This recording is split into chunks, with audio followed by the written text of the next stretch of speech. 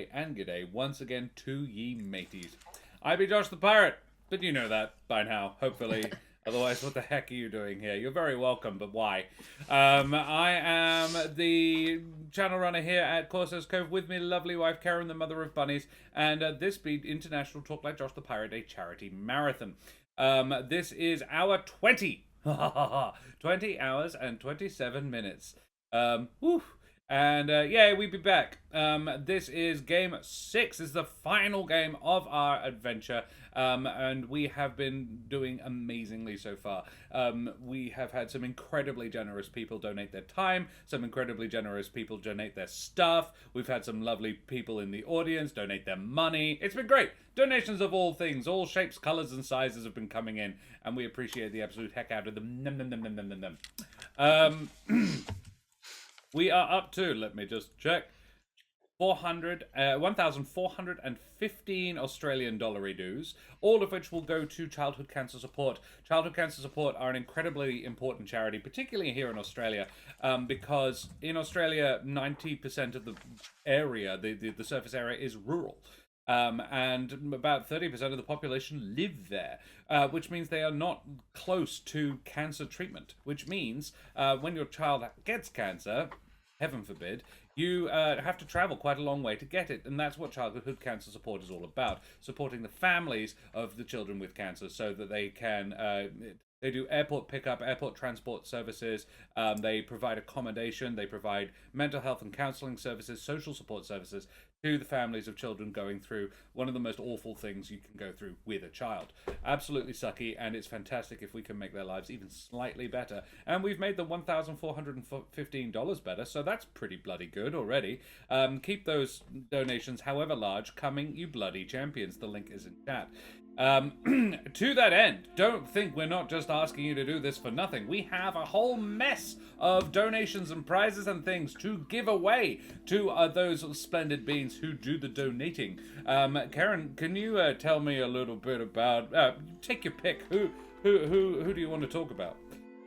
You just took a mouthful of something. Why don't I go first? And you think I'm just going to start at the top with Woot & Forge. There you go. Woot & Forge are Australia's finest, if not the world's finest, crafters of beautiful handcrafted tabletop accessories made of beautiful Australian and exotic hardwoods. They have a wood library on their website, which I strongly recommend you just go look at and go, ooh, ah, oh my. That's exactly what you do too. It's so pretty. Is one of the things they've donated. This isn't theirs. This isn't the one that we're giving away. This is mine, and you can't have it. But this is a Jarrah Dice Keeper that they are. They have one very like it has been donated to the prize pool. This is a $200 prize. Like this is the big one. This is beef boy. Artisan quality. Jarrah is a gorgeous Australian hardwood. It's got this dark, reddy brown texture. Fantastic thing, absolutely gorgeous. I've been rolling in mine for 4 years. It's showing almost no sign of wear and tear at all. And the great thing about Jarrah is it actually just gets smoother and nicer as it gets older. The oil of your hands will itself oil the wood. And yeah, really special, really fancy stuff. The next one, the next people, I'm going to go through them sort of in the order by which they have been supporting us. Because the other people who have been supporting us, and this charity day, that this is the 4th year of, since the very beginning, is Roll with Advantage. They have been chucking us some very pretty dice since the very start. They were actually the very, very, very first people who came on to support International Talk Like a Pirate Day back in the day. Woot & Forge had been supporting Humblewood a little bit longer, but Roll with Advantage got in there very first. They are a female-owned and operated dice company in Melbourne, and they make some extremely pretty click-clacks. We've got 13 sets of them to give away today, 12 of which they donated this year, and one they donated last year. And my mum, lovely person though she is, with 3 sons and a husband who all play D&D, decided, nope, I don't need these dice. They don't need to be in my house. They can go back to the charity and to some other deserving person. So they are, because I'm an honest boy. And they are very pretty. Mum got the purple glittery ones as well. So I'm like, Karen was like, no, I already have many click-clacks. Karen, could you tell us about Troll Lord Game? Yeah, but you could have more. I could have more. Troll Lord Game. a wonderful development. They are, as a TTRPGs, they have created the Castles and Crusades system. My lovely, could I trouble you to go back to the beginning, because my connection, much like my brain right now, is a little unstable, and I missed most of what you just said. No, that was on Karen's side, I think. Oh, okay. I'm unstable. This time round. My computer told me I was unstable. I think it's on mine too, though, so. Don't you love it when you can everybody confirms your own suspicions about yourself? Yeah. But yes, Troll Lord Games, a wonderful gaming company, full to the bursting, to quote Josh's paragraph, with TTRPG systems. They are the creators of Castles and Crusades. They were also the last publishing house of Gary Gygax.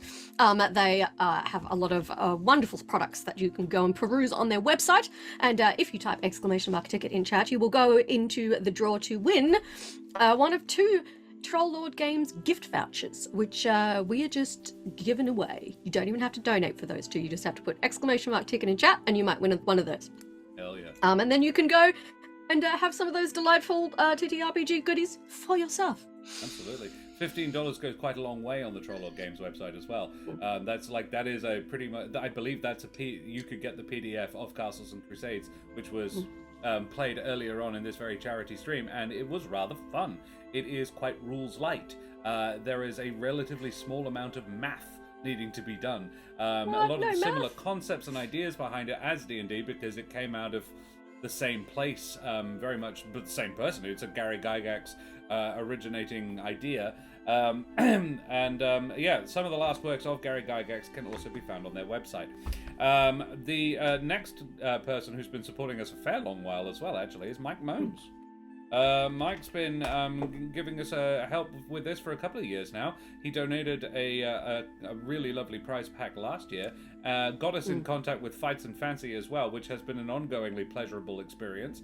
And this year he has kicked in an Epic Encounters bundle of the Island of the Crab Archon, which is a box set of 21 minis of 7 different sculpts. The rules for them, and a playmat on which to have the adventure, all in one box. It's a comes complete module with the minis for tabletop. Rather fun. I'm quite excited about it, and I'm saddened that I don't get to have it. I mean, I have donated a little bit. We'll see. And I genuinely think I should. I donated. It's not like I'm putting in hundreds of dollars and Bro making really it in my wants favor, this. It's. I'm like, I wouldn't mind that one actually. Fuck it. All right, I'll give you 25 of my Australian dollary dues. Karen, could you tell me about Crisp and Crunch? I can. Crisp and been a long-time viewer of the channel, fellow Perthite gaming enthusiast. Always a pleasure to have around. And Crispin has donated some wonderful little dice and dice container thingies. Like, it's a keychain with dice in it. It's a watch with dice in it.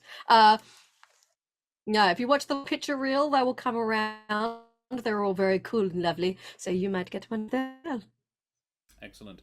And our final sponsor is actually Sync. And that's it. These folks don't Sync is a thing that is currently being kickstarted. And I'm going to pop it up in the chat now, because if you like D&D and you happen to like 5e and you like really pretty supplements with interesting developments on the rule systems, then you might well enjoy Sync. Sync, I think the big thing for me is that they have a new way of using hit dice, which I think is an underused resource. It's effectively just extra hit points, but a random amount that all players get access to by having a short rest, which I think is underutilized. And also, just like, if for a DM, hit dice are a fucking irritation, because you wear them down throughout the course of the adventure, and then they get to the final boss fight and have a short rest just before, which is logically sensible. Narratively makes no fucking sense. It's like, man, the giant dragon is just over there. And rest for an hour. And roll some dice and maybe listen to a song the bard might sing. So Firstly, I don't think it makes a huge amount of sense. Secondly, like, fine, I guess, but I like having more ways for the players to spend them, and that's what the game introduces. There are several powers, several magic items that all utilize the hit dice mechanic, that you can either avoid damage with your hit dice by spending them, or inflict damage in a similar way to Bardic Inspiration or a Battle Master's maneuvers. There's a ring that you can straight up just use to add your hit dice to the damage of a weapon attack. And I'm like, yes, I love that idea, because I know loads of players who'd go in for it, and then they'd come to a short rest and go, fuck. Hello. Hey, Bard, yeah. maybe just heal me a bit, perhaps? But I think it makes for a little bit more balanced play. So it's themed around tattoos and pirates. It's Adventures on the Cold Reach Sea. It is by Johnny Stanton, who is quite a famous NFL player in the US. But he's also a DM and massive D&D enthusiast, which I think is rather fun. And they're going to be running it on Critical Role on Tuesday night. Like, that's the size of this. They've been talking to me, which was rather fun. And they have donated t-shirts. Give us a shout out on Critical Role. I mean, I don't know if we'll get that far. But I'd die. I'd actually die. Give Karen a heart attack. Yes, don't do that. I like her. They've given us a t-shirt to throw into the prize pool as well, which I think is rather splendid of them. And look at their artwork down there. Like, this is the artwork of Treasures of the Deep Grotto, which is the freebie adventure that they put out to promote the thing. And I was an early backer on Kickstarter, so I've got it. And I'm going to fucking run it. And to that end, I am actually going to twist it a little bit into a different hit point press setting, because this is a hit point press production. So I'm putting it into my Humblewood world, because why the heck not? And to that end, you can notice maybe a little bit of a sneaky little Daria surname redacted piece of artwork. I'll put him up a little bit bigger in the corner. There you go. There's Milo. Look at my boy. He's just so handsome. He's lovely. There wasn't room to put the rotating scroll of people's stat blocks, but that's okay. I have done it. But next time you meet these folks, Kiki will also have been done. The sketch is been done. But I'm not allowed to show anybody yet, because Daria gets upset about it if I do, which is fair. It's her art. I also need to say, Jack, thank you very much for the follow, you bloody champion. Avast, matey, you wee scallywag. So, guys, I kind of just went and rambled there for a minute, but I actually did write a thing. I be your inveterate DM, Josh the Pirate, and it brings me more joy than crushing my enemies, seeing them driven before me, and hearing the lamentation of their women to welcome you back to Corsair's Cove and my Humblewood world. I'm keeping it. It's so great. I love it. For more hearts and homes above me, I have my hearty crew, the munificent Karen Schlink, the proprietress, Zach the Renegade Chicken, and the uxorious Jess the Queen Binched. And if you're curious, munificent is lavish and generous, proprietress is auspicious, advantageous, or benevolent, and uxorious, UXORIOUS, is inordinately affectionate, which I think Zach could affirm. So let's talk about these lovely beings who have agreed to yes. Unmarked white vans, candy, that sort of thing. It's real problematic. I'd fall for that as an adult, first of all. Karen, who the heck are you? Hi, I am Karen, sometimes known as the Mother of Bunnies. I am a performer, a writer, an internet addict. Up until recently, I was hanging out here on Tuesday nights playing Baldur's Gate, but I just finished Baldur's Gate. We'll come back. So Josh is going to try and get me interested in other games to stop me from just starting playing it again from the beginning. Wildermyth for now. You can follow me on Twitter as Mother of Bunnies, Instagram as my Bella's alter ego Miss Lola Moore, or you can go to the D&D podcast, There Be Dragons, where I play the terrifying axe-wielding badass Ryland Westfall. Splendid. Zach, who the heck are you? Hi, I'm Zach, or Renegade Chicken. I am pretty much only around here at the moment, although actually also occasionally on the Lore channel, whenever I get the chance to be either, where I'm playing either my bird or my bird-traumatized soldier. So... It's two ends of the same spectrum. Yep. Traumatized absolutely. Victor. It was all sure. Kingsley's fault. We know. Yep. Yes, it turns out Kingsley was the friends you met along the way, and that was the problem. Jess, who the absolute heck are you? Huh. I'm Jess. I am the Queen Binch. I hang around Humblewood sometimes. Milo's my little guy. He's over there. He's just so handsome. I love him so much. Daria, thank you. He's perfect, and I love him, and I'm obsessed with him, and he's gonna cause so many problems. I mean, only problems. He's gonna cause so many problems. You good, Josh? I'm good. Oh, my message failed. He's only a little bit worried. There we go. I just typed ! Daria so that people could know who to go to if they want furry porn for commission, because Daria is very much commissionable, though exceptionally busy right now. So yes, go ahead to zadasha.com to see I wonder why. Look at little Milo. Yeah, look. He was produced relatively quickly as well. That was quite efficient on Daria's behalf. He was. And Daria also did some of the Lawrites emotes as well. I love it. I think we should probably get into it because we've been just chatting about stuff for a while. But I think we should. I must also remind our audience chat, that time is racing towards us until the Huns arrive, and if they heed my every order, you might just like, follow, and subscribe to all the things, you bloody champions. We have all the exclamation marks, so the else. We also have a YouTube.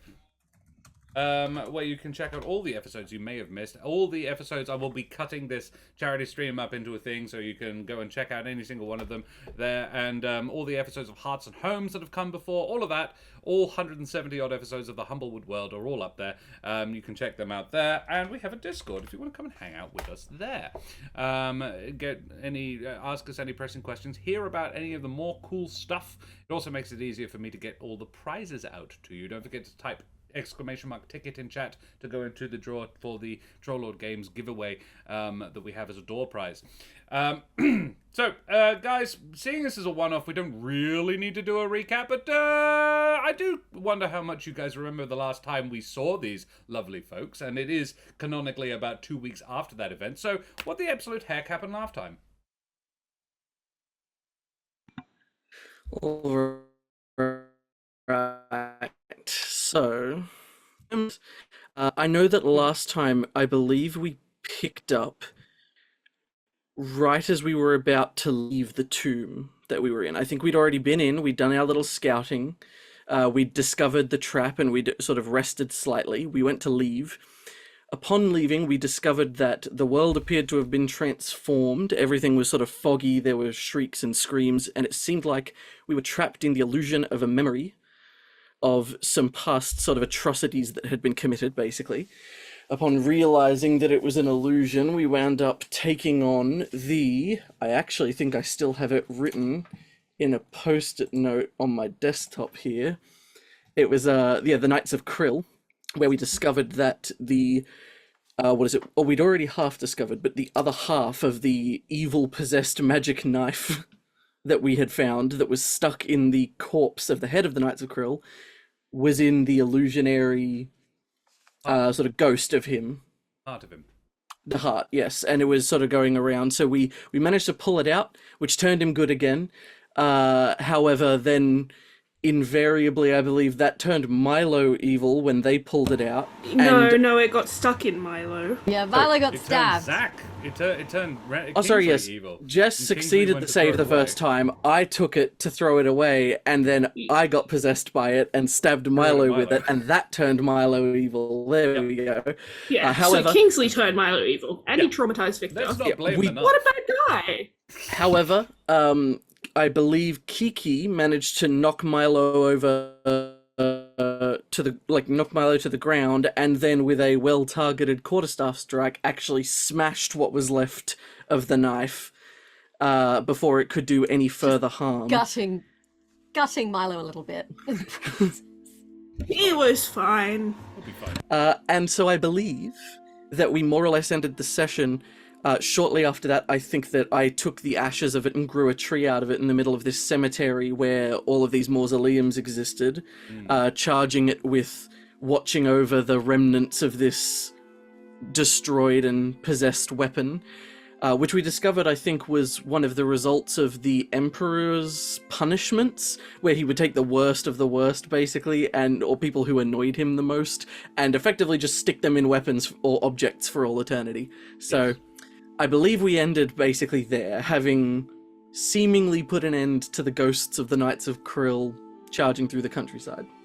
Well, in fact, I believe Prolicius, the master of the Knights of Krill, It's the one watching over it. he was going to stick around and make sure that the tree did a good job, but he also guaranteed that his knights would go out into the forest and help rebuild before they took their final rest. Yes, The so they blade's will name was hopefully be Seethe. fixing it. Seethe. Yes, that's right. the one. Yes, it was Mikhailsha too. was playing that adventure at the same time as you guys. Yeah. Well, it has been about 2 weeks since then. You guys have gone back to the city. Everybody in the jungle has been very appreciative, but Milo was a bit injured, and the wound took longer to heal than it normally would. So he's been resting up with his auntie Aloane, who is a very gifted healer. Pardon me, as well as the lighthouse keeper of.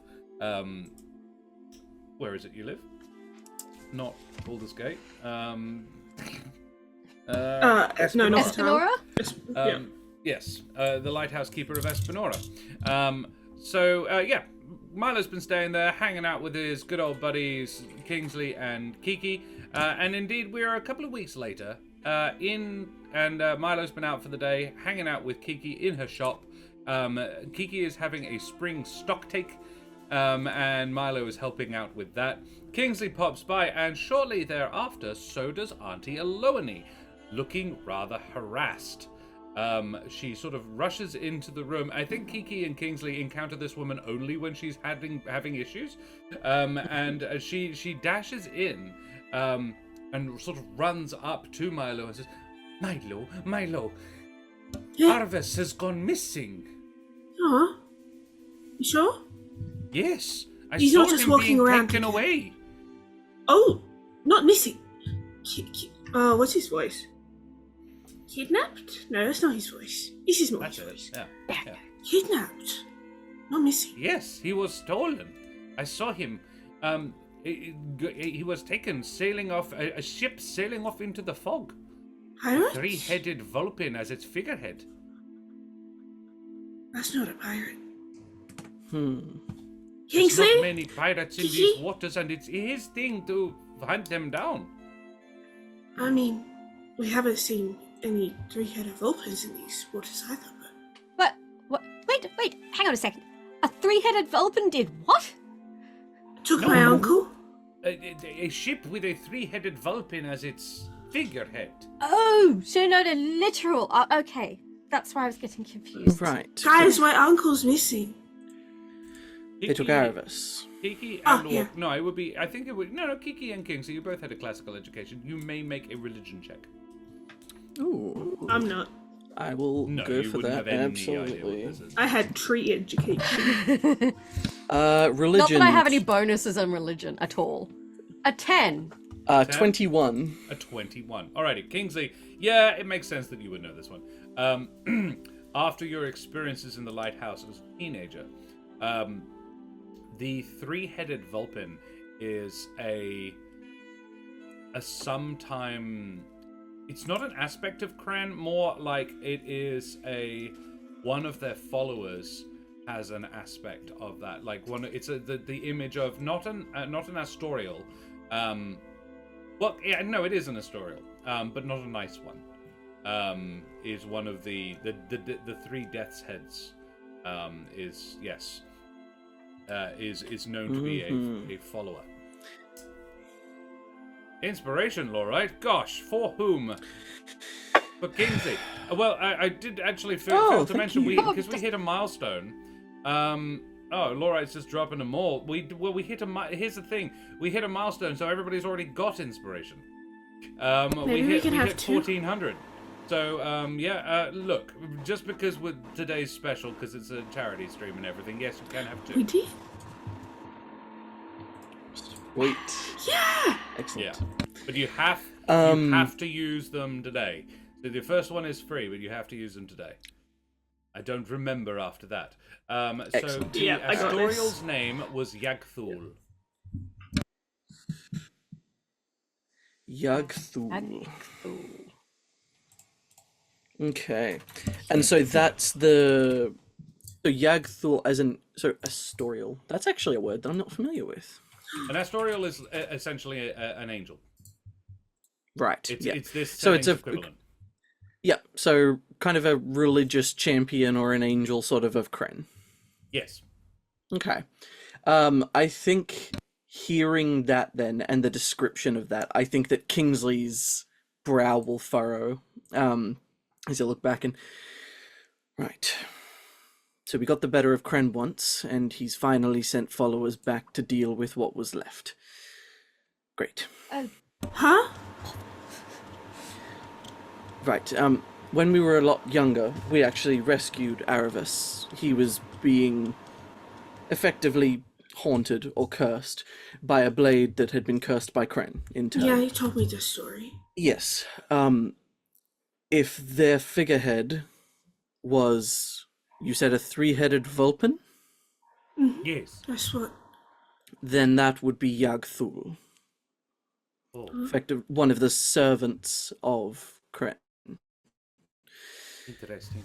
So if it's his followers and they've specifically come for Aravis again, I find it difficult to imagine that it can't have something to do with that, because Kren seems the type to hold a grudge. Was that the get help incident? Yes. Oh, I heard about that too. Very That creative. was. If a little Thanks. unorthodox. Honestly, it's never worked as well since. Do you think it'll work again? Look, it's always worth a try. It is always worth trying to get help. I would Right. appreciate it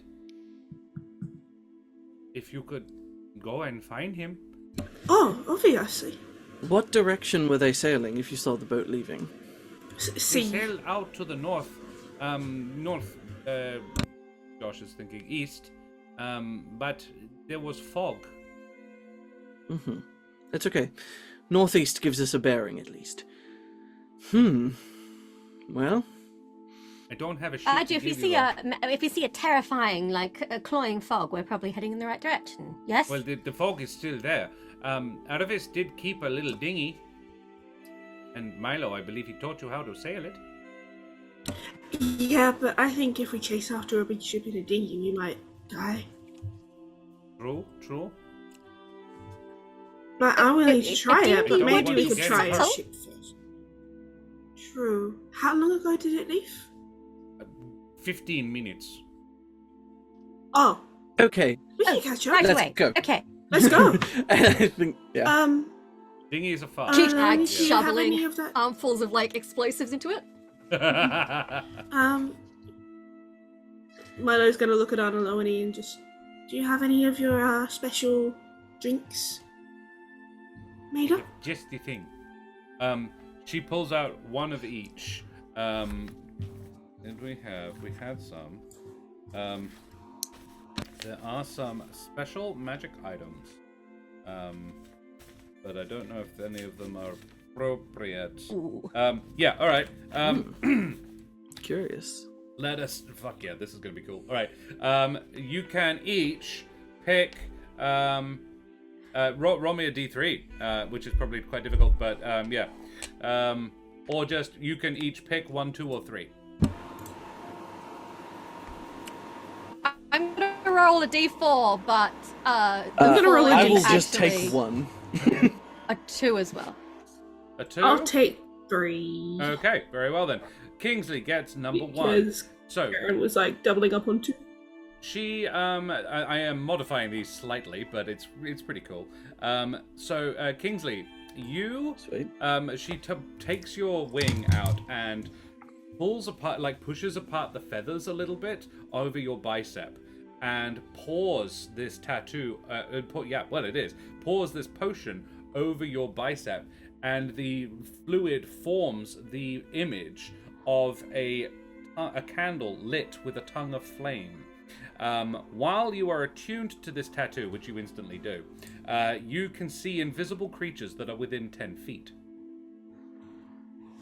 Oh, heck yes. This is the flicker tattoo Very useful. from the book. Kiki took the second Love one, it. didn't you? I took whichever one wasn't taken because I was last. So Oh, you were last. I thought you said two. You That's said the your second one, four 'cause was you said also three, a didn't you, two, Jess? so I was like, you should have two. Jess said three. You said the four was also a two, Okay, so you I'll have doubled two down on two. So I was like, yeah, that works. I think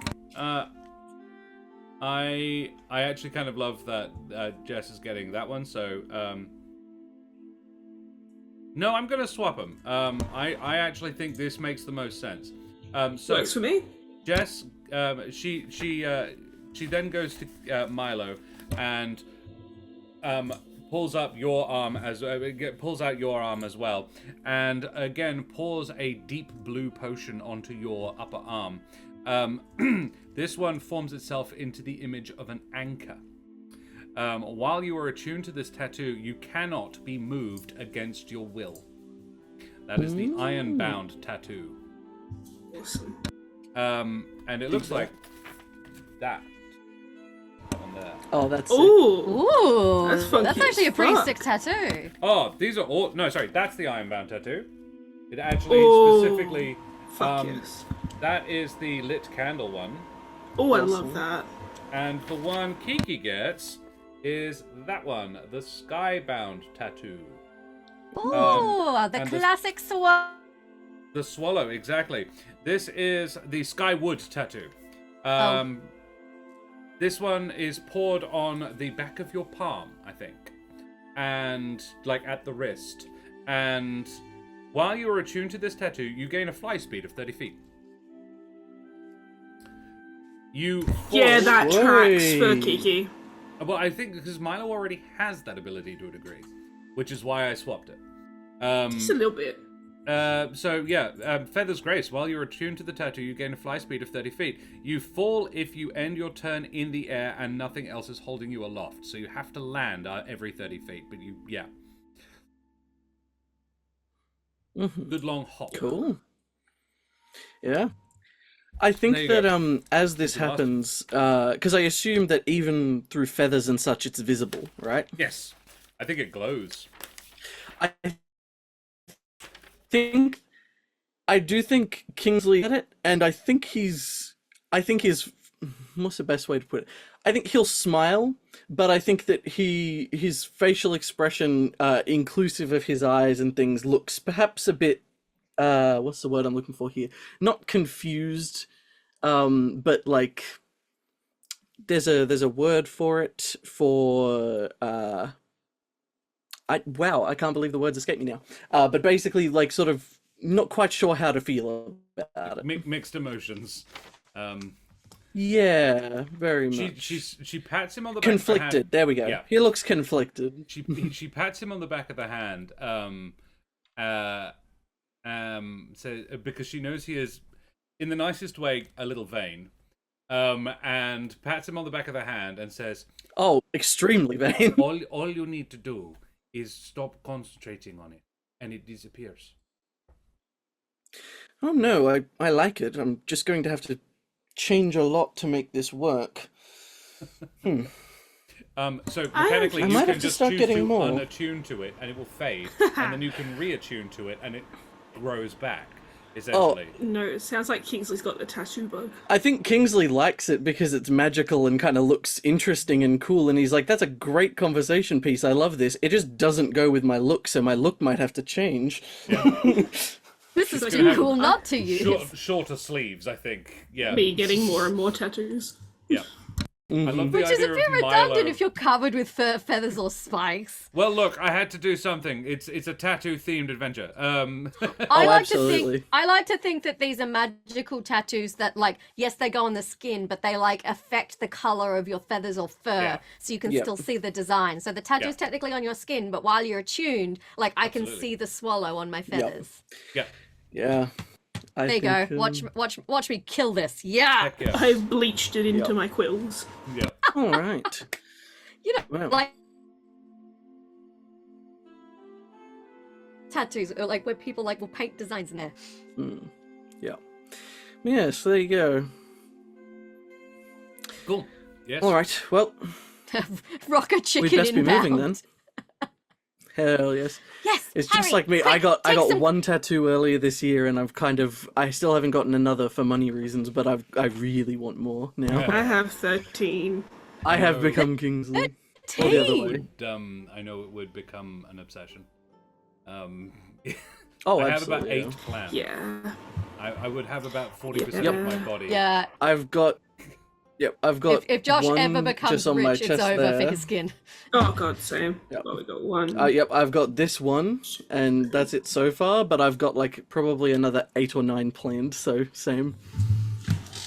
Alrighty. Well, Dyson. Yes. Like 9 of mine are on my legs, though, so. Alright. I'm Look, not you got a standing lot up. of room down there. Exactly!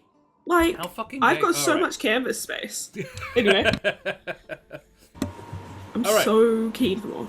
So, she says, so, we are going to get him? Yes, let's go. Yes! She takes you down to the docks and shows you Aravis's. It's not a dinghy. It's actually slightly bigger than that. It's a little sloop that he has christened the Misty Mermaid. Ah. That it's about 15 feet long. It's got a single mast, and yeah, Milo knows how to do it well enough to get it up to a decent ton of speed. In fact, Milo, can I get a ship handling roll, which I suppose would probably be your choice of either sleight of hand or survival? While that's being rolled, actually, just before we leave the shore, I'd like to quickly turn to Eloane and just quickly, because I know he doesn't always carry it with him anymore. Is his sword at home? Did he have his sword with him? He did. He was hunting these people. Excellent, thank you. And I Is think... there anything else we should bring him? A hot drink? Bring him to me. I will do the rest. I'm sure we can fix one when we bring him back. Yes, can do. The survive. That one. Oh, you do have that inspiration. Inspiration! Yeah, you have 2 inspirations they have to Freebie spend. inspiration. Yeah, spending one thank you. immediately. There we go. Oh, thank you. 17. Thank you. Yeah. Woo, All thank right. you. Whew. Oh, yeah. Jesus. You set off into the fog on the bearing you were told, and about 5 minutes later, well, no, sorry, about 25 minutes later, you catch a glimpse of a shadow in the mist. A large something, but it's not ahead of you. It is along your starboard beam. As was said earlier, the cardboard beam, because the Folding Dutchman is made of cardboard. Yes, it is. You can see it off. You can't see it. You know, you can more like sense it through the mist. Off to your starboard, about 150 feet. He's waiting for us. I think Kingsley is just going to like hold up a finger for a moment, and very quietly, I think, begin sort of twirling some of his fingers. I think some, what is it? I need the interest here. Yep, some of the sort of golden energy flickering in between before he stops and kind of puts both fingers to the back of his eyelids. And I'm going to cast Locate Object on his sword. Ah. Yeah. Yeah, it is... Ooh. What's the range on it? Locate Object has a range of 1,000 feet. Oh, sure. Damn. Yeah, cool. Yeah, it's absolutely... it's on the boat, about, you would guess, about 150 feet away to your right. Okay. Kiki's gonna be like, if we get a bit closer, I can try and message him. Actually, Josh, Hmm. are there any seabirds flying around? No. It is rather quiet about. The only seabird is Aravis Fleet, and he is, when Kiki gets within 100 feet of him, unconscious. Or you don't get a bounce back, certainly.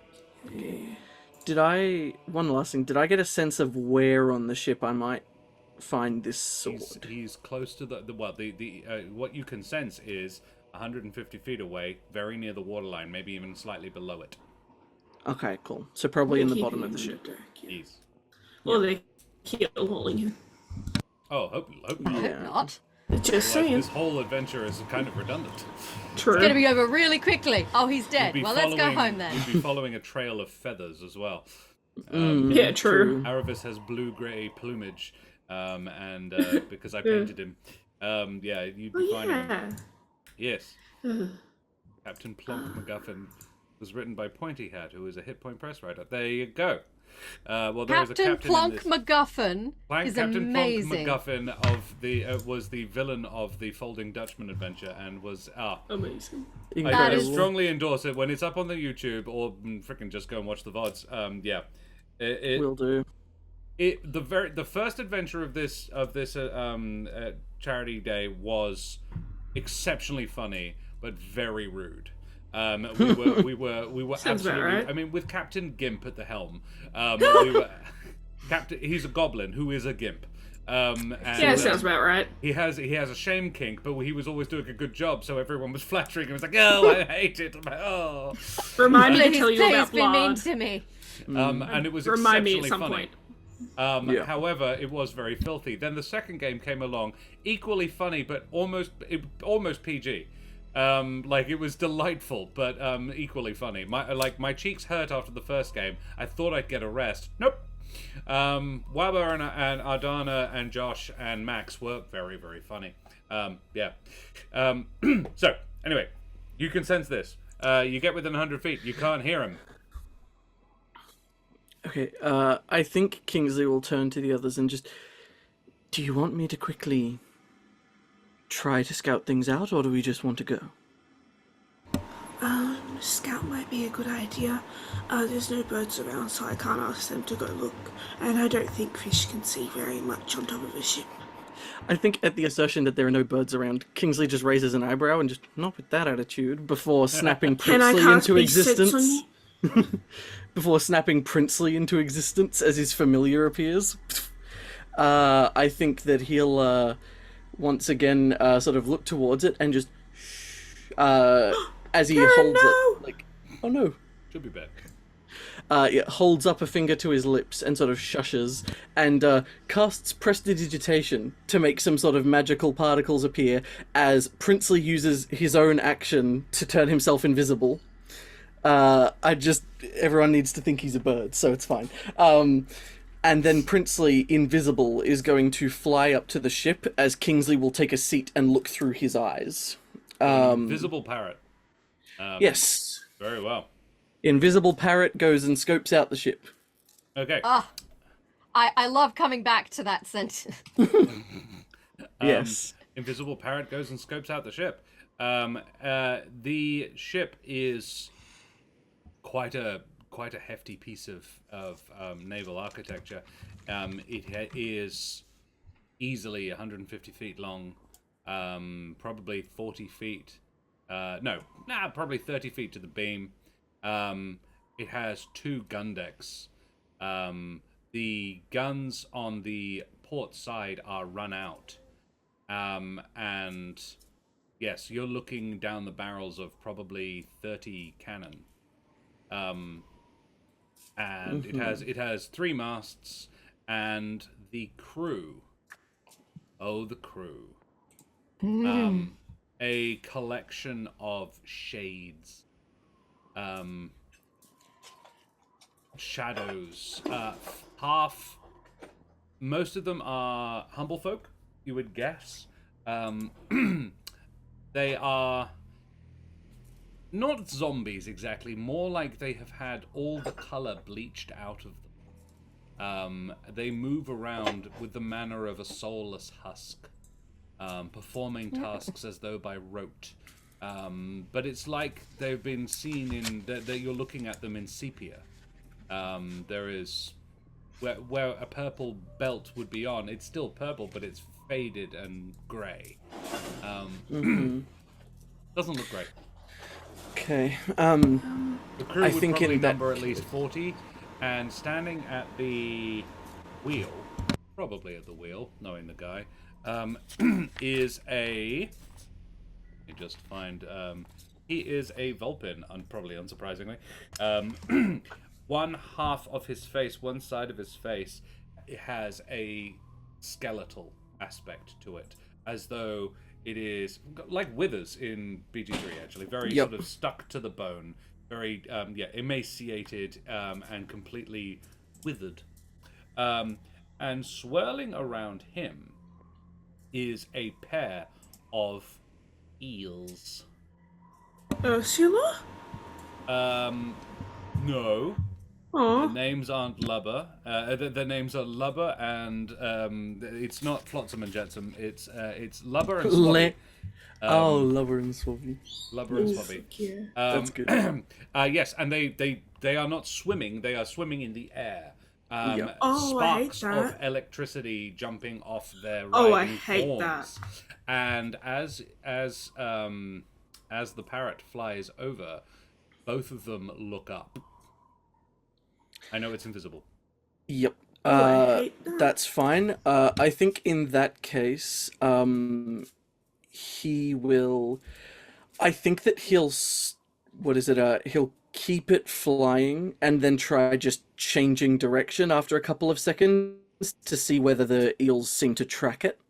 The eels don't just track it; they swim after it, rising Okay. up into the air.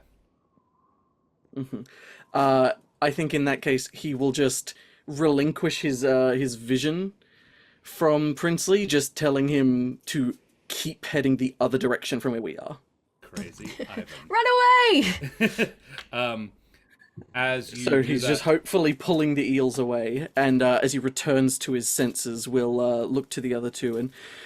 All right, looks like we have a crew of mostly undead, and they're. As you do that, you hear a boom from your Oh right. no. As And they have the cannons. first cannon fires. Undead cannons? Maybe. One way or the other, it doesn't really matter at this point, does it? Find out. We've Look, I'm pretty established sure that an undead cannon will still kill you. Yeah, look, one way or the other. That we have fireworks in this world, so cannons are allowed. I was just True. going like, do we have cannons? I would have said catapults, and then I was like, wait, she owns a fireworks shop. We have fireworks. We have explosives. She pioneered them. Yeah, it's her Damn fault. it! All right. And the first shot hits the bow of your valiant little ship, Already, let's rocking go. it. You are. The next 15 seconds is a fog as shot after shot rings down on your vessel, and you are very rapidly overcome. Can you please make me Constitution saves as Ooh. the water itself seems to welcome you, Oh. and the world goes black. I didn't mean to click it in D&D Beyond, but I'll take a nat 20. I rolled a 7, but I'm gonna burn my inspiration roll again because I don't want to drown. Do that. Good call. Yep. Solid I rolled plan. a 14. That's not 15. bad. 15? 15 enough to Con not save? drown. Oh, cop You rolled a 14, and your con's not awful. I don't have any more. It's not awful. It's plus not great, but it's not awful. All right, so 14, 15, and a nat 20 plus numbers. Alrighty. So Kingsley. A short time later, well, an undetermined amount of time later, but I'll tell you for free, it's not a huge amount of time later. Your eyes flicker awake.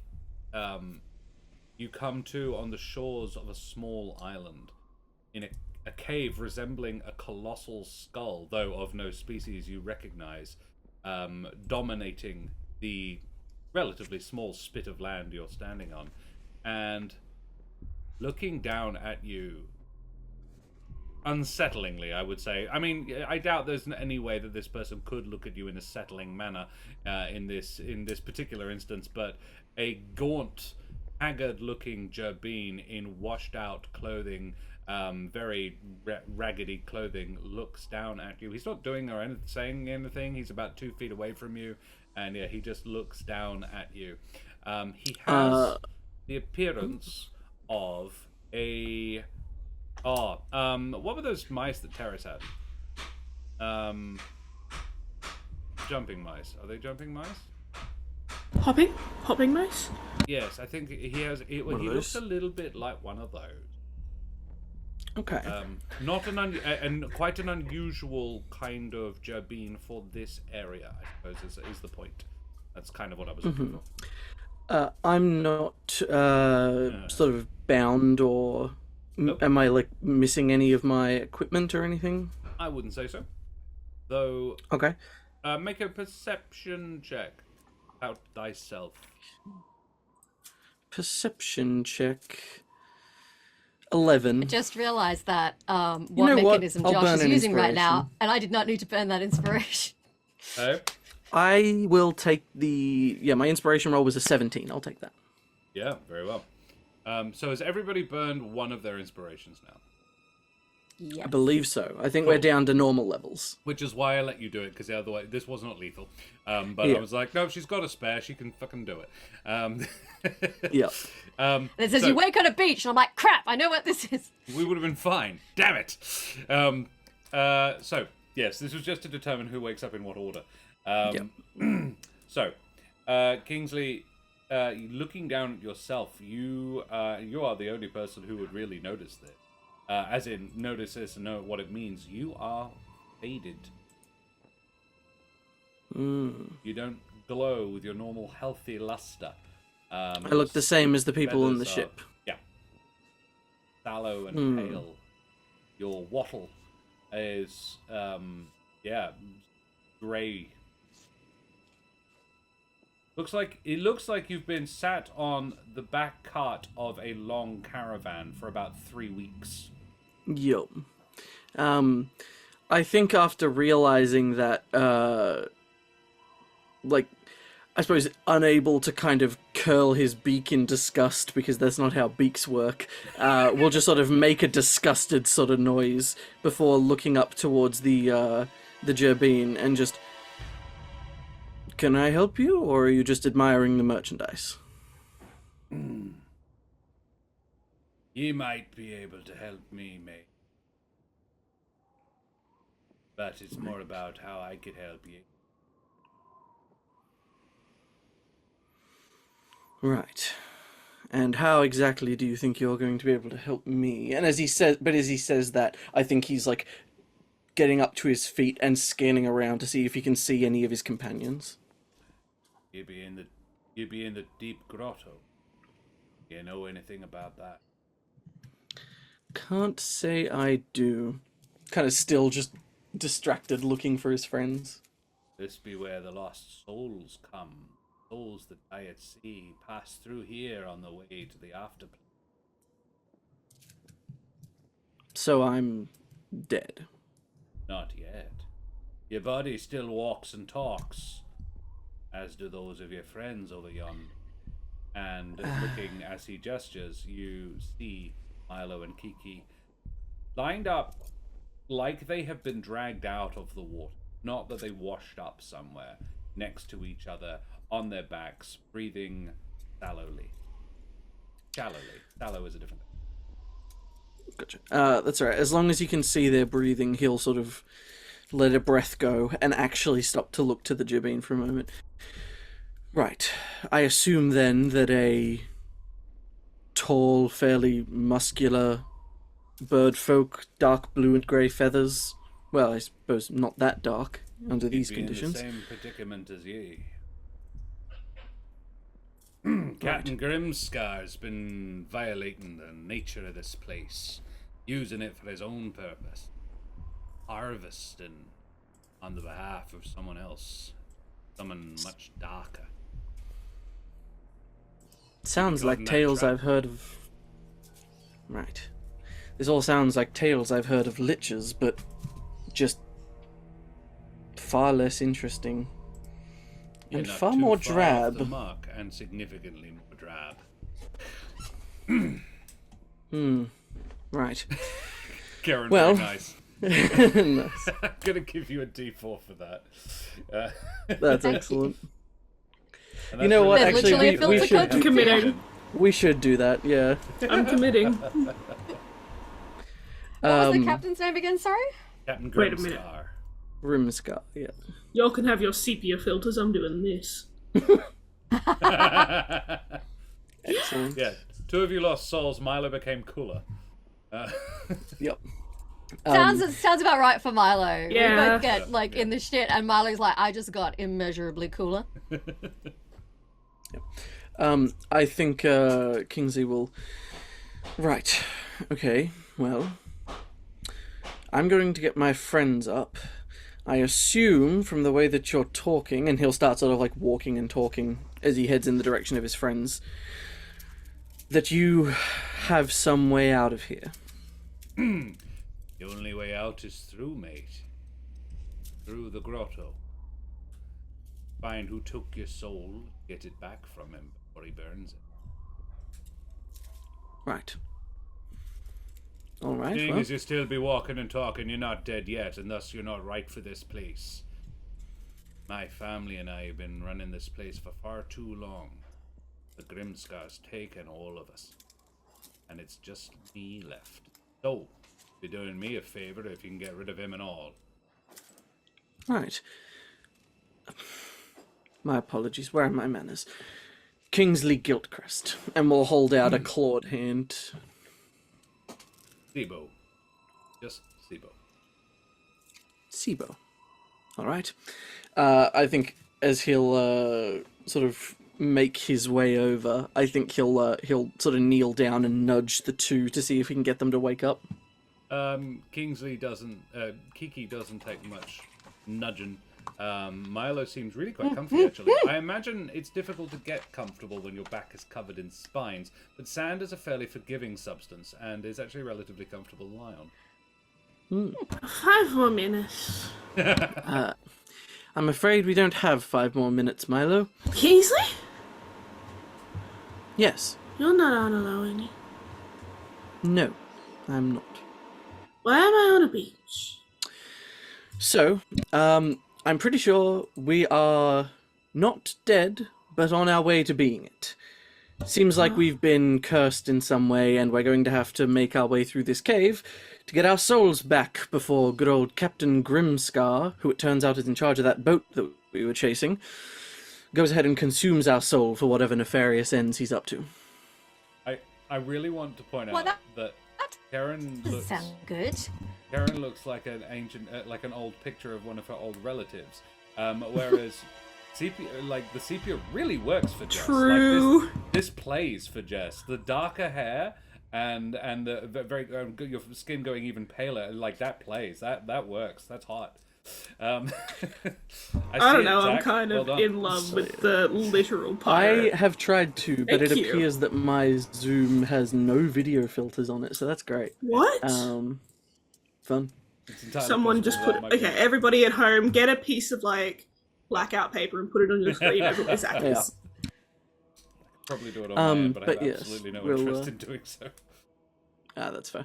I think, so he'll sort of deliver that. And so, it sounds like we're on something of a time limit before whatever is at the other end of this cave takes what's left of our souls and effectively either traps us here forever or sends us on unceremoniously to the other side. So if we want to prevent that and he'll get back to his feet properly, we have to get moving. So, not What? 5 more minutes. We might be dead. Oh, hi, Kiki. What happened to my uncle? I would imagine he's Assuming probably in a very similar predicament. So Nailed if it. we're able... I did it with stream elements. Ayo! Oh, excellent. Do I need to turn mine off individually now? Does it look weird? No, it looks fine. Because my laptop died, so I can't actually see stream right now. Oh, So I have no, no idea. looks great, looks fine. Looks great. Awesome. Yeah. Thanks, guys. Kiki suddenly realizes that she's been in the water and frantically, like, grabs at where her bag of fireworks was a second ago. Is it still there? It is still there. Is it very wet? Yes. Oh, balls. Make a. Oh. I tell you what. For each firework you want to have survived, you must expend an hit dice. Can I buff this at all by using Druidcraft to attempt to, like, sensory puff winds or, like, small campfire and kind of dry things out a little bit? Wouldn't dry a firework I would. next to a fire. I would. I was gonna say I can also prestidigitate our stuff dry if we are. Gunpowder wet, which actually you would works have quite done- well when wet. I think. It's an interesting fact. Gunpowder wet doesn't actually bother it. I don't know about fireworks, but gunpowder isn't overly affected by it. Well, if you If can it's being dry buffed, the I will fireworks. half the number. Every hit dice you spend, you get 2. Like, as in 2 total, or the number on the 2. dice total? No. You're not rolling hit dice. It's you expend a hit dice to save 2 fireworks. Right.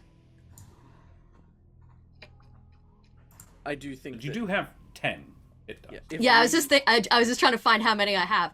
I will burn 3 hit dice to get 6 fireworks. Very well. Nice.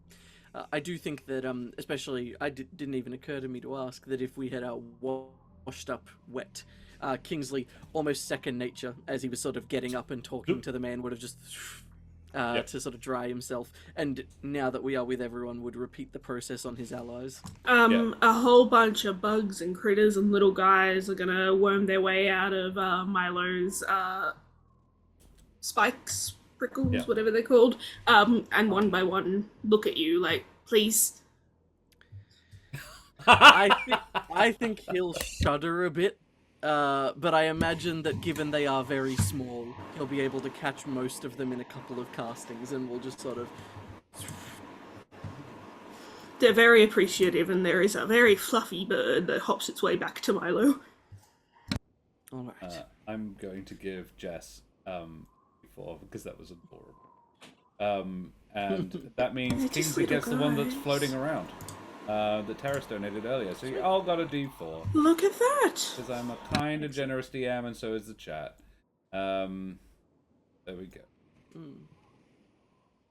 Boop. Yes. All right then. Well,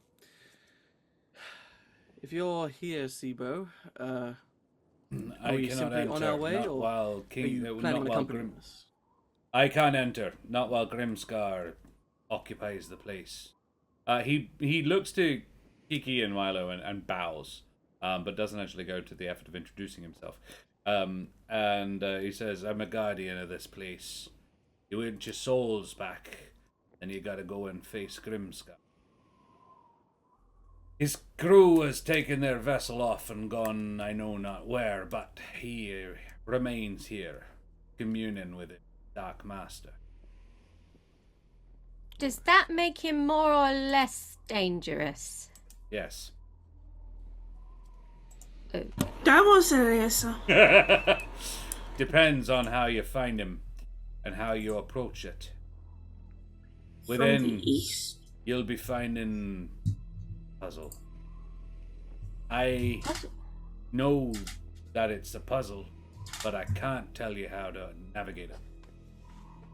Right. All memory of it is lost when you leave the place. Oh.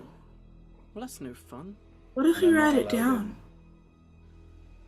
down? in. Never tried it, but my guess would be the paper would burn up in you.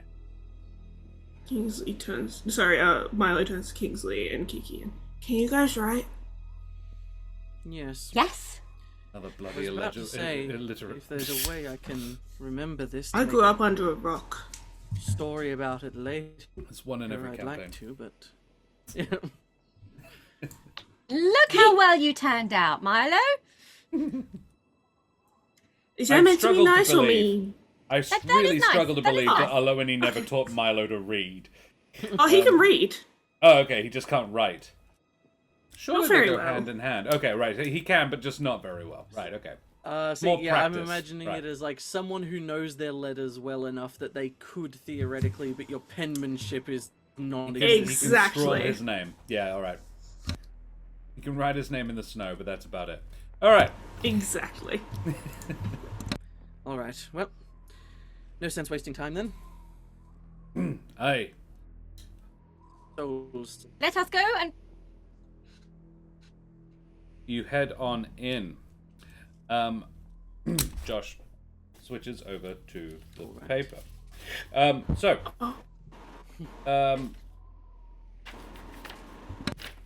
what's up, Jess? The atrium. Heading Sorry, I in. was just gonna.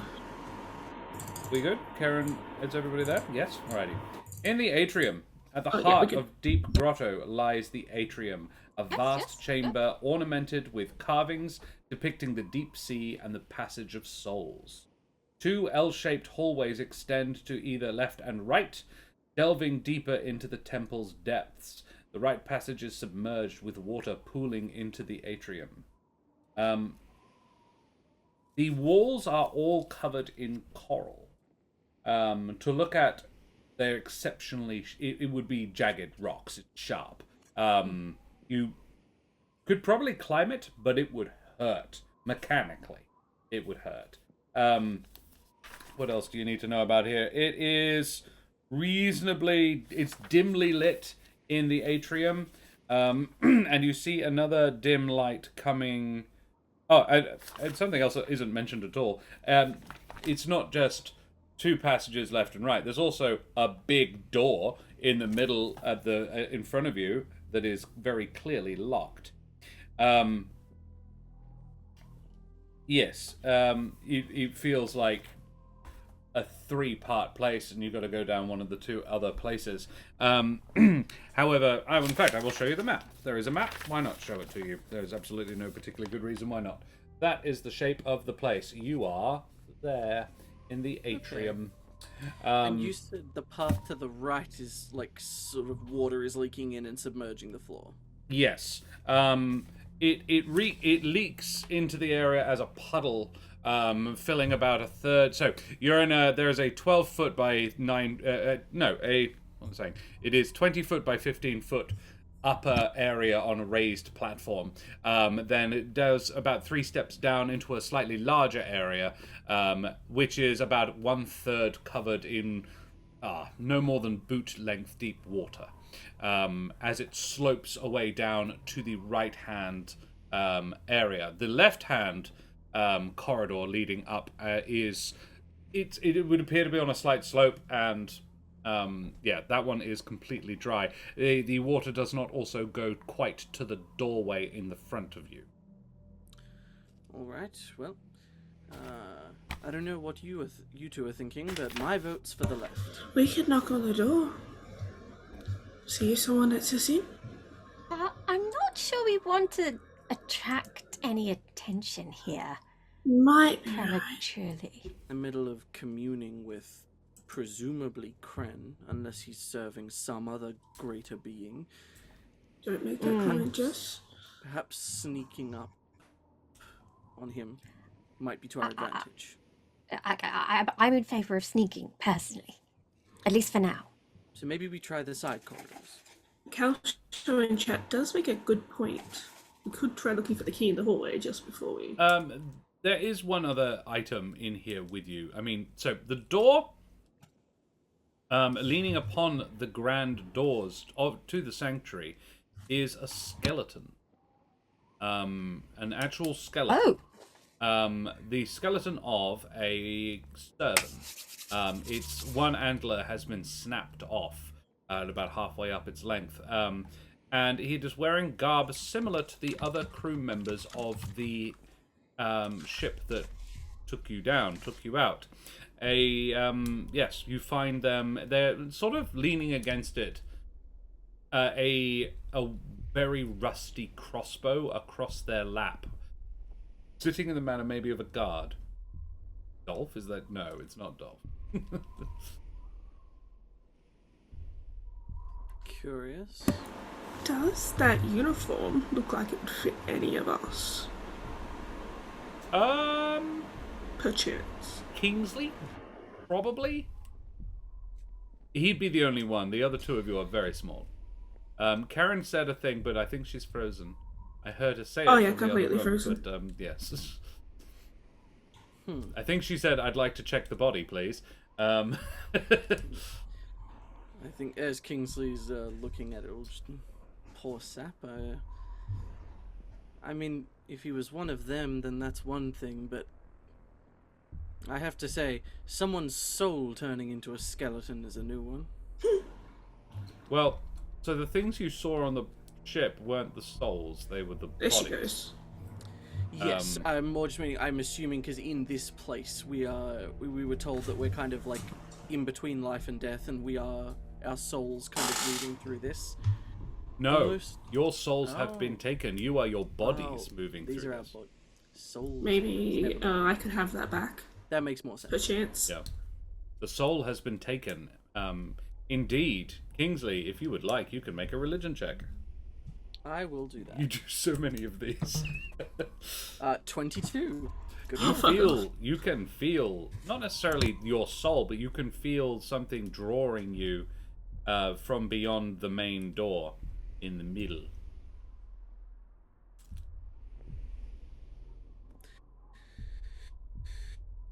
Karen's camera Well, just stopped. then,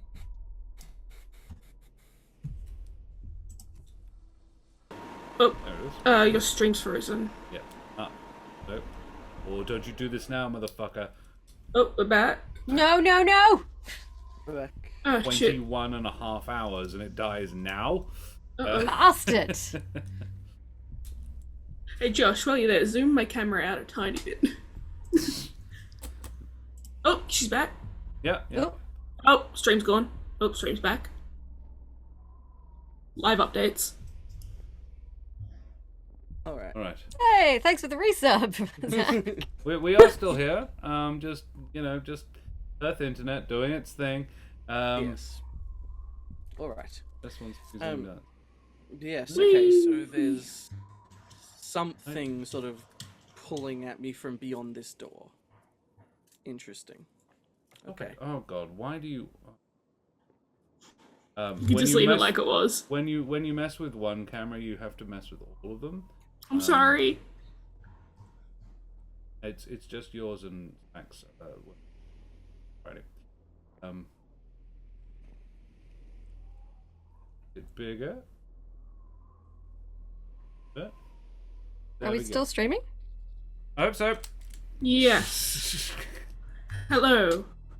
All right. There we go. All right. Maybe. Still here. All right. I believe I was trying to loot a yes, so body we've- before I dropped out. Yeah, let's do that. Yes. So we've seen this skeleton, and also I got some sort of a religion check that revealed to me that there's something beyond the door that seems to feel like it's kind of pulling me onwards. Kiki, roll an Yes. investigation Loot the check body. if you're wanting to loot that body. Hell yeah. Seeing as we're not using the dice roller on the stream, you can roll physical if you want, Karen. True. But that was a 16, so that's actually fine. Very well. But yes, in future you can roll in your Wooden Forge dice tray. I can. It's so pretty. A 16. You find upon his body a ring on his skeletal finger. You can take it off using an action, and it has a gold ring with ruby veins upon the hand of the skeleton. It's in a cage. Why didn't you mention that? Yes, it's in a cage. I'm in a cage, like that. I love that all of these things do have. I'd get that artwork as a in them. tattoo. And it's dope, isn't it? Ooh. Yeah. And the if you back the Kickstarter, that is an option. In fact, one of the very high level tiers, sort of donate over $1,000 or something, you can get the person who did all the designs of the tattoos will tattoo you. Oh, that's sick. Uh-oh. They're in the US. Just a heads up on that one. They're based in Sacramento. But yeah, it's definitely worth a look. Okay. That's That's awesome. All right. I think, especially in that case, if possible, I think Kingsley will actually just reach in and remove the ring Yeah. from this thing. If Kiki points it out, unless actually Kiki was the one searching the body, so Kiki if you found want it. to take it, feel free. if Kiki can reach, she'll reach in and try and retrieve it. Yep. And I want to. Is it magical? It is. You can feel that for free, but if you want to know exactly what it does without attuning to it, you need to make an Arcana check. Let's do that. Oh, boom, bam, baby! 19 plus nothing, so 19. Heck yeah. 19. This Nice. is the Ring of Requited Suffering. This is a custom item from this game. The brass ring has a ruby inlay weaving in and out of the curves like veins under the skin. While wearing this ring, your strikes have the potential to deal extra damage to an enemy by sacrificing your own life force. As in my hit points? When you hit a creature with an attack, you can expend one of your hit dice to add it to the damage roll. Ooh. That's interesting. It doesn't have to be Kiki who Do I puts it on. before or after I roll damage? It does not specify. I would say you can add it, and I would say it's like Smite. Yeah, so you go, oh, I hit, I'm going to choose to spend a hit die to add it to the damage kind of Yeah. thing. You can see whether or not Because you if get a it crit. needs an attunement slot. Yeah, it is. I'm trying to think. Am I the most likely to actually hit things? I mean, Because I tend to do physical technically attacks. speaking, yes. You are as likely as Milo, but in practice, I think you and Milo are probably the two best wearers for it, because although I could apply it, the best attacking sort of option I have, I try not to use too much in front of you guys, and I stick to saving throws. So it's probably not best for me, as much as Kingsley looks Shame at on it you. and thinks the ring looks nice. and it is an attack, not a weapon attack. It is literally any I- attack. I think it should be on Kiki. I think so want too. to see Kiki crit with a firework and add that to it.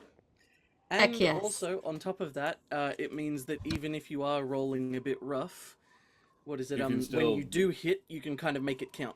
Yeah. Admittedly, she's a little shorter on hit points than hit dice than everybody else, but that's not that big a deal. If it's And we're look, if talking I run about out of hit beyond dice, today. I just take it off and I give it to someone. Well, this is the other thing. It's not attunement. Does not- Oh, Does not require attunement. Yeah. oh, Karen's frozen. Oh, she's moving. Well, there you go. Karen's unfrozen. So, Stable. so, that is what you find in the atrium. Where'd you go, left or right? As you've determined you don't want to go through I'll agree the door. with Kingsley because he doesn't want to get his Yep, feet wet. Kingsley recommended it, and if everyone's on board, he's definitely going left for exactly that reason. Thank you. For that. To the left of the atrium, to the left, lies a narrow passageway leading into a dark room. Pardon me, carpeted with calcified coral formations and the distinct scent of low tide. Dominating the far wall of the chamber is an imposing structure.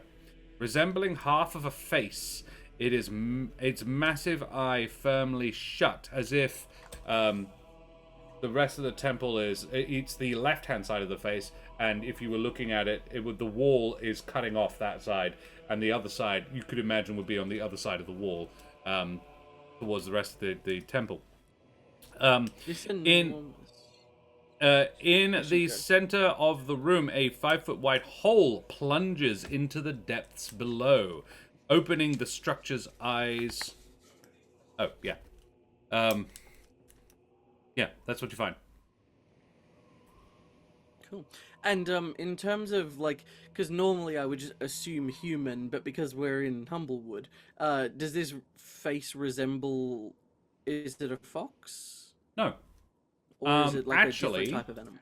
Actually, you know how the skull was like of a creature that you didn't recognize? So is the face. The features are flatter than most humble and bird folk. Are they now? Mm. Do they not have fur or feathers? They're just, I skin mean, covered bone it's bags? a statue. So What it did the doesn't does it have have teeth? texture. It does have teeth. what did the teeth look like? They would be the teeth of you would guess, not a carnivore. But not a herbivore. Make a survival check, I think, actually. Yeah, Milo would have a decent chance of knowing this. That's actually exactly up Milo's alley. Don't worry about it. It's a 12. Unless nature is better. I'll let you add nature instead if it's better. It's not. Yeah. Okay. Yeah. Can I check for traps, please? You certainly can. Yeah. This is It's a teeth. very strange creature. These teeth, particularly. The closest analog of a humble folk you would guess would be Mapatch, in terms of what you're gonna guess on the kind of teeth they have similar. Yes, So not the raccoon teeth. Yeah, kind of like raccoon teeth in that they kind of eat like Mapatch. I mean, I think it's never been gone into any specific detail that for example, Servan are herbivores or what have you. But because I think everybody eats bug steak when it's available. But yeah, is a bald flamingo? No, maybe. Thank you. It's it's sounding more and more just like a person. It is. Yeah. You just haven't A met human, one. yeah. It's a humanish, yeah, sort of. So I just person. looked up raccoon teeth and I'm like, that's oddly familiar. I want to be clear, because Josh is naturally not certain now and suddenly doubting himself. I think raccoons are omnivores and therefore ought to have Yes. teeth not dissimilar to humans. Like They're the kind back of teeth like- molars for chewing, but the front teeth sharp for cutting. They don't have the back teeth molars per se, but they have something close enough to it that it can be recognizable. Yeah, cool. Okay. There you go. Interesting. Probably So the there's closest. this enormous face with its eye screwed shut or like held shut, and there's a pit in the middle of the room, 5 foot across. Yes. I rolled an investigation check to look for traps and got a 14. 14. This is a very dark place as well, but Kiki obviously can make light relatively easily, as she is a sun monk. So yeah, Kiki makes some form of light, and if she doesn't, Kingsley does. Searching for traps in here, a 14. The only really dangerous thing would be the coral on the walls. Which has a bleached, lifeless look to it, but very jagged and as I demonstrated in Thailand, simply falling against it can absolutely be more than sufficient to fucking lacerate yourself. It was a large log, it was floating, Josh I tried grazed to sit on his it, hand fell against off. Yeah. Guess where we're going on Monday? Oh, highly recommend, you'll enjoy. Where are you going? Crazy way. Thailand. Yeah, but where? Oh, Okay. Oh, Phuket. Koh Samui? Yeah, okay. Yes. Phuket is Do lovely. it. Highly recommend. Yeah. Alright. Okay, King. Go to the Phi Islands. It was probably the single best day of our holiday total. Okay. Yes, we've been, looking at that. Okay. Interesting. Don't Well, follow I- the James Bond. Go to the Phi. James Bond Islands, if you want kind of really kind of Picturesque. interesting landscape, but if you want to go swimming in the most glorious clear blue water, Fifi Islands. Alright. We'll have to And go the there a landscape is couple still days. stunning. Yeah. We'll have to go there a couple days. I deliberately pronounce it Fifi, not they pronounce it Pee. But because But then people giggle. I do. I'll giggle. Okay, I think Kingsley is just going to sort of pause for a moment as he looks over this and okay, I'm not exactly sure what we're looking at here in terms of a puzzle, but be wary of your footing. I could be wrong, but this hole doesn't seem to have any discernible purpose, and the fact that everything is on a slant and all the walls are covered in effectively spikes makes me concerned. I don't want things turning on us and for us to trip and fall into them. The hole, I imagine Kiki would have examined in her search for traps and discovered that about no more than 10 feet down, water.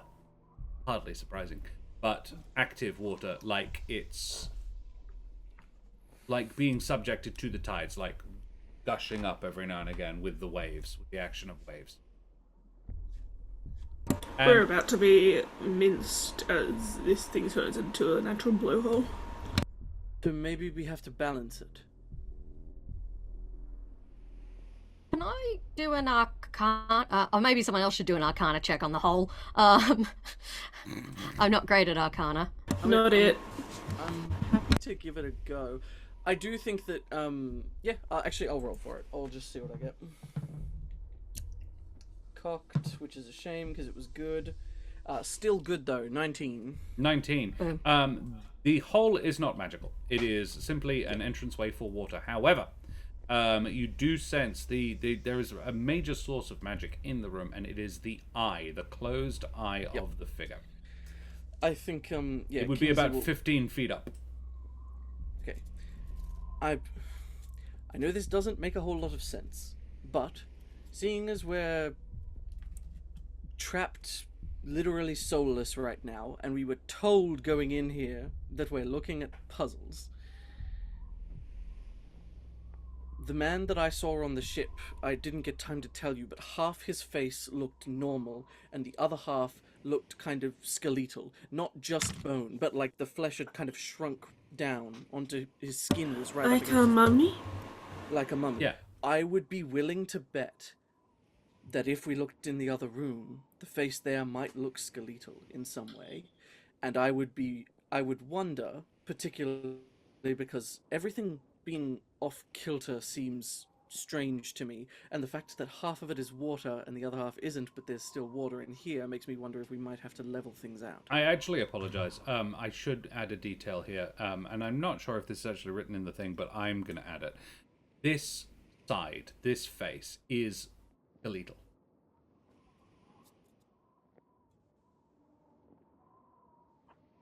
Oh, sorry, this is... Look in the other room. I think we should all go. No point separating right now. And takes a... Yeah, Okay. until we're sure it's safe in here. Right. And how Kingsley dark is it, immediately Josh? regrets his own suggestion as he wades into the water. Yeah. Heading back to the other side, I mean, it's How dark dimly is lit by candles in the atrium. Maybe 24 candles all up. Some have been burnt down. They are quite large tallow candles. Don't smell the nicest. Heading into the other side, however, the coral in here is fluorescent. It is bioluminescent. It is purpley pinky blue. And it is extremely pretty and very much alive. The water in here is not all the way up to the ceiling, but the floor does sort of drop away and to about 15 feet down.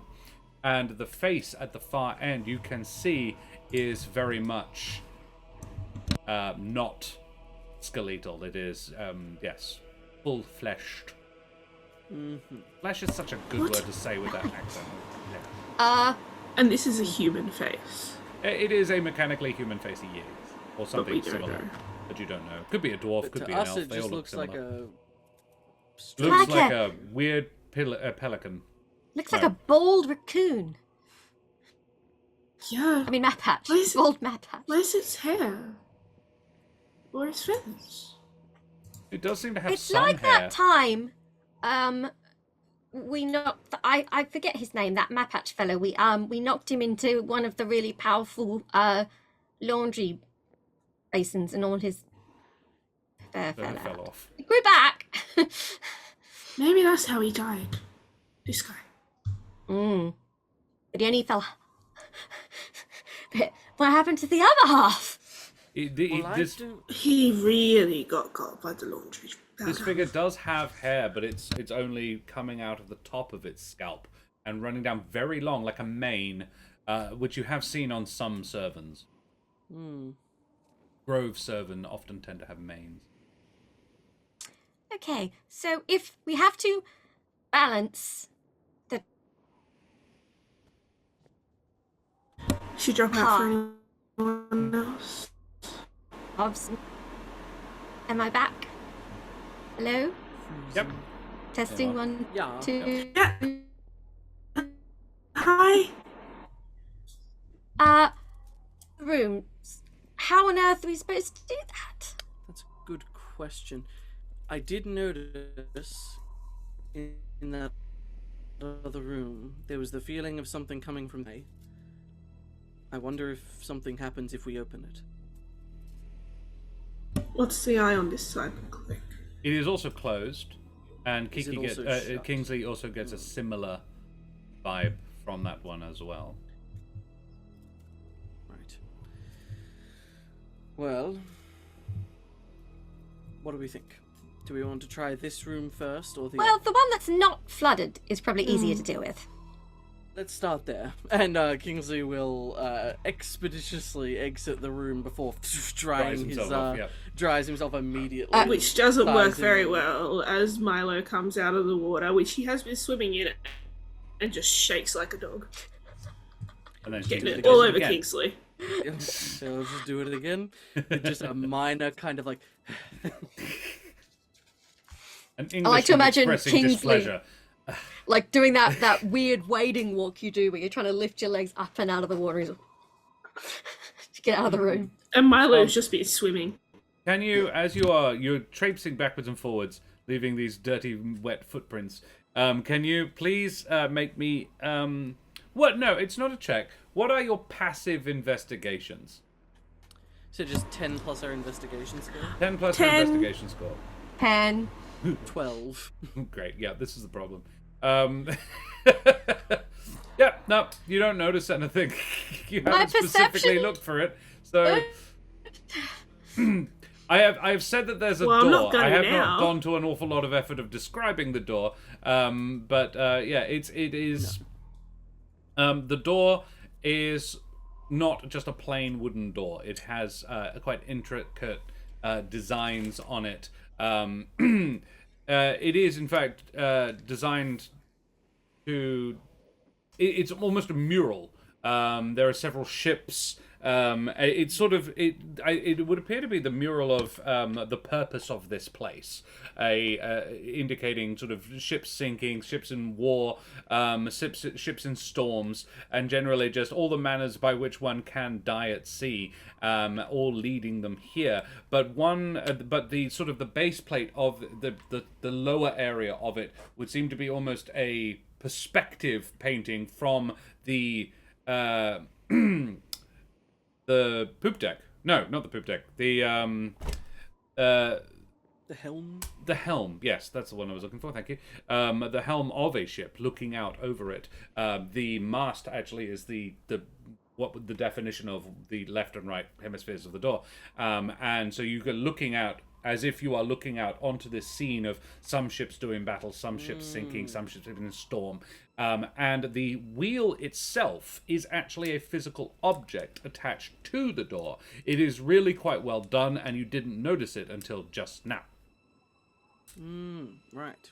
Okay. And it would be Kingsley who noticed it because the other two had just done. Yeah. Oh, I'm just papping around. Nothing accidentally happens, could have. Just tap, tap, tap, tap. Well, I could be wrong. Especially in terms of the, what should I say? I think it's worth a try before we go forcing that eye open. If we're talking about leveling something, maybe we need to turn this, and we'll just point towards where the wheel is on the door. Oh, so we turn it almost like we're trying to tip the Yes. building towards the empty side. I imagine that's how ships work. As he sort of walks over and plonks his hands onto the wheel, and we'll just start slowly trying to kind of like pull it around. Make me a strength check. Athletics. Athletics. Good rolls all Milo around. just quietly, nope, no, it's not how ships work, but then watches him do it anyway. It's a 19 on the A roll. 19. You feel the ground beneath you rumble and tilt as the entire island shifts. Like one of those games where you're trying to get the ball through the maze. Yeah. And all the water rushes out, going past Kingsley, getting him wet to the knee as it rushes out of the right-hand corridor and flows into the now much lower left-hand corridor. Am I and able you to hear stop it a like, sort of... in the middle? Oh, if you try and stop it in the middle... No, it's kind of got two settings. It's once you get it going, it's almost magnetic. It goes on its own. It goes a full, probably 540-degree turn. It's sort of whoa, boom, and it tilted the room by about. Milo's in the middle of 30 saying, degrees. "You've never sailed, have you?" As he gets swept up. Ah! Kingsley will just... No, I haven't. Too much sun is bad for my feathers. Alright. So... You could wear sunscreen. Don't get all oily. You're So, impossible. gents and ladymen, I think we might take a short little breaklet there, because I grow tired of Karen's internet dying, and I'm just going to make her sit next to me.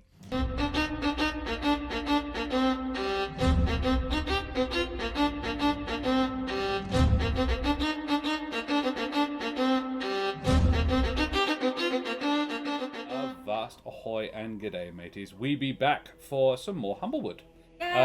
Which is a nice thing to be able to say. This is the 4th game of Humblewood in 10 days.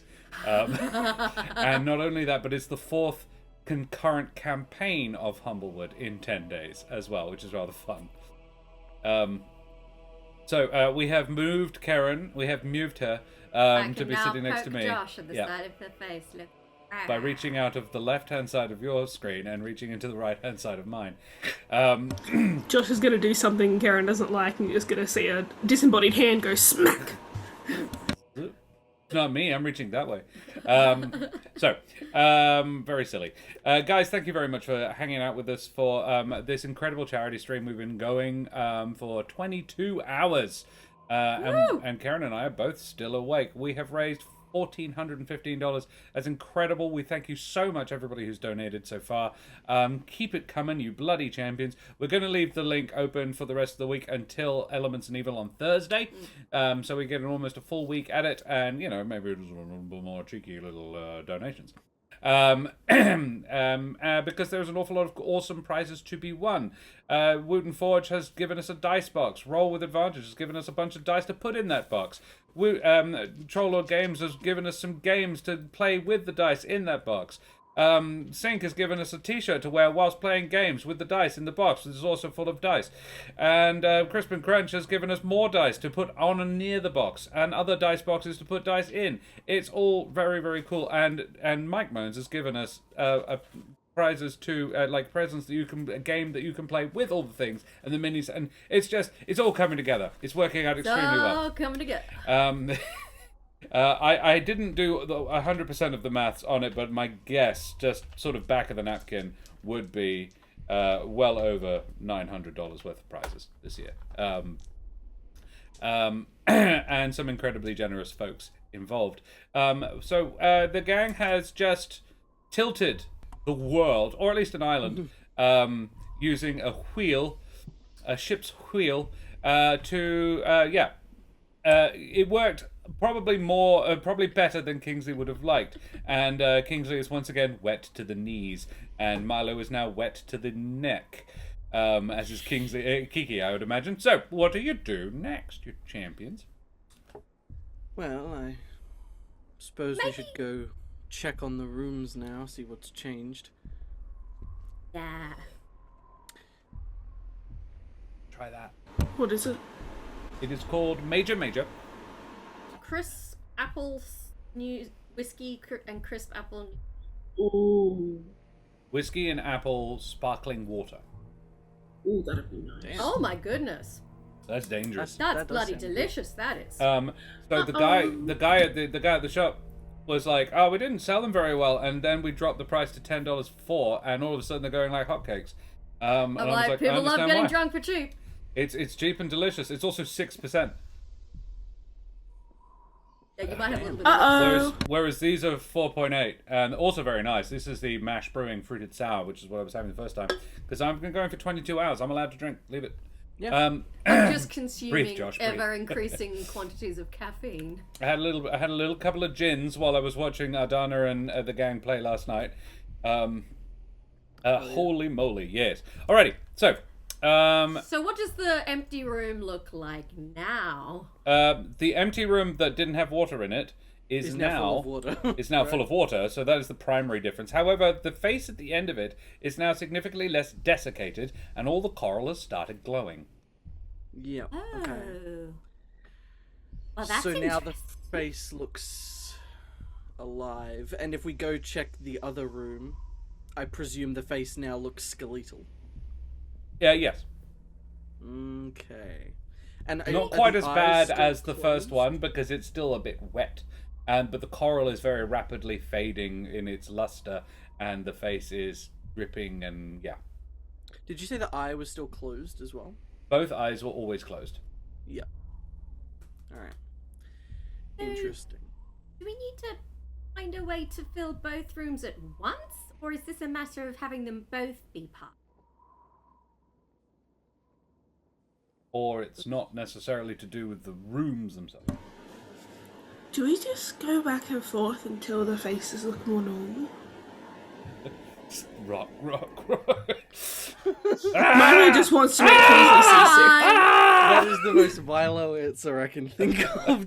Let's just throw the wheel back and forth and see what happens. I'm pretty sure there's something in Muppet Treasure Island where almost exactly that happens. It's like, ah! Ah! Look, I just want to see if question. Kingsley gets seasick.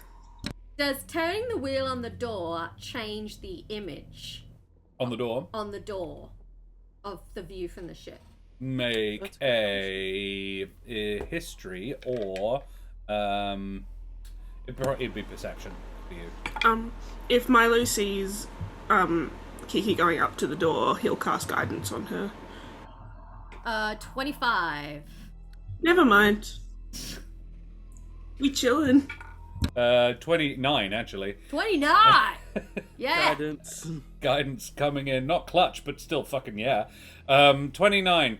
The image has not changed, however, as Kingsley takes his hands off, you see the wheel has got handprints on it. One in sort of a light blue, sort of purpley pinky blue, and the other, and this is a minor difference that you are only now really looking at, in a more greeny blue, and the coral in the left-hand room is a greeny blue. Right, and are they on opposite sides of the wheel? Yeah, so the left-hand handprints? hand on the handprint, yes, 10 and 2, yes, the left-hand one is greeny blue, and the coral in the left-hand room is greeny blue. Now, Interesting. Okay.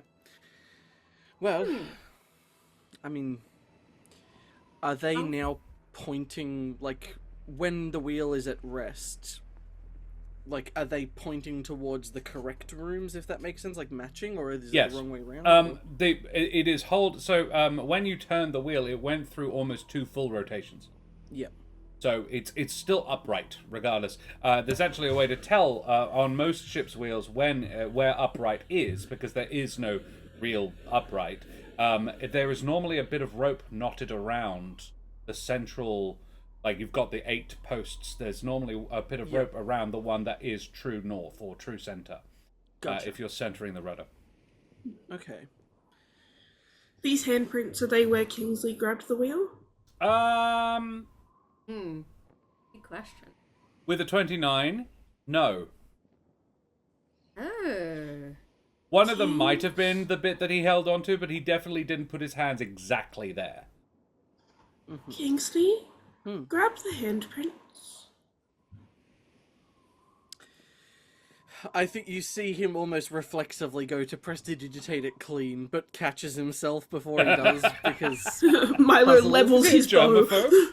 Little OCD happening here. more or less. I'd do it, but he kind of stretches his arms out like this, and there's no way he'd reach the sides of the wheel. Yeah. He'll reach out with, like, again, just like curling up the sides of his, like, head around his beak, because again his beak can't move. I think there's skinny bits around where you can, like, smile. I think that's Yeah, how you just birds see smile. like the whole beak kind of like tilt a little bit. But he'll reach out Curl and in. grab hold of the hand where exact, like, as close as he can get to where the handprints are with his claws. And if he can, am I able to then sort of like, if I start to turn it... As soon as your hands grip the handprints, both hands take 5 fire damage. Oh god. Okay, so do I take... Is that 10 total, or is that... Yeah. Okay, yeah. Ah! Yeah. My I bad. fully There is a think the hands will hissing come off. of burning flesh. My bad. No, that's that's okay. okay. That's progress. Um, Shakes his hands out. If we cool it down with water from the rooms, and he's gonna take like his little hood off and go scoop some water out of the green coral room, Um, and I'll pour it on the left hand side of the and pour wheel. it on the left hand side. Okay. It's not hot. As the water goes over, there isn't a hissing. However, the glow does intensify slightly, actually. Very slightly. Only because you're really looking would be the only reason you'd notice it. Okay, as a ranger, I don't think I'm legally allowed to remove coral from its habitat, so I won't be touching it. When'd you learn all those words? However, I know words. However, Is all the something best I words. do know about coral is that little bits of it float in water. That could be what made it glow. But I'm not removing the coral. We'll have to remove any points at the wheel. I will remind Kingsley that the really magical bits of both rooms were the eyes. With the eyes, yeah. All right. Milo's just having an existential crisis here. Like, I can't harm coral. He's forgotten about the eyes. Can Yeah. I look around this atrium space? Is there any like art on the walls apart from?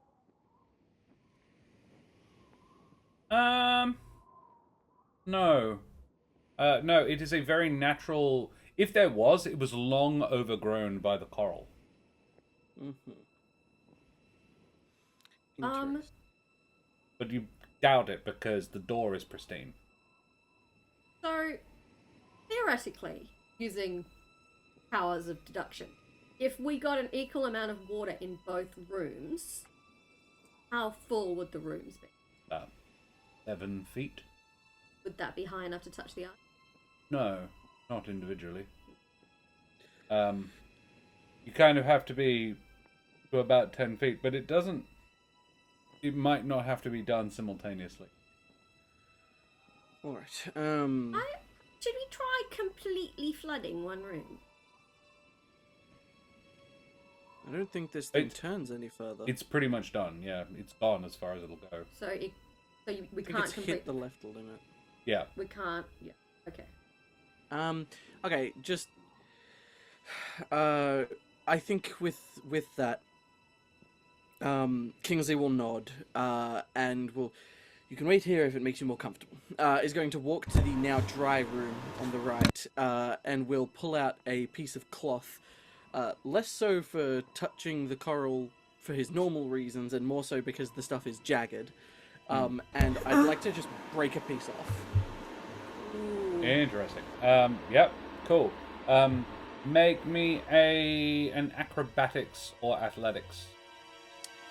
Okay, well that will be athletics actually.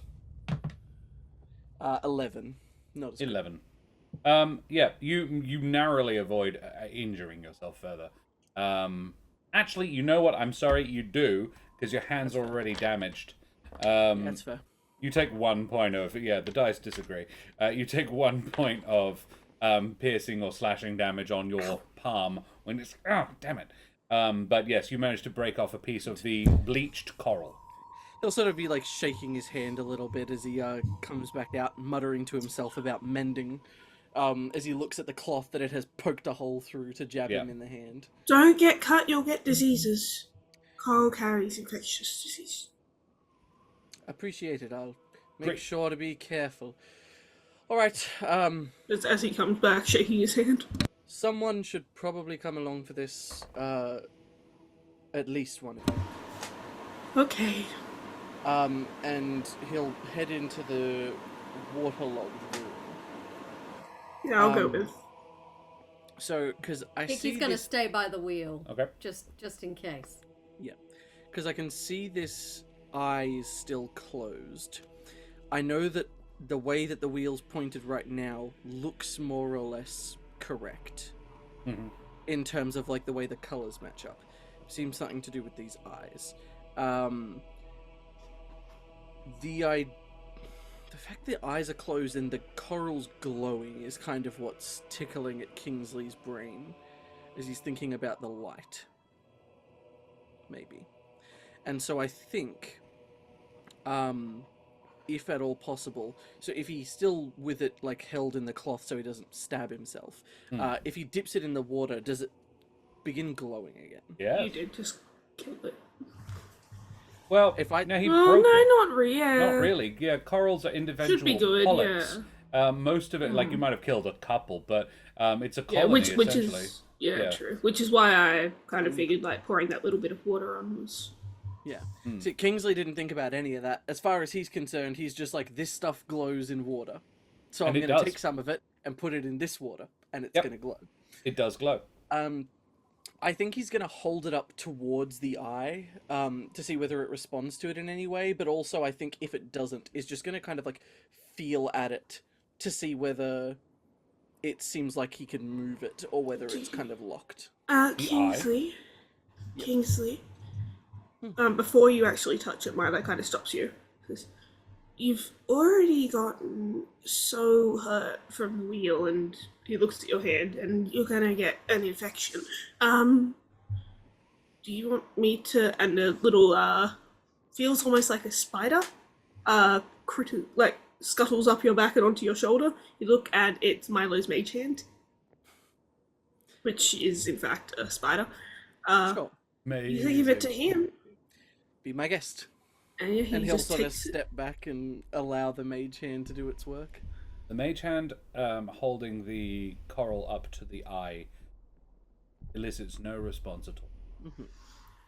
Maybe I'll poke it a little bit in the eye. Just a little. Again, it doesn't. Though the eye is clearly fleshy. Ugh. I don't. That.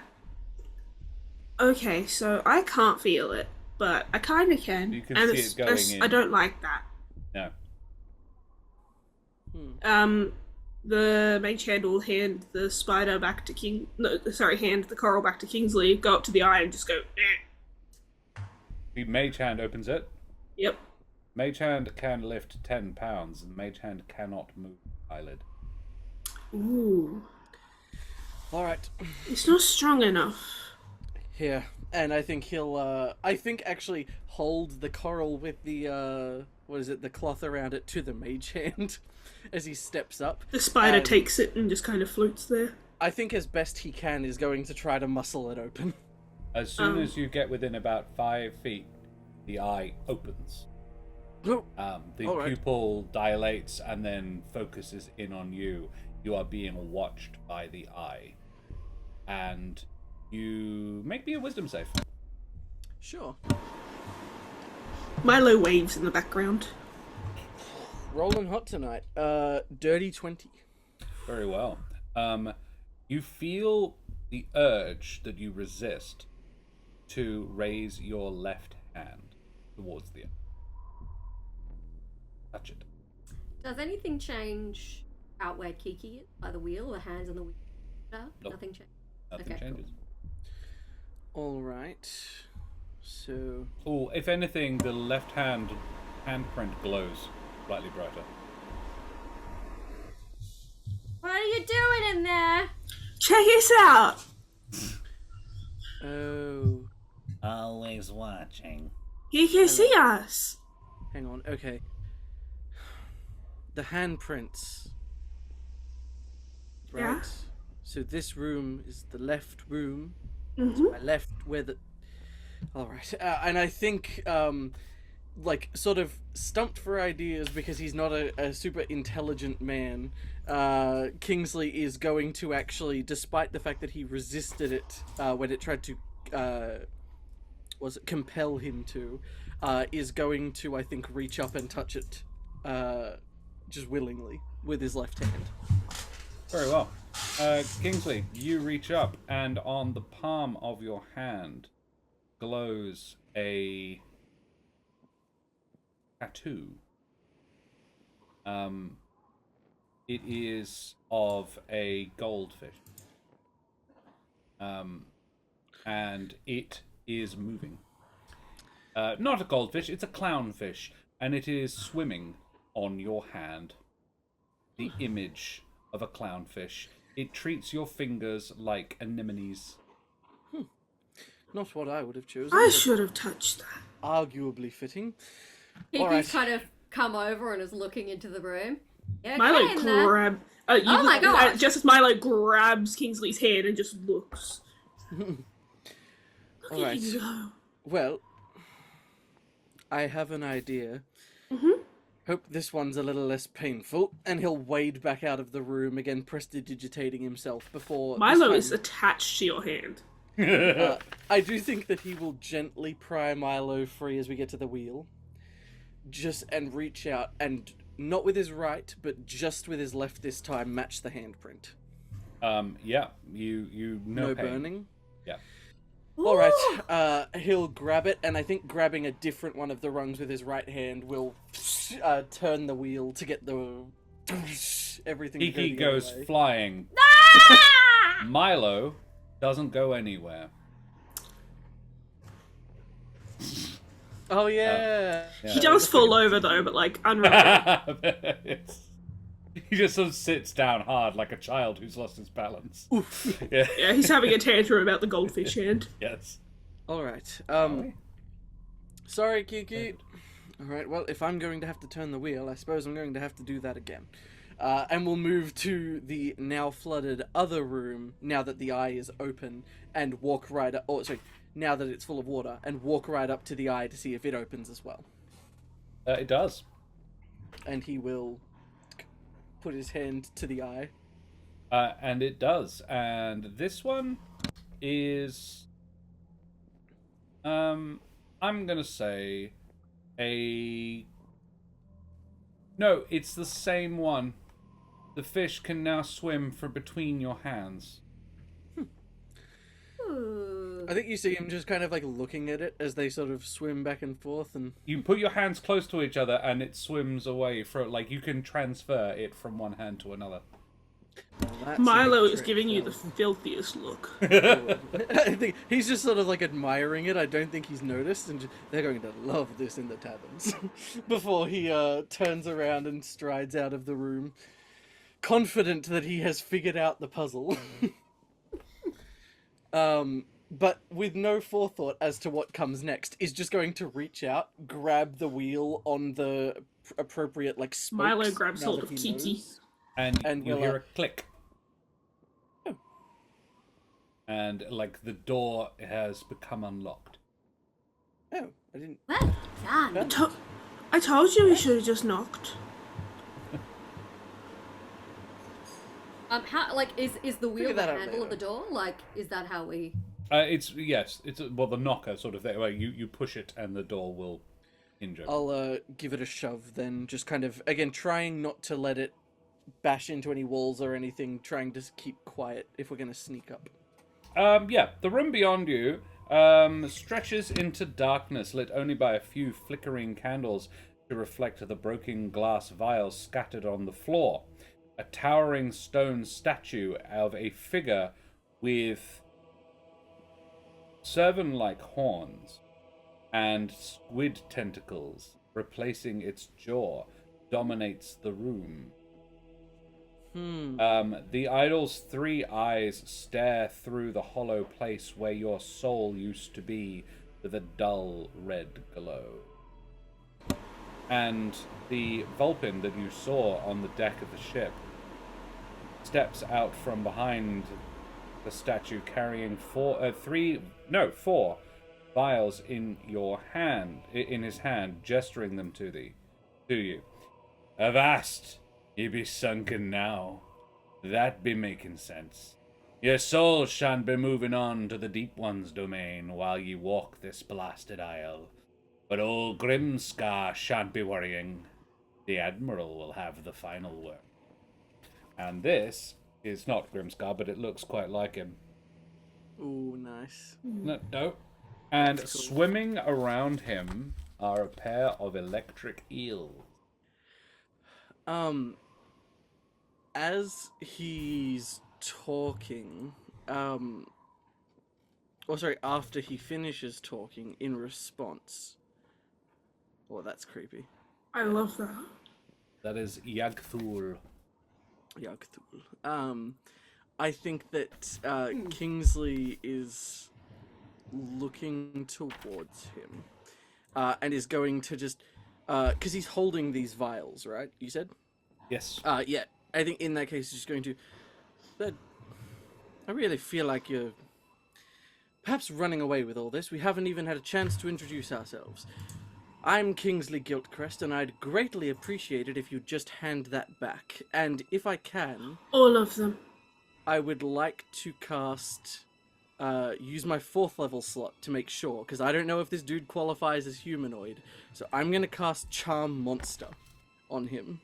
And that works on anybody. Any creature type. Very well. You charm monster, or at least you try. Wisdom save. Wisdom save. They find out he can't be charmed. He is going to use his Yagthul's blessing to pass that fail that I just did. It does, however, he does not have a legendary resistance. It does, however, work in a very similar way. But it does have a second effect that does make, like, this was not a wasted action on Zach's part. Yep. I will explain the full mechanics later. Last time. Yeah. Nice. Kiki's gonna kind of whisper, Okay, that didn't work. We're going to have to get them off him. Go! And how far away, just real quick, how far away is he? The map is about 60 feet, I think. Damn. Let's say 60 feet. Damn. He is... So I can't just creep my spider from the mage doorway, hand up. 1, 2, 3, 4, 5, 6, 7, 8, 9, 10, 11, 12, 13, 14, 15, 16, so 80 feet. Damn. So I can't just creep a spider up, never mind. No. Okay, if it's 80 feet, I will also say I would have had to get a lot closer to cast that. In which, well, you would have walked up the nave a bit. Let us say, how close did you have to be to cast that? I had to be 30 feet away. Okay.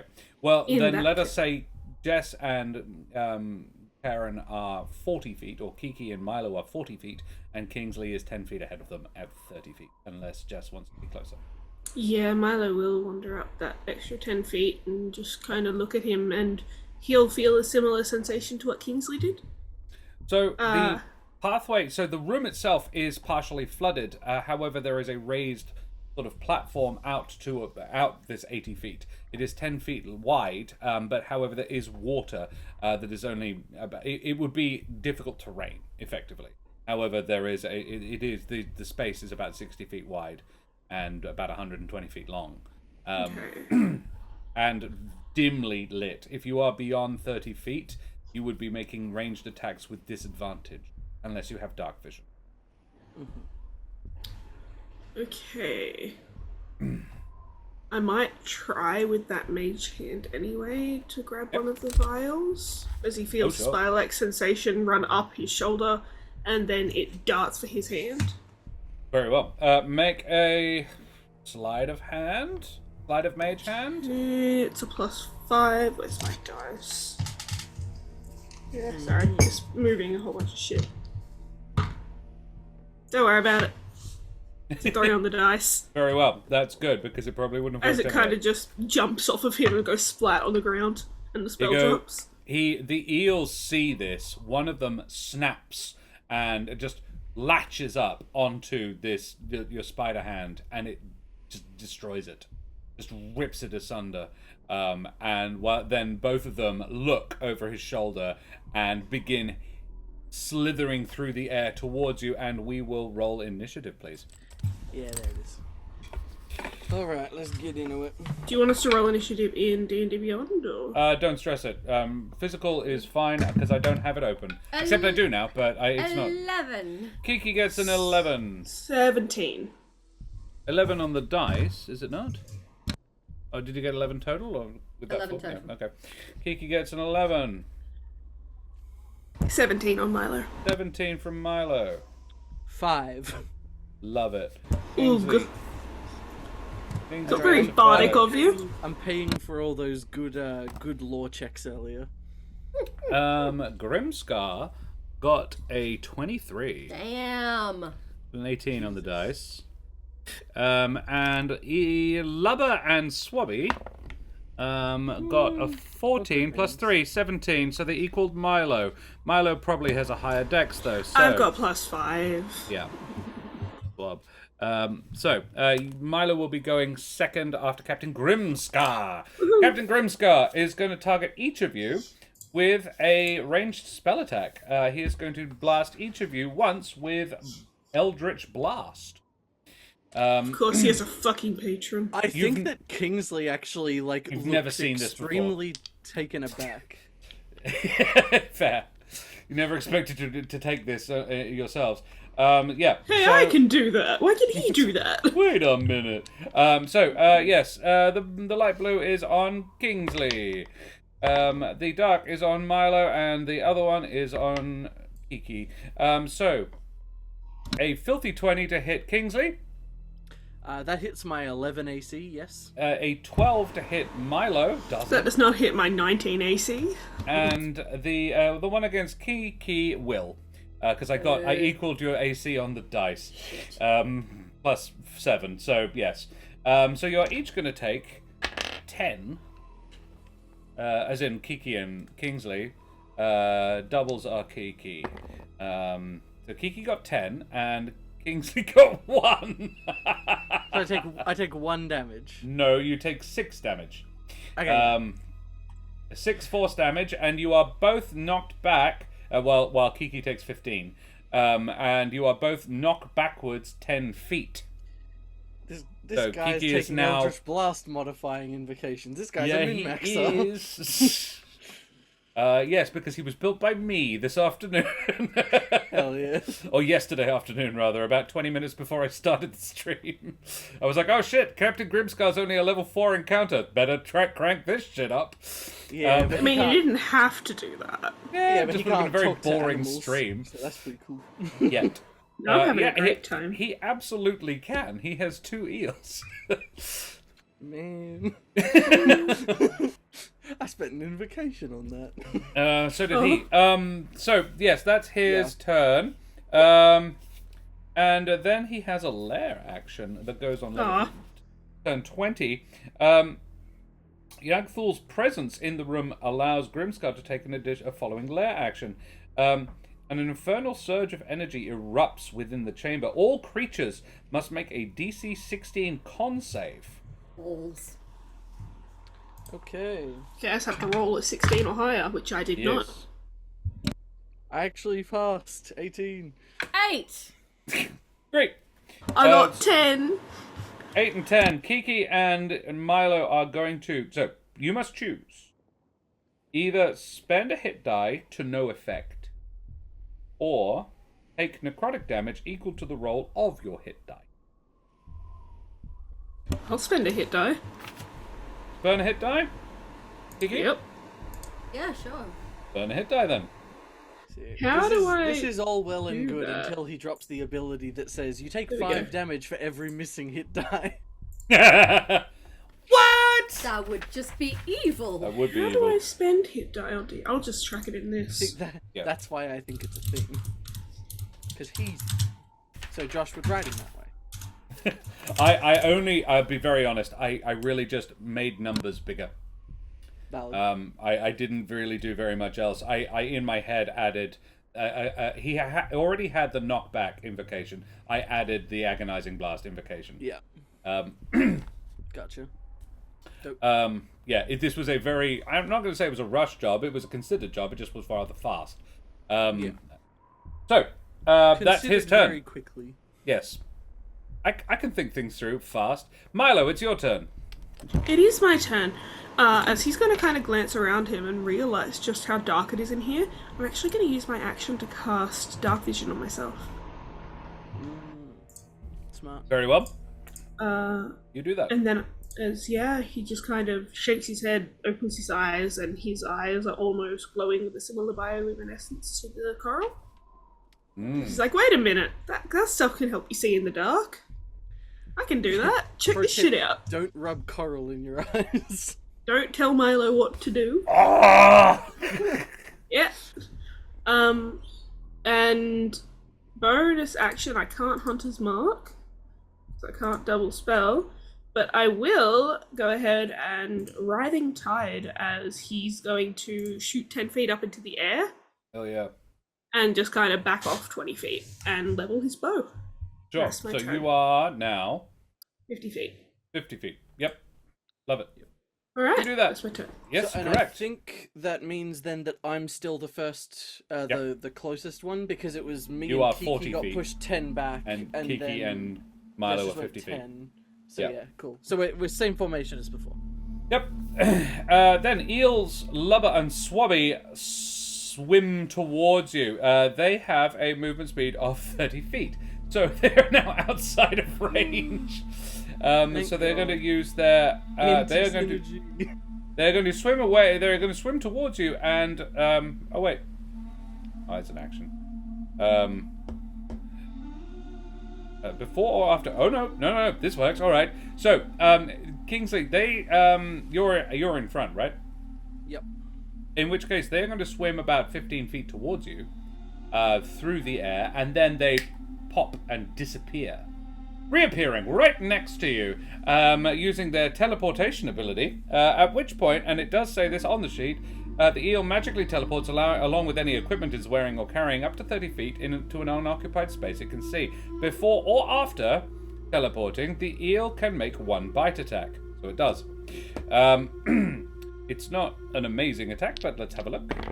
I rolled a 6 plus 2.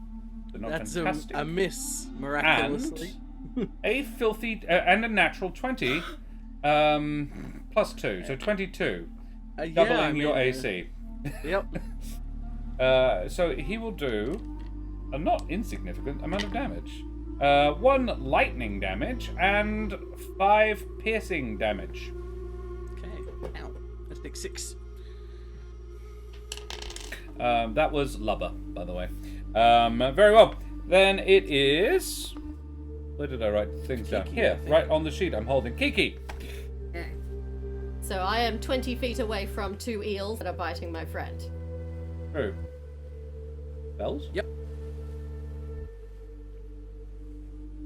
You got Misty Step, you got Hex, you got Burning Hands, you can punch people a whole bunch. Yeah, I think You got your +2 quarterstaff you could whap them with. Yeah, I was thinking my best bet is probably hit him with a stick. Smack him because, with a stick. A lot of my kind of fireworks shit is like area effect. effecty. So I'm going to singe Kingsley as well as a pair I mean, of- you can do a Radiant Sunbolt, Oops. which is +8 to hit and 1d8 +4 radiant damage, and you can burn hit dice to make that worse. And it is does damage equal to your martial arts die.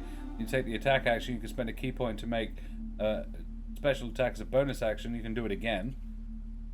So you can do it 3 times in a round if you want to with extra attack. Yeah, that feels positive. I like this. Radiant Sunbolt, or are you going to just smack it with the staff? You do more damage with the staff. You know what? I think just kind of narratively seeing these eels pop out of existence next to Kingsley and promptly bite him, Kiki's gonna like run forward with like a wild ah and smack the eel that bit you, Lubber, I think. Yes, hit him, Lubber. with my quarterstaff, and because it's my magical +2 quarterstaff, like as I swing it, there like a few sparks will shoot out of the end. Love it. Nice. 13 means a 23. You do indeed hit. Why don't you roll your dicey dice? I can hear this as well, which is a bit... Okay, sorry. It's just I was looking at it, so I did. Yep. So and I'm swinging. D8. I'm swinging with both hands. So Both hands, so you can't offhand strike if you're attacking with both hands. You can, I think, because you can, at least the way I've seen it worded is because it's unarmed stuff, you could, like, kick, knee, elbow, or use your headbutt. elbows. Like, Okay. you've got the rest of your body to work with. Alright. That's the logic I've Well, always she's... known. I would point out that's a D8, which is the one-handed. Yeah. Oh no, with a quarterstaff, D8 Oh, no, is yeah, the you're right. bigger D6, number. D8. Yeah. They're both- That you're right. It shouldn't be, but it is. Oh, I know why.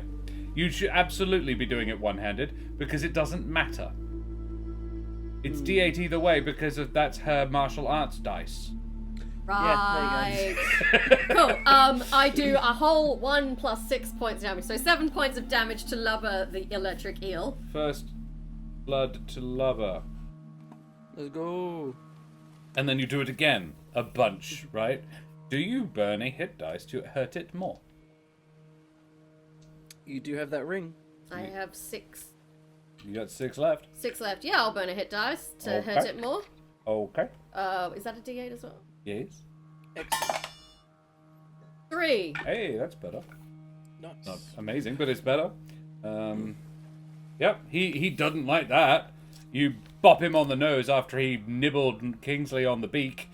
Do you attack him at least twice more with your bonus action and Yes. your extra attack? Yeah, bonus action, extra attack. Might I endorse just rolling 2 attacks Yeah, simultaneously? so I'm gonna punch him with my other hand.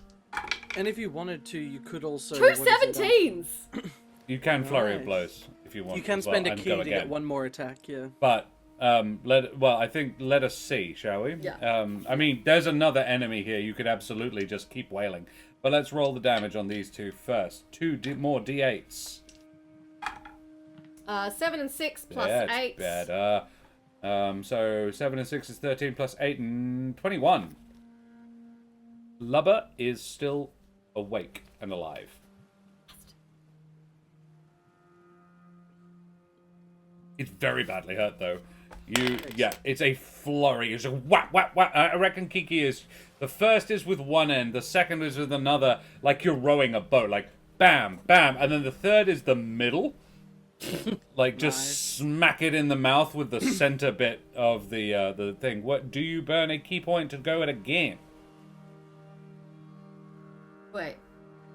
If you you get extra attack, so you get attack and then extra attack as your action. Then as a bonus action you can offhand attack. However, if you use your flurry of blows, you can offhand attack twice. So you get Well, one that more was the attack. one I just did. So no. You still attacked you can 3 times. you did, you attack 3 times, you can do 4 in a round.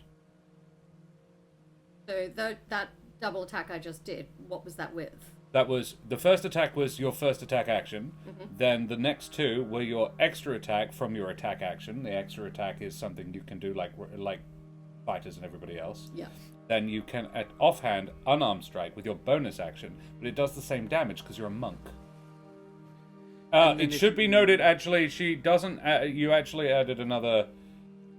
It should have been plus 6 on each of those, so it would have been plus Well, 4 actually, more. on the second, it would actually have only been plus 4 because it was unarmed. Okay. Not the quarter Because it wasn't a staff. quarter staff, yeah. So 2 But- less. But yeah, you but do actually have one 2 more more. attack if you want to burn a key point. But if you burn a key So point, one of more which you attack. have 10, Sure, I'll burn a key point and punch him again. yeah, we. I kind of pause for a moment, realize he's still alive, and I'm like, this is a really robust eel. Let's try again. Really poke him in the eye. That's 11.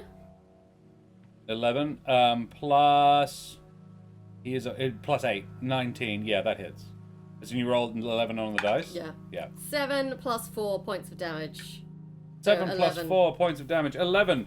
How do you do this? Okay, so I whack him That is with... comfortably the most effective in combat Kiki has ever been. God, I suck. You need to sit next to Josh more often.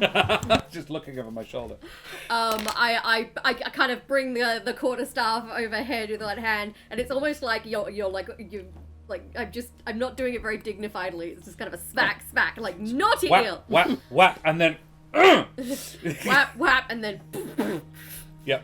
No. Well, actually, it's more boof, and then I realize the eel's still coming, and I'm like, all right, you're gonna get another punch. Claw. You do that. Let's Very keep nice. smacking this guy. There is still one left next to Kingsley, but you are out of shit. You do have some movement left. You've got, I think, 15 feet of move. No, what am I talking about? You're a monk. You have 45 movement. Yeah, you've got 35 feet of movement left if you want, but... Gently reaching over and influencing the dice. I wouldn't say that, Cal. As is her prerogative Hardly as at all. his How? wife. Yeah. Well, I'm gonna stay where I am, Yep. next to Kingsley. love it. Okay. Oh yeah. You do that, and then it's Kingsley's turn. Okay. Question: is there any of that coral in this chamber? No. Yes. Sorry. Yes. The walls are covered in it, but it is dead. But it is there. Yes. I when- have when- a silly plan. Maybe. Excellent. I love When those. Lubba the That eel is most of your dies, plans, does he, my like- darling. Does Yeah. he like? Does his body fall to the ground, or does she just? Yes. It jerks like it's been electrocuted. And Ah, collapses you to know, the ground. reverse card. Yeah, while it was alive, its body was able to channel the electricity, and then when it died, it sort of lost concentration on it. And just King's like, You fries. broke the resistors under its skin. Yeah.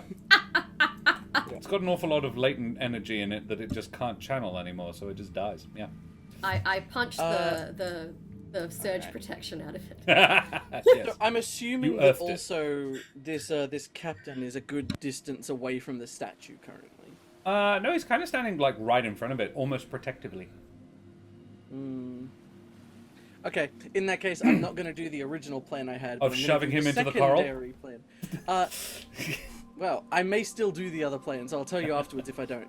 Right. But for now, I think instead, Kingsley is going to, I think, sort of shirk away from the eel that bit him before looking over, and with a frustrated look on his face, is going to take as deep a breath in as he can before again kind of letting out that like effectively extremely loud like rooster crow sort of like deafening cock-a-doodle-doo basically Versus cockadoodle don't. waves of kind of like green sort of pulses shoot from his mouth. I'm going to cast Shatter. Hell yeah. I'm going to target the statue. Oh! And Ayo. and it also gets AO is exactly it because it's an area effect. AOE, yeah. Very nice. Yes, you've already got all the rewards. Otherwise, I'll give you one. That was very funny. So that would also get Captain Grimscar in it if you Yeah. wanted to. Actually, I will say the one consideration I had there, I may not have it hit him purely because if he's holding all of our vials, I don't know how the soul vial things work, and I don't want to shatter all of them. Valid.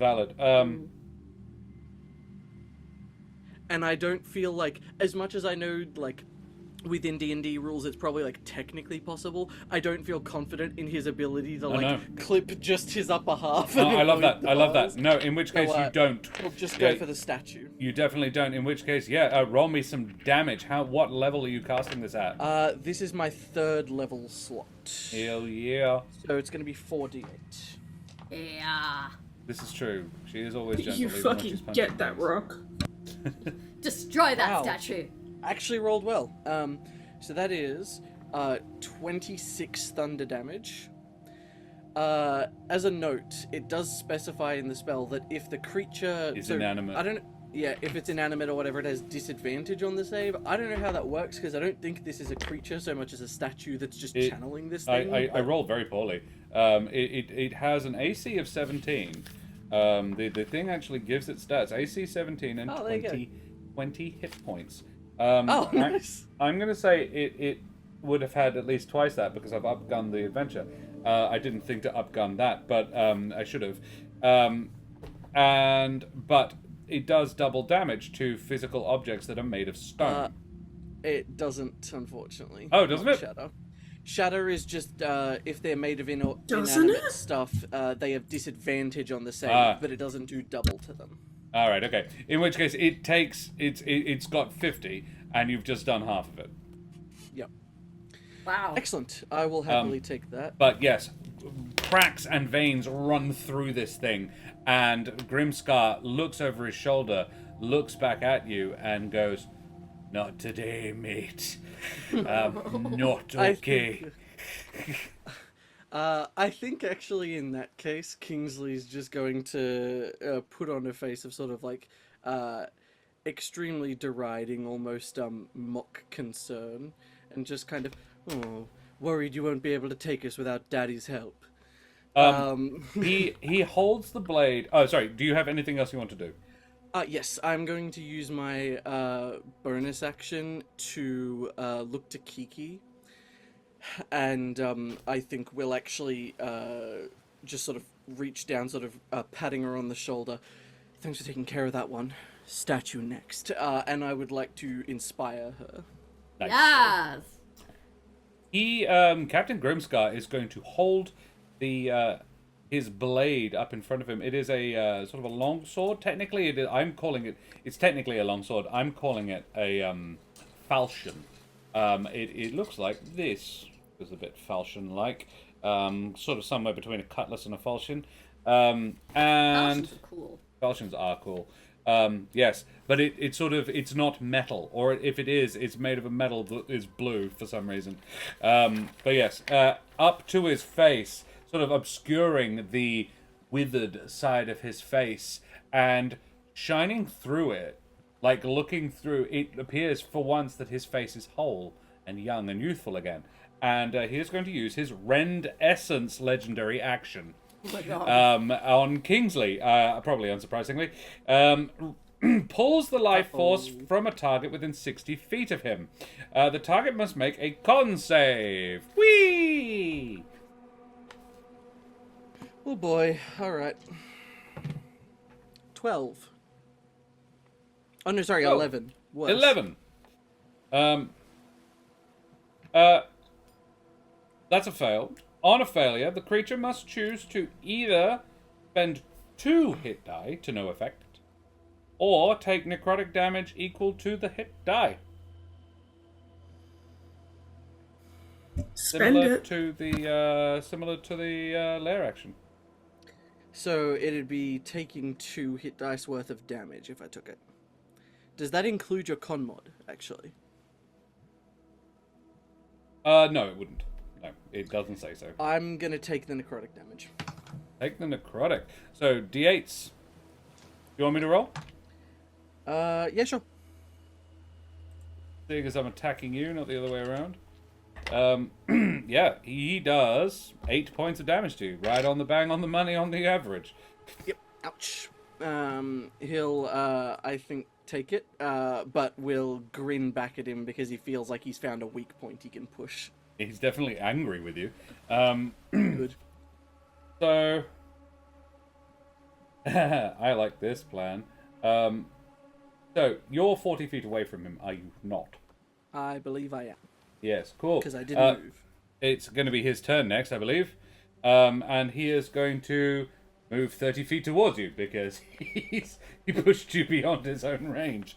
However, that doesn't mean he can't attack you. He is going to target, I think, as Milo has not demonstrated that any particular dangerousness just yet. I'm sure it's coming, but he hasn't. I am yet. flying. I know. It was like he's like, that's neat, but it's not relevant to me right now. So he is going to direct to be. one of his Eldritch Blasts at Kiki and the other 2 at Kingsley. So the lighter ones are at Kingsley and the dark ones at Kiki. That's a crit on Kiki. Look at that. Rude. Just rude. A 20, a 19, and a 17 on the dice. So crit Kiki and 2 on Kingsley then? And 2 hits on Kingsley. So Kiki is going to cop 1d10, 10. So max damage from the crit, 25. Jesus. Force damage. And Kingsley is going to have to roll the dice, but it's nowhere near as bad. 18 points of force damage, and you Kingsley are both knocked backwards 5 to 10 feet. I suppose I'm back 20 then, Yeah. if I'm hit twice. I think Kingsley is definitely looking worse for wear. Yep. You had 77. Kiki's the toughest. The other 2 have something in the 60 range, I think. Yes. 63 and 64. I think Kingsley is actually the least tanky of the group. Yes, I am the least tanky in every aspect. I believe I have the worst physical saves, I have the least hit points and the worst armor, which is why I step to the front every time. Yep, makes sense. And is so provocative. constantly. Oh no, the consequences. Yes, the consequences of your actions have maybe caught up with you a little bit. So Kingsley is now. Everybody's sort of leapfrogging backwards 10 feet, 10 feet. So it is now Captain Grimscar is 20 feet away from Kiki, who is standing underneath Milo, and Kingsley is 10 feet behind them. Yep. So 20 feet, 10 feet. Everybody's within 30 feet of each other, and and in between. So it is Captain Grimscar, Swabby, Kiki, and Milo, Kingsley, which is probably for the best for Kingsley. And then the lair I'm 50 action. feet away. Well, I was initially. You were. He's moved 30 feet closer. What did you do that for? Because he wants to hit you with his sword, which is Well, better I'm than gonna his hit Eldritch Blast. him. It's actually not. No, it is. It is. So Kiki gets blasted backwards and then looks upwards and sees a hedgehog flying above her. Yeah, floating. It probably And likes... yeah, Milo just, hello. Here's the thing about being punched, yes. He also just wants you to be more than 60 feet away from his statue. And then you all need to make a con save, please. Oh. I'm fine. From the If lair 16 is action. fine. 10. A 16 is fine. It wasn't before, but it is now because Well, Kingsley thank made fuck. that thing burn off. Thank you, Kingsley. Oh, nice. It 12. dropped the AC. It dropped the DC of that, but not to 12, unfortunately. So Kingsley and Kiki, how did you do? Yeah, 10. you failed. Yeah. Cool. Kingsley and Kiki once again fail the save. Question: do you burn a hit die and take the damage, or do you burn a hit die or take the damage of a hit die? I'm gonna take the damage again. Oh. I'm gonna take the damage. Oh. Kingsley, you got 4 points of damage on you, and Kiki, you got 7. I am below half health. Oof. And no one's hurt Grimscar yet. And it's Kiki's turn, I think. Milo, I apologize. Milo, maybe start hurting the guy. Oh yeah, that's the plan. Does the other eel have? It's after Milo. Yeah. Yep. Milo, then the eel, then Kiki. Milo was gonna say, "Hey, Mr. Thule," and I'm going to retreat 10 feet backwards. So To stand technically, over I have a Kiki fly again. speed of 10 Kingsley again. feet. Yep. Yeah. Mm-hmm. But I'm going to leave I call it an impression of Milo in my place that is then going to rush this guy, as I'm going to hunter's mark him. Oh, sure. Cool. And Very nice. Like that. he's gonna level his bow and just loose 2 shots directly at this guy's head. Do you've hunted Grimskull? marked? Do you? I At Grimskull? Hell yeah. Yes. Love it. Do it. Right. First one's a 19 on the dice plus 13. Is Just a hit. 34 hit, 32 hit. The other one's let me- just a 17 hit. 17 is the number you needed. Awesome. So a 4 on the dice is all I need. Jeez. That's what I rolled. So it's gonna do 2d8 plus 14 plus 2d6. Where's that all coming from? 5. My plus 2 longbow, Proficiency. and then my ranger. Archery. Yeah. Give Fighting me a style? plus 2 with range. Yeah, Yeah. fighting style. Nice. Um, I forgot archery's attack rolls. It's pretty good. Yeah, it's dope. good. So it'll be 14 plus 8 on the d8 is 22 plus 1 on the d6 Rough. is 23 you add- plus. Okay. You heard me roll again? Yeah. The same again? Yeah, I'm trying to get it to focus Oh, on the. max. Yeah, we can see it. No, the 8 and the 1 again. The 8 and 1 again. Okay. Exactly the So, same. so 9, 18 plus 4. 32? 32. 32 damage. on Captain Grimscar. As I Nice. bean this guy You do. in the head Oh, oh. and make I a think this strength actually saving throw. all comes into the. So you float backwards as this flower, as this floaty sort of. I reckon it's a bunch of insects, like little ones, have risen out of your stuff, and then have coalesced themselves, sort of shrinking down as they rush towards him in this outline of you into a little dart, and this is what actually hurts him? No. Okay. I just shoot him. The little I know, I was coalescing trying to dart make thing it cool. would be the hunter's mark, would it not? Yeah, okay. Oh, so and these hit simultaneously with the arrows that you fire. Yeah. Yeah, okay. He is down to 32, did you say? Yes, and a strength saving throw, as And a those strength arrows that did just hit him, like the bug arrows, do spread out across his body and What's the attempt to save? pull him backwards. 14 strength. Now, do I have to make it once or twice? Once. Ooh. I- Once you on each of your hit? turns. Alright. I got a 15 on the dice. Damn it. As the swarm tries to move him backwards. Very nice. Does Very not nice. work. Delicious. That is my turn. Cool. Love it. If Milo could give this guy a double middle finger, he would. I mean, you kind of just did a little. True. Alright, it's Swabber's I was gonna say, I turn. would argue that 2 arrows to the dome is maybe worse. Swabby takes exception to the fact that you just killed his buddy. Well, he might, yeah. Um, I'm about to get bitten. So he's gonna swim on over to you, and yeah, he's gonna bite you. He's not No. incredibly effective, but let's find out. You know, ooh. No, probably not. 12 doesn't hit. Yes. 10 on the dice. They don't. I dodge elegantly. These things are quite tough, but I didn't actually crank up their strength over much. So yeah, no, 12 wouldn't have, 10 wouldn't have done it anyway. So that's his turn. What do you do? This is your turn now. So I just got bit by an eel. I think I'm gonna hit the eel with my staff. Right. Do that again. Yeah.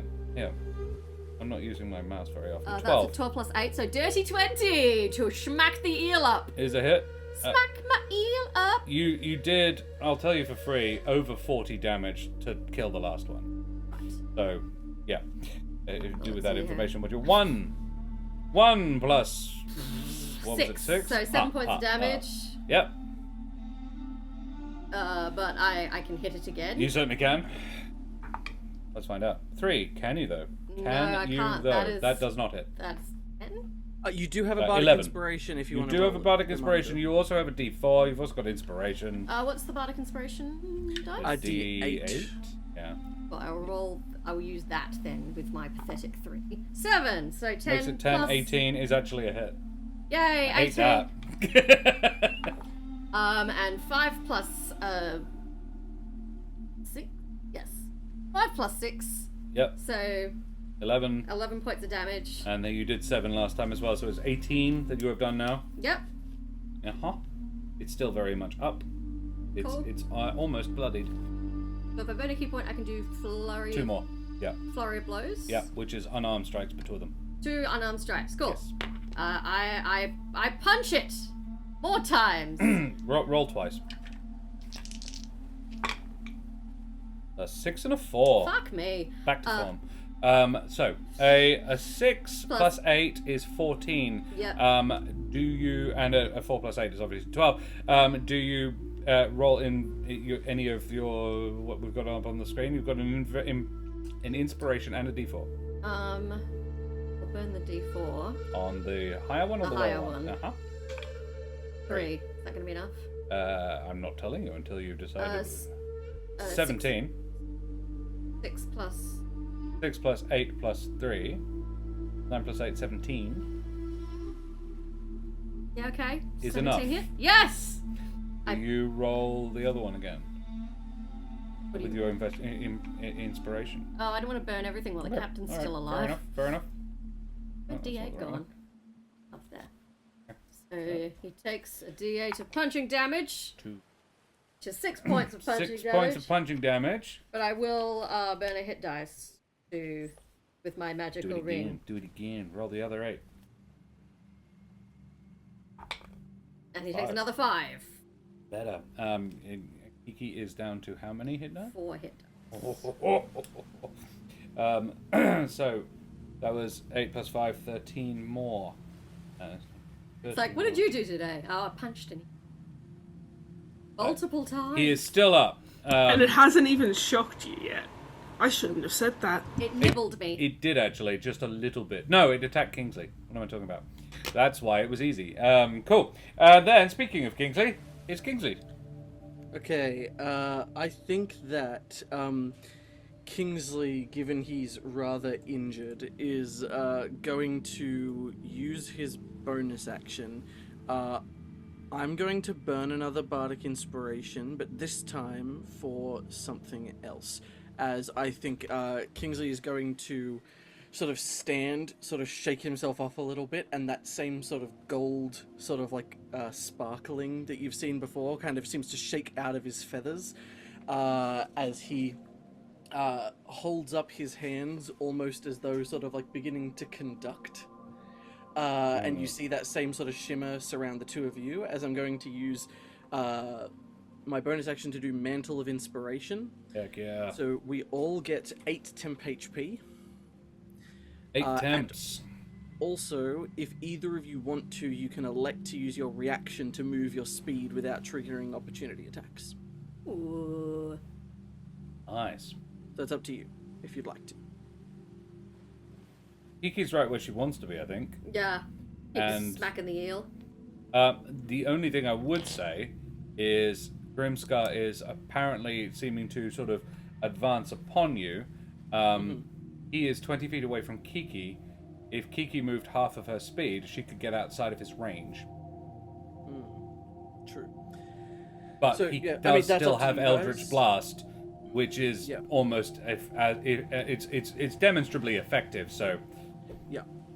But yeah, so that'll go off, and then I think, as wounded as he is, I think he's found his out, and he's in it for the glory. And so I think as he sort of raises both hands, in that sort of again like conductor sort of gesture, will just sort of cock his head slightly to the side and second verse, same as the first, and Oh. I'm going to drop another 3rd level shatter on the statue. Yeah. what's the range on Shadow? So it's 60 feet, and then it's a 20-foot radius. So as long as I'm within 80 feet of it, I can technically reach it. Right. Yeah. Yeah, then that's fine. Yeah, you absolutely are. Yeah, Probably right, only so just, diameter. but yeah.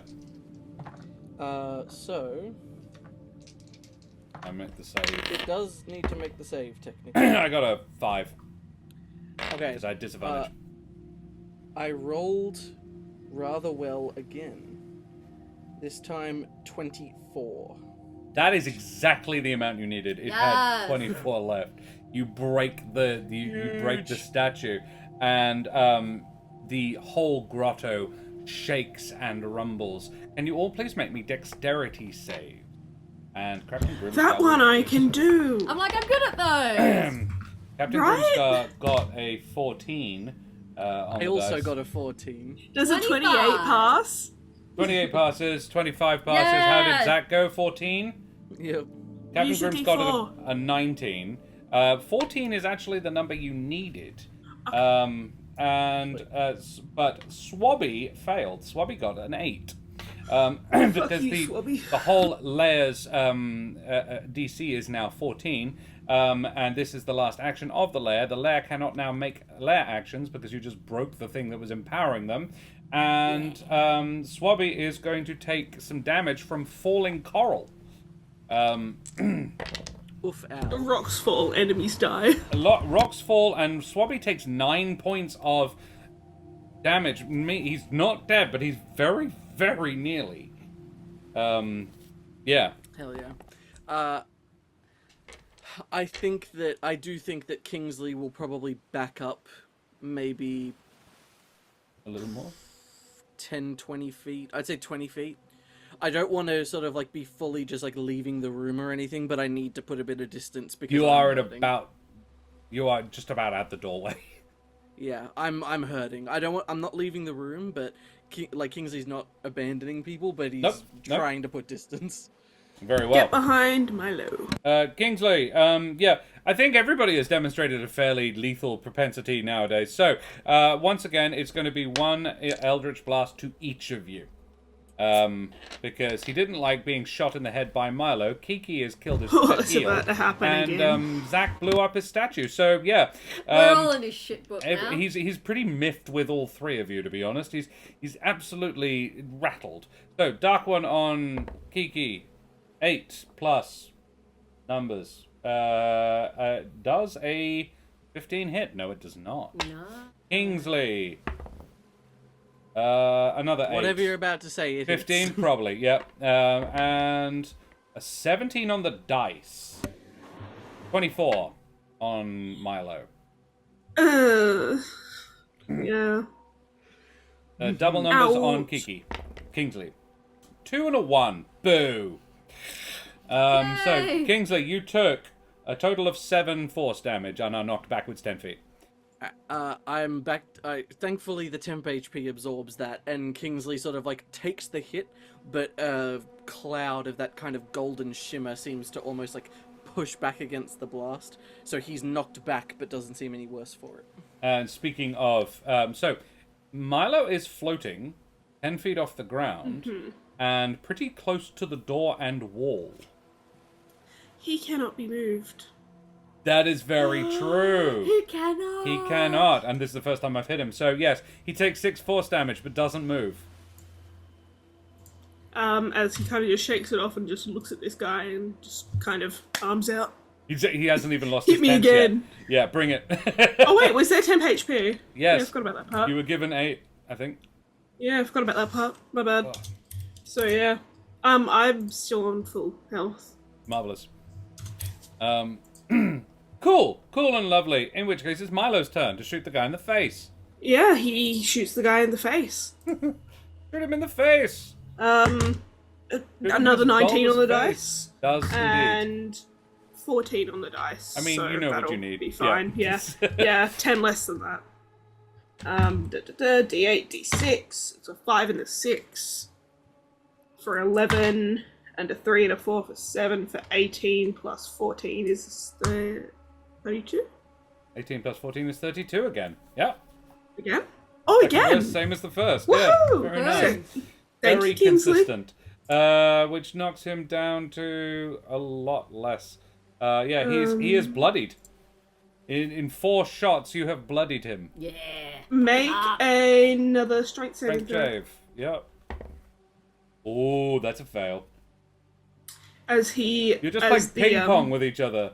yeah, He's as- knocked back 10 feet. 5 15. feet. 15. Whoa. As the bugs surrounding him suddenly almost seem to lift him just off his feet and just shove him backwards. He basically reached Kiki, but he shot the Eldritch Blast first because he wanted to spread them around. It's almost so like he is someone's got now- a fishing hook in his back and just gone. Yeah, and he goes 15 feet away again from Kiki. So, it is now Kiki's... yes, now it's Swabby's turn. Swabby is nearly dead. Oh, poor old Swabby. Oh, No. gonna attack Kiki. Yeah. No shit, I just punched For him. 2. Nope. Swabby sucks. Lubba was the good one. He's a bit punch drunk. So. Oh, new favourite moment! Very well. Look, I could have pumped him up really good. A 2 wasn't going to hit anybody. Next it's Kiki's turn. Do you finish the eel or do you punch Grimscar in the mouth? I'm gonna finish the eel because it just tried to bite me again. Finish the eel. I would like to Time. hit the eel with my stick. 2. 10 total. 10 does not. I swing and miss and try The again. eel's like, fuck off.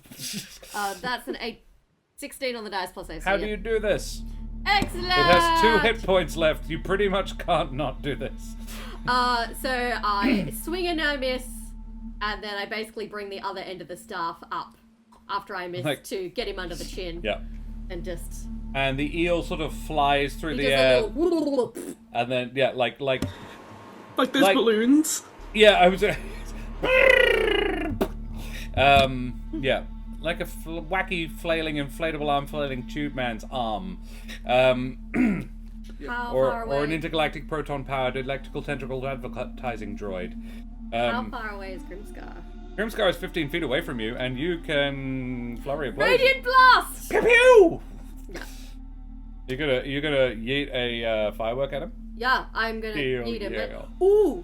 Oh, I don't know if you'll let me do this, because technically I only have my bonus actions and stuff. But what I want to do is throw the pack of fireworks at him and then hit him with it. Yes. I will allow it. Very. It's you will if you burn a key point, yes. Yes. Yeah.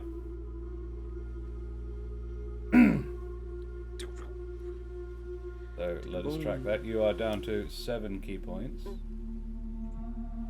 Confirm. And do I have to roll It's for it? D8s to hit. 17 Plus plus 8. The radiant You sandbolt. smack him in the face with a bag of fireworks, which you throw at him. This is an unarmed attack. That's fine. You cop him in the face with a bag of fireworks. It doesn't really hurt, but it does damage his already wounded pride. And then, before he can do anything, the thing explodes. So roll me, I'm going to say 4d8s for the total damage of this attack. Big ups.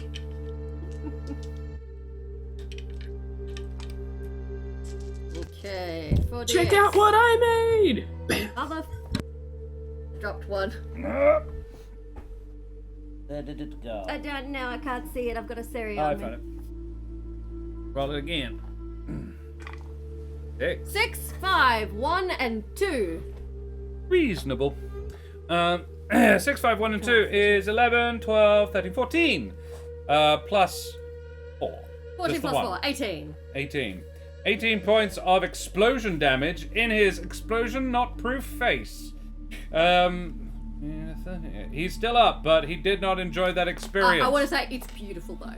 Oh, it's gorgeous. There were some different colours. I will in also there. say he is now he is disadvantaged because color spray. Bro's Bald- got flashbanged. Baldur's Gate logic, yeah, absolutely.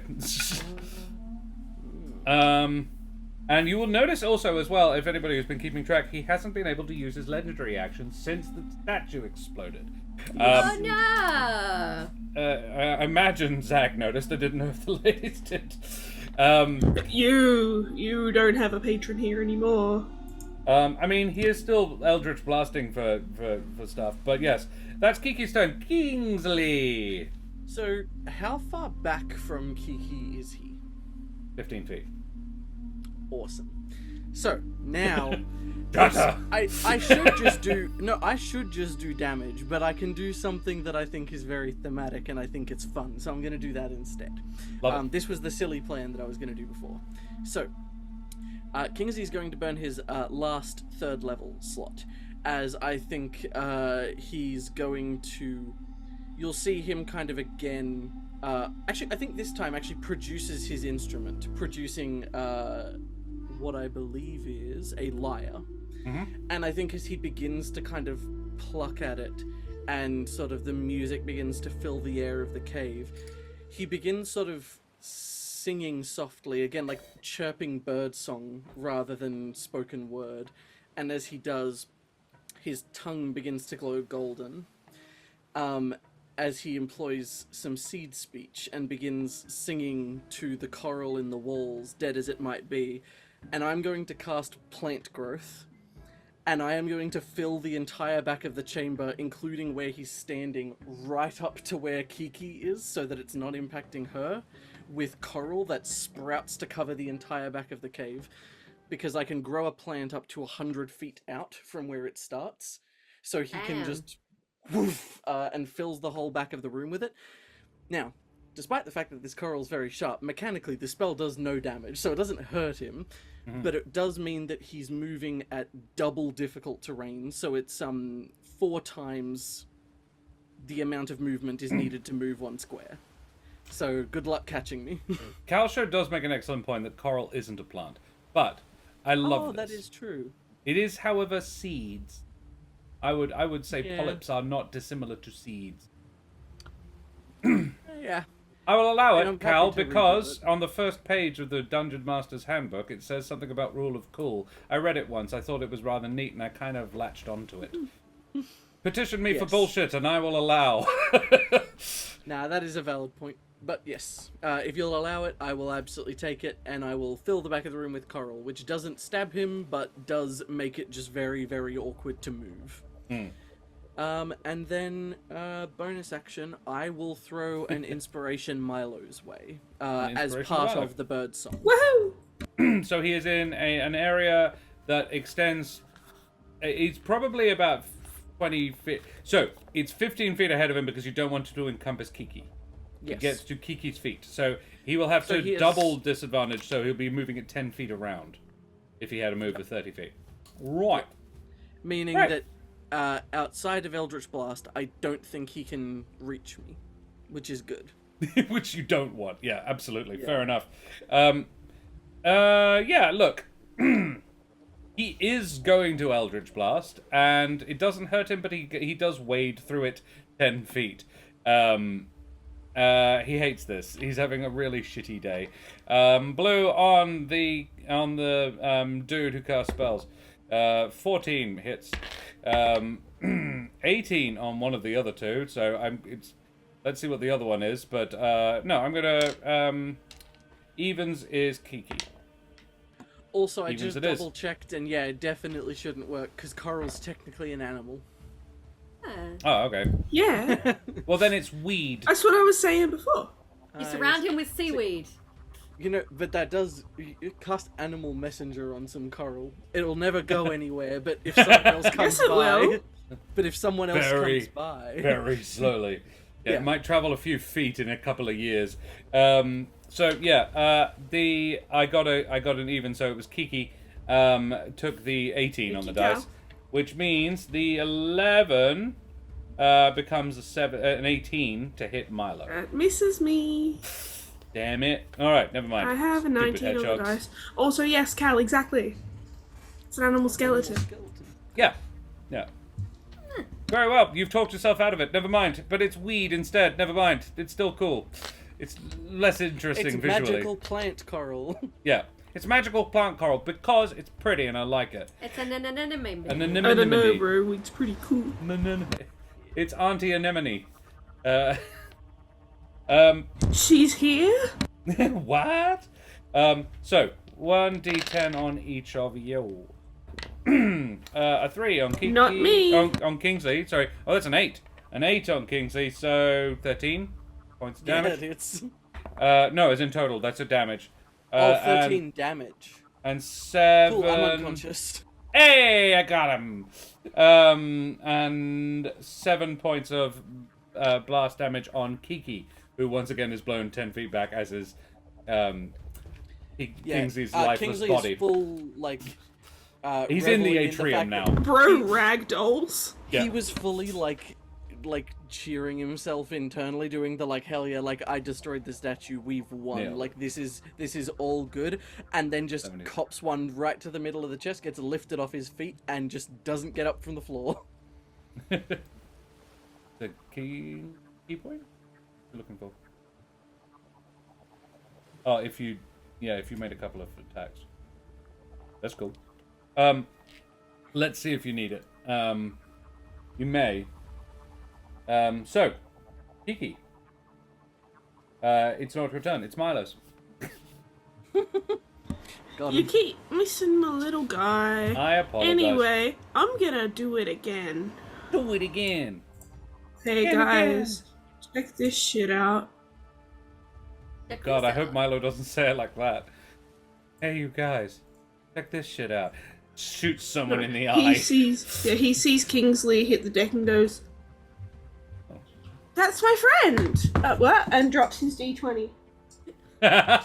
You want me to? I haven't seen it. Do you want me to take that roll, or do you want me to read No, it? it has to be in the tray.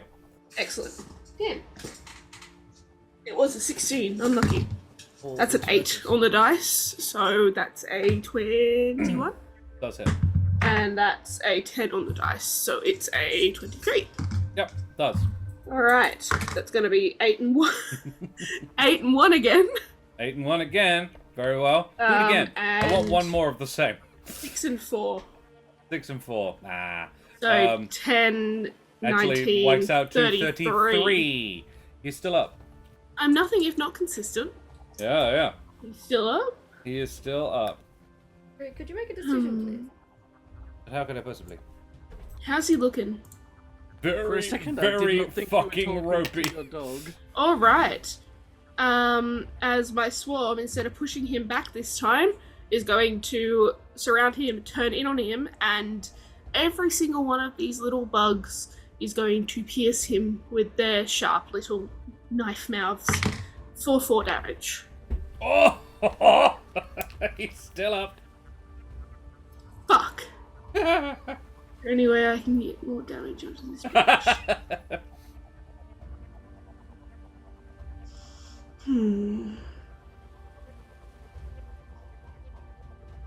Fly above him and then drop.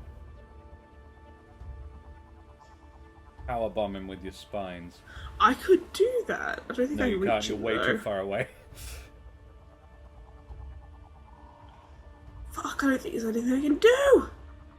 This Don't might worry, be, it's Kiki's turn. Set him up for Oh, Kiki true. to knock down. Okay, no, that's fine then. Yeah, Don't fuck him stress up, it. Kiki. Hey, Kiki. I do was 1 like, I thought he damage. was next, and I thought he was just gonna mince Yeah. Kingsley. So fuck him No, up, no, Kiki. he's nowhere Get near his ass. Kingsley. Both of you are between him and Kingsley. Okay, cool. Get his ass. So it's fine. Kiki. Pass my turn. Cool. How far away is he? 5 feet away from you, really. So you have to move 5 feet close. Well, actually, if you move 5 feet closer, you'll be going into the spiky coral grass. But I got tons of movement, so that's You do. fine. I hit him with my staff. Very well. Do you, though? Why though? 4 plus 8 is... Shit. No, she doesn't. 12. Come on, baby. 11 plus 8 is 19. Hits.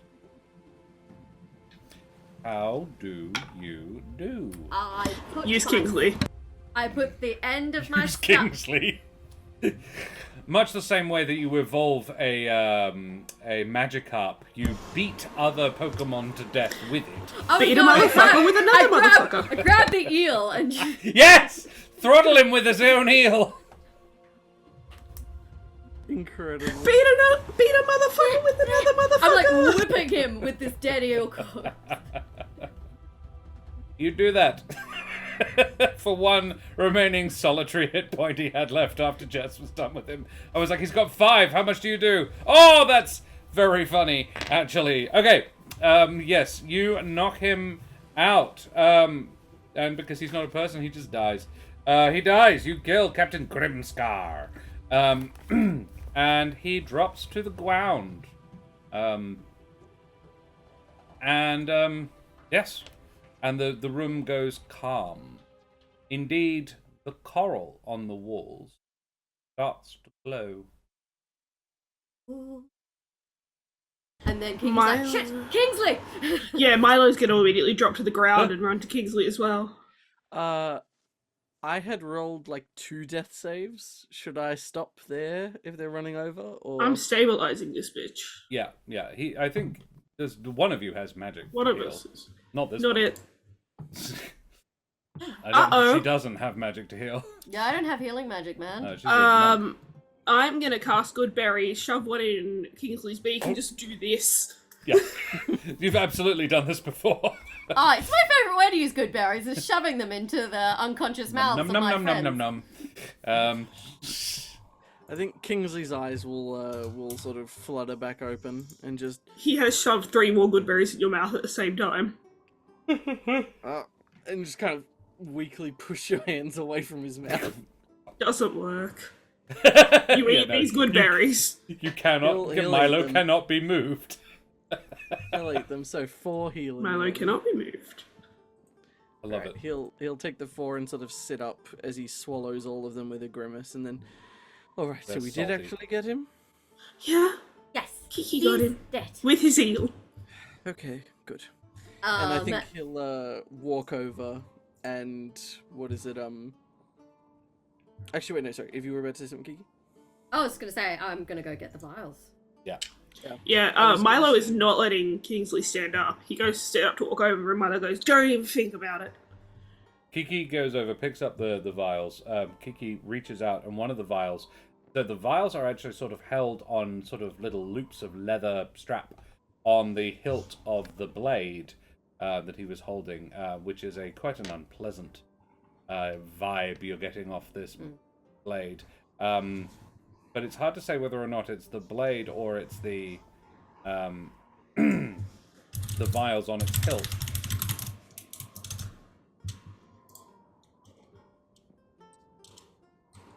Like, here, let me help. Mugs, I'm like, kill no, him. I just want you to move the thing. Yeah. Cool. And as you reach out, one of those vials straight up just leaps into your hand. Like you're summoning Drawn it to to me. you. Yeah. It's, as it reaches you, what would the color of your soul be? Kiki's kind of primary feather color is kind of a metallic green. Almost like a chrome sort of green, where it's green, but it's got a little purple and blue in it. Yeah. Nice.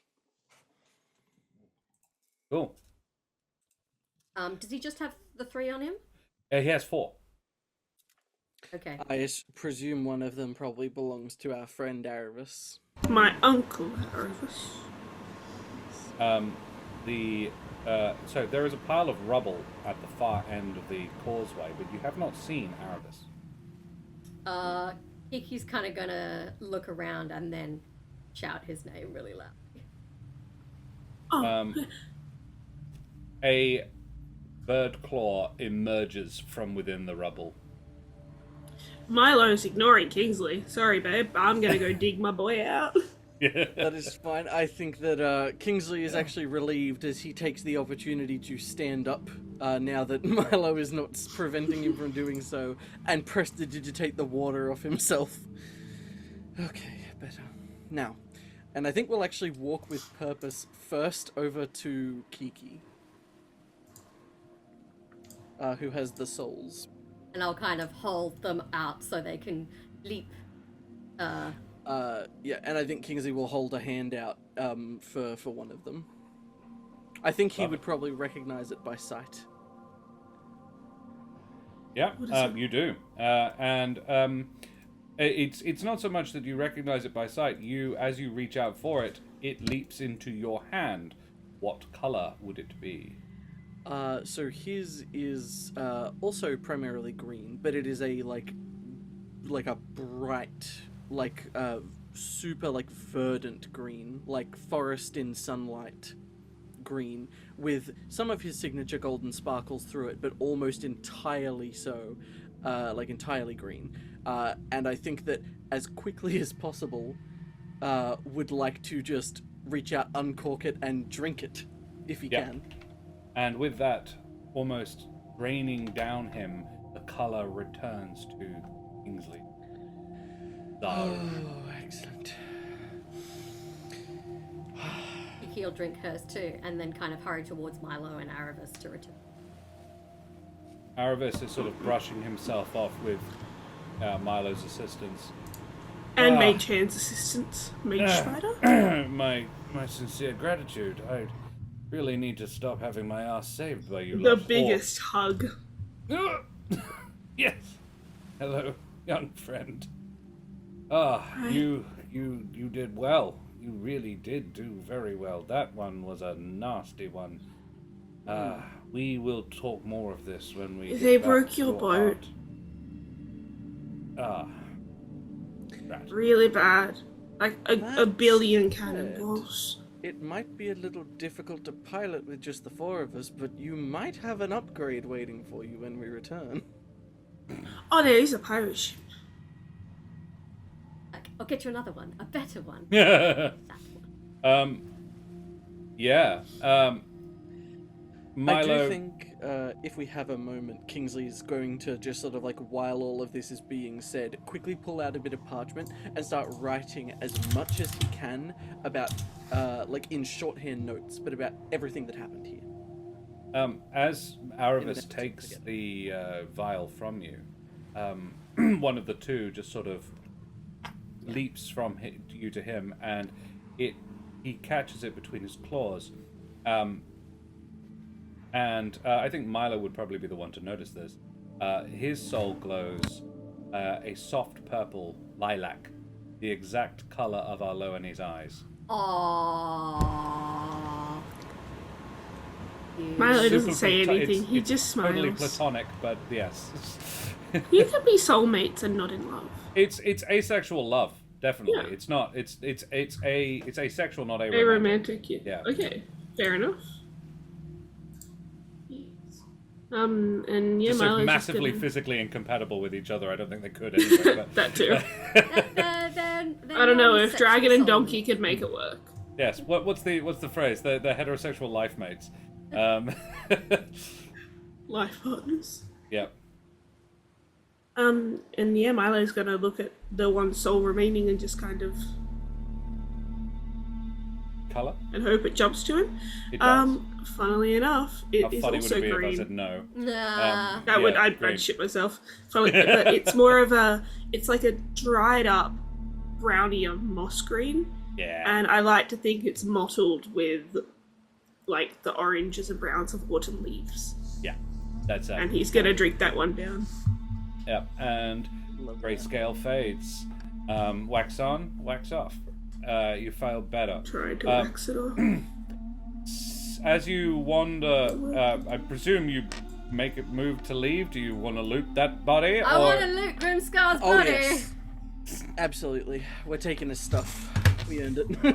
Grimscar possesses. I mean, he's got 2 dead eels that don't have very much value.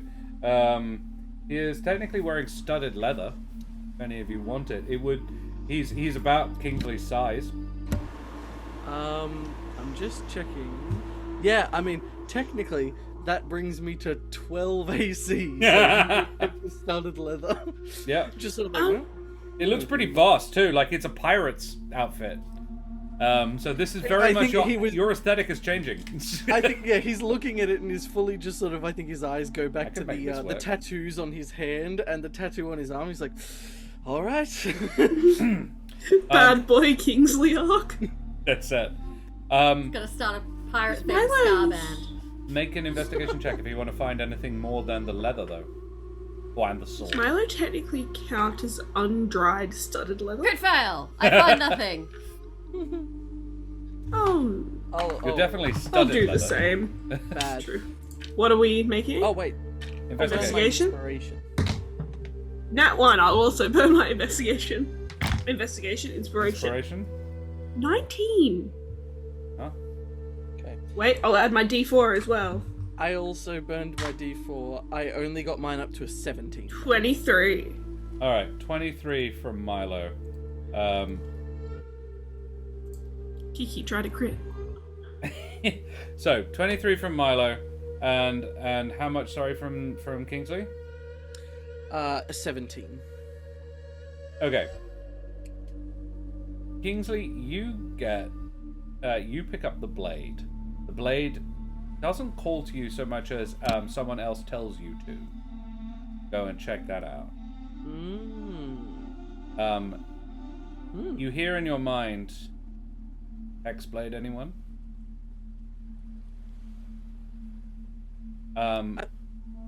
And you feel the energy, you feel a very familiar green glow in your hand that you feel like it could, if you wanted to, flow into the blade in a purifying and bonding manner. Just to check as well, so this would be a swap. Not exactly. I mean, it could be a packed weapon. Yeah, it would effectively, wouldn't it? What kind are you? Because currently, I'm an Archfey Bard with Pact of the Chain for my familiar. This would be an offer for both.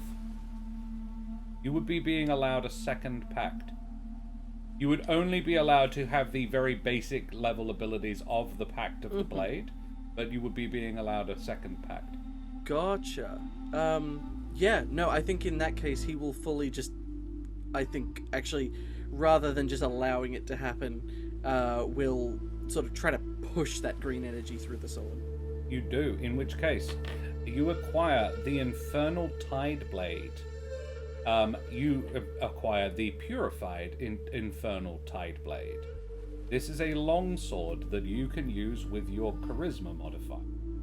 It is a +1 to bonus to attack and damage, and is effectively a magic weapon. On a hit, it also deals an extra 1d6 of fire damage. Okay, so the Purified Internal Tide Blade. Infernal. Infernal, yeah. +1 longsword. How much fire? Did you say 1d6? 1d6. Nice. Uses charisma. Wow, yeah. I mean, think that's packed weapons, isn't it? I think all packed weapons. It's a charisma uses your not charisma. by default. That's a hexblade thing normally. Ah. Yeah. Then I'm muddling it up. It's Bald Escape that is the case. Yes, they kind of did that to make it more viable in there. Yeah. I mean, Hexblade is better. I don't know why anybody would do anything else. Yeah. But yeah, sweet. I think he'll take it. You can use charisma, yeah. Yeah, in spite of the fact that he normally is not proficient. Actually, no, he is normally proficient with longswords. There you go, bards. Cool stuff. Yeah, bards. Will sort of like turn, holding it towards the others as I think the green sort of washes over it, and actually, in spite of his unfamiliarity with such a weapon, kind of just twirls it in his hand and kind of lets it spin before grabbing it again. The blade that once was a dark blue is now the light greeny blue of tropical waters. And I mean that very literally. It looks like the blade is made of a tropical ocean. It is flowing. It is waving. It's physical. It has a defined shape. You can touch it, but to look at, it is the wash of an ocean, of a tropical beach. I might have to ask Julio about eye patches. How funny would it be if he showed back up and you're the pirate? That's what I'm thinking, Julio, because I've mi literally Messi. walked out of this with badass pirate Two leather tattoos. armor, new tattoos, and a water sword. Well, speaking of tattoos, Milo, as you're searching the body and helping Kingsley get this studded leather off him, you touch a tattoo on his forearm that you find there, and as you do, it leaps from him and then curls up your wrist and onto you. You can transfer this to somebody else if you choose. However, you get a tattoo of a knife along your forearm, on the inside of your forearm. A dagger, much like that one. Right there. Ooh. Don't let Aloini see.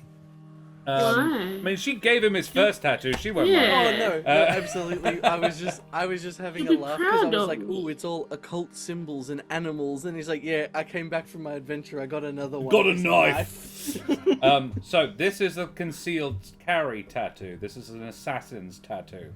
It is a dagger. You can draw it as an action, as a bonus action. Sorry, to summon the weapon from your tattoo.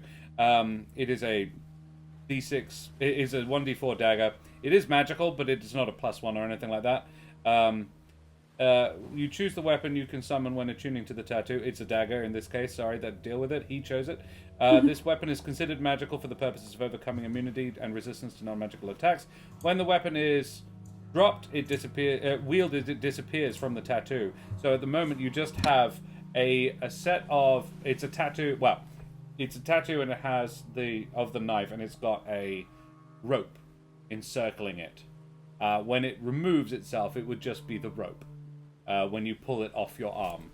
And if it ever goes more than 100 feet away from you, it reappears back on your flesh. Cool. You cannot be disarmed. Is there someone that would be better on? Kiki is really good unarmed, so she can't be disarmed because fireworks. This is I my don't know that primary she weapon. needs it. I don't know that I can be anymore, because if I also have a packed blade, then Yeah. I believe I have the ability Then to use my I'll- action to call it back to me. Then Yeah. I'm very happy to. Yeah, keep it. Hell yeah. Hell yes. Also, And I'm Kiki just kind got of the ring, imagining. so- I'm kind of imagining Milo being able to basically just have like a survivalist's knife on him. At That's all what I times. was thinking. Yeah. Like that would be very fitting. Yeah. And as you make your way out of the temple, battered and bruised in one instance, battered in one instance, bruised in one instance, and completely fucking fine in the other. Yeah, unharmed, never punished, little guy. Less than half health. What the hell, man? I've got full hit points and 2 temp HP. I know, right? I want it. Cal's like, can I has in real life? Oh, yes. Right? Yeah, dope as heck. So yes, as you step out, Aravis Fleet sort of leaning on Milo's shoulder a little bit, you meet your friend You get a from spike. before, Sibo. Sibo has several other spectral gerbines around him. They all sort of faded and washed. They're faded and wan looking like him, and floating in the water, just like pulled up on the beach, is the Misty Mermaid. It has been repaired, clearly, but it is fully seaworthy. That which the sea takes, the sea can give. Yes. So what would you Speaking know of about which- ships? That rigging Nothing. needs redoing, and honestly, the bowlines there are frayed. The jib needs completely redoing. Well, Right? it'll have to do. Thank you, I suppose. Who are you? This I is our think- friend. I think Kingsley will sort of bow to the Jabin as he as this conversation is also happening, and we'll just. And as you say, the cave can now be returned to you. I destroyed that garish statue inside, and I don't think the captain will be bothering you anymore. No. The captain is done and dealt with. The sea Yeah, we takes killed care of its him. own. But the admiral will take issue with it. I'll Be kill him warned, too. friend of the ocean. And our thanks. Well, wouldn't be the first otherworldly being I'd started a tab with, so to speak. Yes, Abus doesn't like the cut of his jib. Alrighty, well, and on that, I think we will leave it there, ladies and gentlemen. Hell Cut out to Milo giving this random thing a big hug. As you arrive back, yes, Aloani was like, "What happened to your forearm? I got a who, knife. Who gave you this one? This is so poorly drawn." I found it on her body. You what? And we'll leave it there. Excellent, guys. That was so much fun. Thank you very much, and we may well come back to this adventure a little bit because it's a kind of neat story hook that I improvised at the end. So we'd like to do something at the end of our streams where we go around the table and talk about the favorite bits that we did. We call it favorite moments. It's something I stole from the dreaded GM after I played with him over on Game on Australia 4 and a bit years ago. And it was jolly good fun back then, and it's still lovely now. So, guys, we need a D4 in chat. 1 will be Jess, 2 will be Zach, 3 will not be me, and 4 will be Karen. So, can I get a D4 in chat, please? Exclamation mark, roll space, the number 4. Also, don't forget, exclamation mark, tickets to go into the draw to win the Trollord Games giveaway, the door prize, and also there is a, I'm putting the donation link up, donate. You're not. No, I am not typing. Got a 1 on the dice, donate. Shions, that's a Milo. That is the draw to win. Yeah, that is the donation link, rather. That is the draw to win, giving your money to a charity, which would be rather glorious of you. So, guys, I mean, chat, we'd love to know what you think. That's 2 1s. I definitely think we're talking about Jess. So, favorite Jess moments, everybody. Favorite Milo. Ooh, there was a lot. Milo was excellent. I think that it was I think it was the swarm was really on point, but it was specifically the bit at the beginning where we all washed up on the beach and I'm prestidigitating everyone dry, and you were just like, yeah, no, the entire swarm vacates my quills and all approaches you looking to get dried off. I thought that Yes. was hilarious. Absolutely. They're all individuals in their own sense. Yep. I really liked how well you vibed with the ironbound tattoo. You're like, I cannot be moved. Was very cool and oddly Milo. Yeah, it's I wouldn't have picked it, but yeah, actually, that's very Milo. He's a stubborn little bastard. Yes, exactly. Although it was lovely. Getting the pushback, and I shall Gandalf not be moved. Yes, Gandalf moment. I shall not pass! Away. Oh. Full hit points. Away. Boop. I found it. It's the mage hand that's actually a spider. Yes, that was such a good detail. Very upsetting. I hated it. Excellent. Favorite self? I like that I've got a knife, and I like that fits Milo, and I like the ending scene of just like, what have you got? A Look! knife! No! Yes. Yeah. Oh, nice, like that little guy. Oh, hiccup. I particularly love the visual of Milo just stuck in place while Kiki just goes flying past. Yeah. it. Boo, boo, boo. And all Like, three of you get hit, and Milo's just like, just toughs it out, and the other two are like, yeah!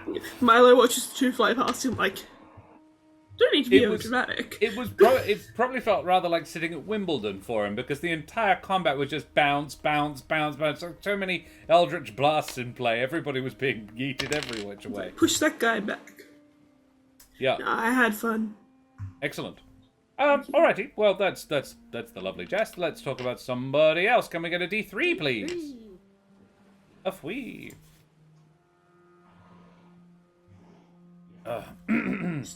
Just Not that one. Don't need that.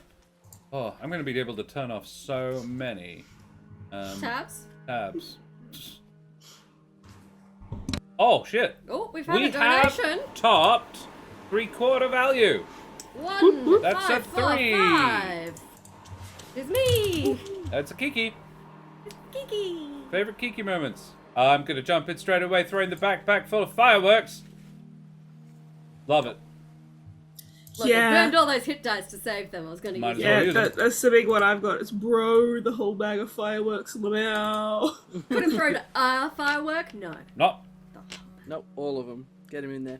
Also, I'll jump in then, and I'll say, the most effective combat turn Kiki has ever had. Fucking Yes! kill the thing straight start to finish. Leaping in turn 1, just, okay, cool, I'm gonna burn a key point and kill the eel. 1 out of 3 combatants. just 42 dead hit points that instantly. eel I had. actually think, That was awesome. Can't believe that did worked. Kiki kill all 3? I No. think Kiki... Oh no, she did. Yeah. Oh shit. Yeah, Kiki killed all 3. I really liked the MVP. ending scene. The fucking, I'm gonna strangle this guy with his own eel. Yes. I loved that. Yeah, that was Oh. amazing. Thank you, Abus. Congratulations on such a huge stream, guys. It's been awesome having you around all Saturday. It has. It's been a pleasure being around all Saturday. If it wasn't such a monumental effort, I'd do it more often. Yeah, You my did just right hit eye's 24 twitching a little hours. bit. I did just hit 24 hours, yeah. Oh! Yeah. There we go. Because 24 hours ago, I was just turning it on so Mike could raid us with over 100 people, which really kicked things off, and massive props to Mike for that. Thank you, Saturday has Mike. just begun. Yes, no, as soon as I stop, I'm going to take the dog for a walk or something, I don't know. Go to bed. What are you talking about? I slept for 2.5 hours earlier today. Oh my god. I feel tossed that. and turned for about 30 minutes, and then I was out for 2.5 hours straight. And I think I woke up when Karen started talking again, basically. Because we're both performers, it's hard to turn off. We project. And she projects. I'm sure I do it too, and I make no apologies for it, because do. neither does she. I don't expect you to. But it was like I'm not going back to sleep now. I'm a relatively light sleeper anyway. Yes, same. other favorite Kiki moments. That is my intention, Calsho. There's a bottle of. Actually, can you talk favorite moments for a moment? Oh, okay. We've got to do the Kiki self moment. Yeah, I'm trying to think because you guys kind of took. Oh my. It's already. But what was your favourite self moment? Of all of them. It was definitely throwing the bag of fireworks. That was fucking hilarious. That was great. Thank you. You were so effective. Oh, in looting combat. all the bodies. Looting those Oh, bodies. yeah. I just From the... can't resist my need to loot. Yeah. A need to thieve. What kind of bird is Kiki? She's a Nicobar pigeon. So she's a pigeon, but she's got wonderful kind of greeny blue metallic feathers. Very cool I mean- looking bird. Pigeons aren't overly thiefy, but like, you can break a stereotype. Like, one of Kiki's kind of flaws is that she does have sticky fingers. Girl loves taking shit. There you go, it's like, Valid. oh no, my brain just fell out. Oh no, it's gone forever. Yeah, no, see you later. Who remembers that? Could we get a D2 rolled in chat? Would be one for DM. There he comes. Yeah, noises. Chat exclamation mark roll space 2. I can't reach Josh's keyboard. I'll do it. Hey! We rolled a 1. Kingsley! What does that mean? Kingsley. Kingsley! Yay, I don't have to go. Fantastic. I love your commitment to how vain Kingsley is. Yeah. I love the realization that he was going to have to completely change his aesthetic. Like, damn it! That's what happened to me when I got my this is first fucking tattoo. I was cool. like, uh-oh. Yeah, I don't think I could get tattoos. You were already like, a goth. I'm not cool enough to This have bad. tattoos. I think you are. Oh, thank you. I have a massive fucking bat on the back of my leg. Cool. That's true, Avis. I love Kingsley sending his invisible parrot to go spy on the mysterious pirate ship. Yep. That was amazing. Thank you. Fantastic, yes. Mhm. I think Zach did some very good deduction today. I particularly, actually, it's a tiny thing. There's a couple. There's a tiny thing of, I'm going to go back and rather than immediately going to the other, like after getting one fish tattoo, going and trying it before going and checking. Yeah. Going to the other room. But I also really liked you figuring you are like, I am not going, I'm going to take the damage from those hit die rather than like just, I don't know how this new mechanic is going to affect this shit, so I'm going to play, I don't know, I like that was you playing it safe. I was like, that's not bad idea. Yeah. I was worried that, yeah, there was going to be some sort of effect, either when I killed the statue or if I didn't kill it fast enough, that there was Yeah. going to be a, like, okay, and now everyone takes X damage based Oh, the damage on was missing getting hit worse. die. The damage was Yeah. getting more, yeah. I fully just thought it would be based on missing hit die, and I was like, okay, nope, we're just going to tank it. No, it was just going to be more and more hit die. The more damage the statue became, based on a percentage. Yeah, gotcha. And, yeah. So if you had only just failed to break it, which you almost did, it would have been 4 hit dice of damage. Or burn 4. I like the coral back down. Sorry, that was me mettering and Josh ruled it cool and then he changed it up. Yeah, going like, actually no, that isn't how it works and I'm going to change shit because actually that's not, even if it is a magical world inhabited by living, talking cockerels, it's like, hang on. My magically tattooed chicken man doesn't create a coral reef using plant growth because it's not a plant. I'm like, is that the issue you have with that sentence? Ew. Oh, another shout out I want to give actually to Kingsley is how eloquent you are. Like with all the shit that you say in his voice. It's like, oh, it's so eloquent, and I know that translates to what you're like in real life. Can be. You can be. Yeah. Sometimes your words don't work, but yes. And again, from the top. Oh shit, it's even more. Nope. Oh, 1570. Oh. Oh, you champions. Fucking legends. Has everyone done a Kingsley movie yet? I don't think so. I think so. All but me. Cool. 'Cause I have another one, but I'll let you go first. I think it's I honestly think it's probably also the aesthetic change thing, because my first thought was just to be like, Kingsley's vanity would get in the way, and just sort of be like, no, I can't have this, I can't, like, this doesn't work, but then realized, like, all he cares about is external approval, and, like, other people, like, praising him for the way he looks, and so if he can see a way to then make that look good, he would roll with it. And so I was just sort of like, yeah, actually, okay, we'll just, and it all sort of just worked out at the end that it was like, yeah, cool, I'm Pirate Kingsley now.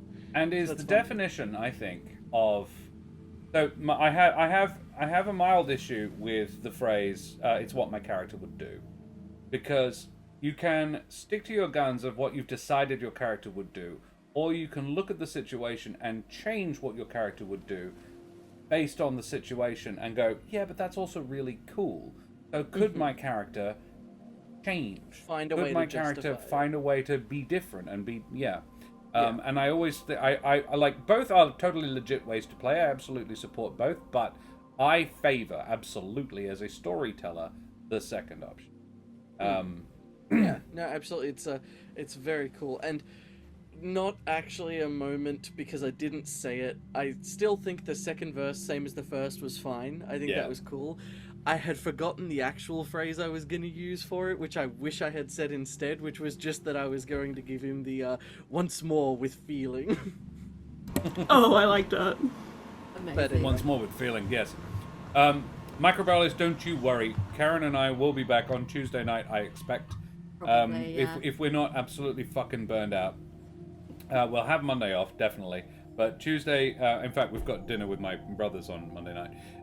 But on Tuesday, we will be back for Wildermyth. Karen's going to play Wildermyth. And Yeah, we will be leave on the donation holidays, links but, open. I will probably wind up watching the VOD for that because Heck yeah. I'm so glad other people are playing it. Yeah, it's another Terrace's fault, but Zach mentioned it. So I'm going to blame him too. And then Thursday night we will have more Elements and Evil, and we will leave the donation link open the whole week. So if you're having to wait until the pay comes in on Wednesday or something, no worries. Gotcha. The other Kingsley moment I wanted to say was Kingsley going for the statue. Yeah. Oh, that was Yes. smart. Clever Yeah. boy. Very smart. Clever boy. Clever bird. Thank you clever for taking bird. away the lair. Ayo, is that Oh. a glass of bubbles? Yes. Fuck yeah. These actually have congratulations on them. These were Nice. my grandmother's wedding glasses. Oh wow. These are my dad's, mum and dad's glasses that they had their first toast with. And I actually think if you're wanting a really good wedding present that actually works for folks, that is mildly useful and kind of pretty, go to an op shop. Because you won't struggle too much to find a pair of champagne flutes that are quite nice. Yeah, Find like really a gorgeous nice ones. pair of champagne flutes. Glass doesn't go bad. It doesn't degrade. So, if anything, it'll just soften the edges slightly over a fairly large amount of time. Something that is really unique that they can keep and just say, take a moment for yourselves. Maybe put in a small bottle of champagne or something in there as well. But this is your first drink as a couple. So you can keep those glasses. Because a lot of the time people are having it in a venue where they don't own the flatware or anything. But these are yours. Keep these, and these are memory for you. These were ours. These are the first drink we had as a married couple. And they're just nice. Nice to have. They do that for us, but it's just shot glasses. Yeah, we have a shot glass from someone's wedding. Whose wedding gave us a shot That was glass? my cousin. Was. It was Kathy. Yeah, we got some. I've got the Zach's mom wedding actually favours. gave me crystal ones for their 21st. For my 21st, it A was shot glasses. awesome. No, crystal champagne flute. Sorry, I was Yeah. on Beach Terrace. Yeah, they're Crystal gorgeous. shot glasses. I'm sure they make them. Oh, they and speaking exist. of Oh, they like do. the inherit, like from the grandparents, what Yes. my grandparents have is had. They both passed now. And it's been passed to me. A wedding knife. Oh, cool. And they got it for their wedding when they were 17 years old. Lovely. Wanna see our wedding and- knife? Yes. And the umbrella thing. Wait for it. Oh, Yeah. that's sick. Is that a saber? It's Josh's dad's old Incredible. cavalry saber. This is a That's an cool. 18th century cavalry That's saber. cool. That's dope. Because we do have a saber, Need some actually, real babe, love. that was passed down from Pop. It's dad's, but There you no. go. The It's- wedding knife. Cut the cake. has. Yeah, we did. It was very awkward. It's not the easiest thing to cut a cake. But worth it. Oh, totally worth it. Yeah. There's a picture somewhere of No. us holding it. I'm not sure. I'm not surprised Garg has a katana. That tracks. That feels like a very Garg thing to own. But you know, this has been engraved with the weddings of Oh, amazing. him and Nan, all 4 of Pop's children, and so far, I think 8 of the grandchildren. That is so cool. And That's Zach and I heckin' are cool. next. That's very cool. Love So, that. My aunt is a firm believer that you should always write a message in a book, or at least your name in a book you give someone. So eventually, Oh, yeah. if someone buys the book, it'll have All the people. all the people who've I love that. passed it on. Yeah. I do yeah. love that. Hell yeah. Well, So we've the- been streaming for a gosh darn while. So we Nice should- try, Josh. Favorite moments. Oh, did you see that? Did you see him try to just slide casually out of the I genuinely My- forgot. That's all. My favorite DM moment is going to swing for 2. Nope, Swabby sucks. Yes, true. Or it was, what was it? It was Swabby sucks. Lubber's the good one. Yeah, Lubber was the good one. Yeah. Lubber was the good Rip good Lubber. That's hilarious. Oh, Heel that's as shit. funny. That feel fucking sucks. Oh, I'll say I really liked the fact that Swabby. the what is it? The like giant engravings on the wall as part of the puzzle were humans. Because even though we couldn't identify them, that raises a lot of questions. Because It that is- Sure means does. that It is humans something that in I've some started- capacity must have existed in this world, or It maybe actually- do exist. It was expressed. I have only just started playing around with a wider multiverse in this world, and the Shenanigans and Sorcery crew last Thursday, not the Thursday we just had, the one before. The first game of the four game sequence of 10 days of all the things, it met a Dragonborn from a different plane. However, the Humblewood, the Everden, is part of a micro multiverse, a demi multiverse, if you will, and it is literally just the material and the elemental planes. That's it. Gotcha. Material plane and 6 elemental planes, and technically Barovia is kind of its own plane actually, but it's a demi plane technically right now, and each of the elemental planes has a demi plane where they meet one of the other elemental planes, and where they meet the material is technically the Feywild, but only in sort of vibe. So that and that is Then how do becoming we more and more explain the complicated. flamingo?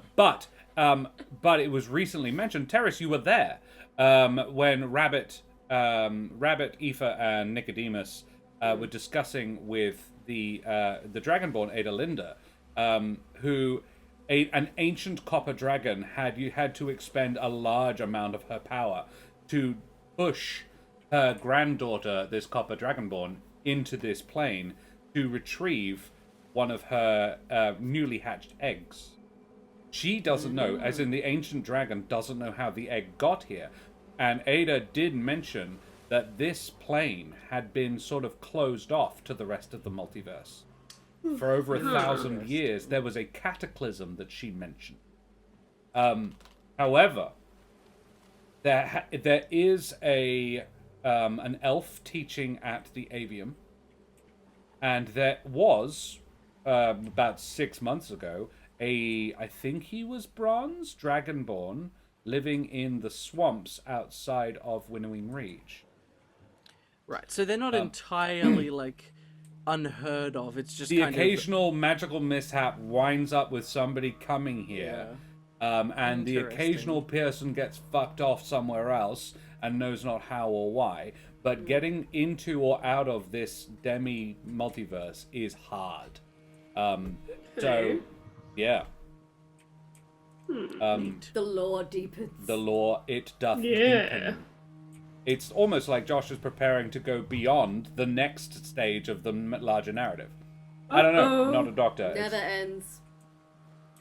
Can I throw out a second favorite DM moment, which was the You way may. that like you grabbed us all, especially like I can't speak for the others, but I'm going to grabbed us all with the story like immediately. I mean, And I then want the to be very second clear. we I washed didn't up write on this that shit. beach, I was like, fuck, yeah, but you told sold it in it, a way though. that made me go, fuck. You sold it. It's a very cool story. So that is the Treasure of the Deep Grotto. Everyone can get it. It is up there, and I believe it's free. You have to sign up to a mailing list, but otherwise, I mean, the mailing list was essentially Instagram anyway, because I was getting adverts for it every 10th video or something. It's a really solid thing. I would really advise checking it out. Sync. I can't spell. I just said And skin. their Kickstarter for the actual final product is still open. You can still chip in and get yourself a slice of that action. It is currently, I mean, I'm just watching the numbers go up and up and up and up. When it settles, it is at $289,262 raised right now. Nice. The basic pledge for a digital, I've backed it at the hardcover edition, which is 59 US. A very reasonable price for a hardback 5e thing. Absolutely. And because they kickstarted for over 200,000, they also have the Corsairs mini set is coming as a this is why you do Kickstarter, because the stretch goals really do make it worth the value, even if you do have to wait a little while. Absolutely. And we will definitely be doing some shit from that book when it arrives. Oh, 'cause- absolutely. Wait, the Corsairs minis? Yeah, absolutely. Corsairs Runeflayer set and STLs. Yeah. The Buccaneer Fighters. So this book does contain a new subclass for every class. Oh, Nice. The only question I have that I have not managed to yet find an answer to, but I'm sure it's on there, is whether or not they are writing it for the 2014 or the 2024 version of 5e. I can't imagine, however, that they will be backing it right now as that edition is being released. Yeah. Yeah, And I'm not Without gonna lie. updating, future-proofing their own work as they're doing it. Because this is Hit Point Press we're talking about. It is a couple of other people as well, but it is Hit Point Press. It's... Yes. It says 5e, D&D 5e. Yeah, but they're currently calling D&D 5e 2024 5e Plus. Right. Is what I have seen. But Just to keep it not confusing. I've also just seen people calling it D&D 2024. yeah, instead. that's what I've seen. Yeah. Yeah. So this is the Crimson Herald and Samurai Rusk and the Hit Point Press are the three peeps. This is the front cover of the of Treasures of the Deep Grotto. One of the Hope I win that shirt. player options like the Mistbreaker Ranger and the Spellskin Wizard. And the Inkborn. and Sea Gnome species. Sea gnome? That is what you met. I'm on a sea gnome diet. I see gnome and I eat him. Sibo was technically a sea gnome, and I rebadged him as a Jabeen. That is the major difficulty with all of the turning anything to Humblewood, is figuring out what they'd be. But the whole previous issue with Kren and Vulpins kind of made it relatively easy. The ship that Captain Grimsky is the captain of is technically called the Hades Hound, and if I have a single issue with it, the names aren't particularly good. The Hades Hound, I was just like, the Hound of Hades. Just flip it, dude. It sounds a little better. It doesn't look bad written, but say it out loud when you make up a name, because you're going to be saying it a lot in D&D.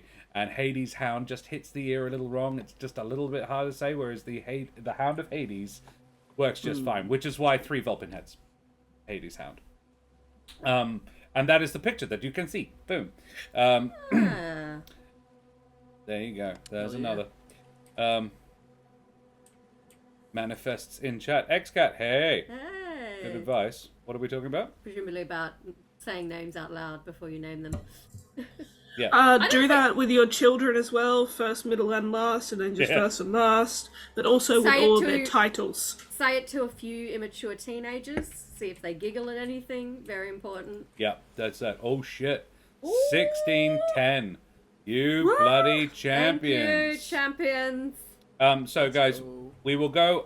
I need to say my own favorite self. My favorite self is the tattoo. Yeah. The goldfish. So I did elaborate a little bit.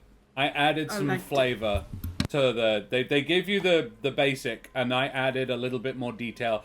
I partially to lead you a little bit on the solving of the puzzle, because I mean it's hard. basically was the trick. The puzzle, you probably would have solved it eventually as written, but I'm like, let's make it a little bit clearer by adding some visual color. But I loved the goldfish swimming around your hand. I thought that was heckin' Yeah, cool. that was so cool. And so does that Not the tattoo goldfish. stick with him? Yep, The clownfish is it stays. swimming around? That is Yes. It may or may not be stuck to. It may or may not be. It can swim between his hands, but I reckon it can go all over. Sweet. But he can yeah, transfer it to different parts of him, and I think he has a degree of control over it. Like if he passes a DC 10 Wisdom save or something, he can make it go to a foot. Like if he's got a job interview, he wants to look professional, he can like make it stay below his collar. Oh no, absolutely not. Swimming over his face. He has picked a new aesthetic. He's going to commit to it or die, because the other alternative is not looking his best, and he's not in for that. Oh, Cal, you legend, mate. I also love the eels biting the mage hand spider out of the air. It's like, Fuck off. Yeah. Yeah, the eels, you didn't do anything that triggered them, but they otherwise would have appeared if you had done something particularly in the outer areas. They would have come and attacked you earlier. But yeah, I am very fond of it. I think it's a really cool Kickstarter. I'm really glad I could give them a little bit of a platform. They'll get more, don't worry. I'm a small fry by comparison, but it's still really neat to even just get the recognition. And I was like, hey, no, we'd love your help. Go for it, mate. Thank you very much. Hell So yeah. Sync is giving us a t-shirt with some of their wonderful art on it. And as I hope you can agree, it's pretty hecking dope. We've got Wooten Forge, who we need to say a big thank you to, like we do a big thank you to Sync. Wooten Forge Gaming Accessories have been supporting the Humblewood since its inception. We are going on for, I think we've just started the 11th season of Humblewood. And they were helping us out season 1, I think. So bloody legends. We appreciate the absolute heck out of Aaron and Nate over at Wooten Forge. And they have donated a Jared Ice Keeper, not unlike that one, but it's made of this. Yours is Shio? Yes. Do you think that Wooten Forge would let me just go on a holiday over there, just smell all of the trees, all the woods, and go home? I can actually guarantee you this. They absolutely will. Going to their workshop is like going to Santa's toy factory. It's so cool. Aaron's like, hey dude, you need to come and see this new item, this new machine we've got. He got a workshop, and it's full of really fucking cool toys. And he was like, come, and look. Because it started out in his garage. Like the video we've been showing, that's Aaron's garage. Yeah. It's now a big workshop warehouse. They've got a whole warehouse for it. It's really cool how well this has taken off for them. I'm so stoked. Because it's amazing. Yeah. The stuff is so it's beautiful things. gorgeous. So yeah, that's really cool, and they've donated one of them, and we love the hecking pants off them. Do you want to talk about Roll with Advantage? Roll with Advantage, wonderful female-owned and run Australian dice-making business. They have lots of pretty math rocks for you to use in your games. These are so pretty. These So many. So pretty. These are like some of the simpler ones, but look how pretty. These. Such Check a that beautiful out. colour. The Eye of Newt ones are insane. But look at the build. Look at the way that they're structured. They've got like an external. They've got an exoskeleton. I love these kind of neon green cool. slime ones. Ooh. Oh yeah, those are nice. If you want, an ooze, Yeah, you these don't are- need a these are mini. You've just ooze got a dice. dice. Yeah.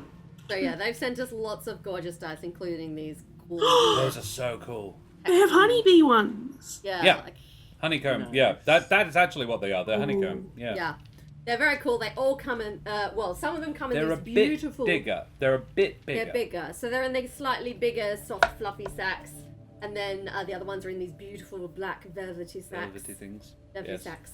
And they've also sent us And then Mummy Walker, some lovely sticker sheets. and Mummy Walker donated her one from last year.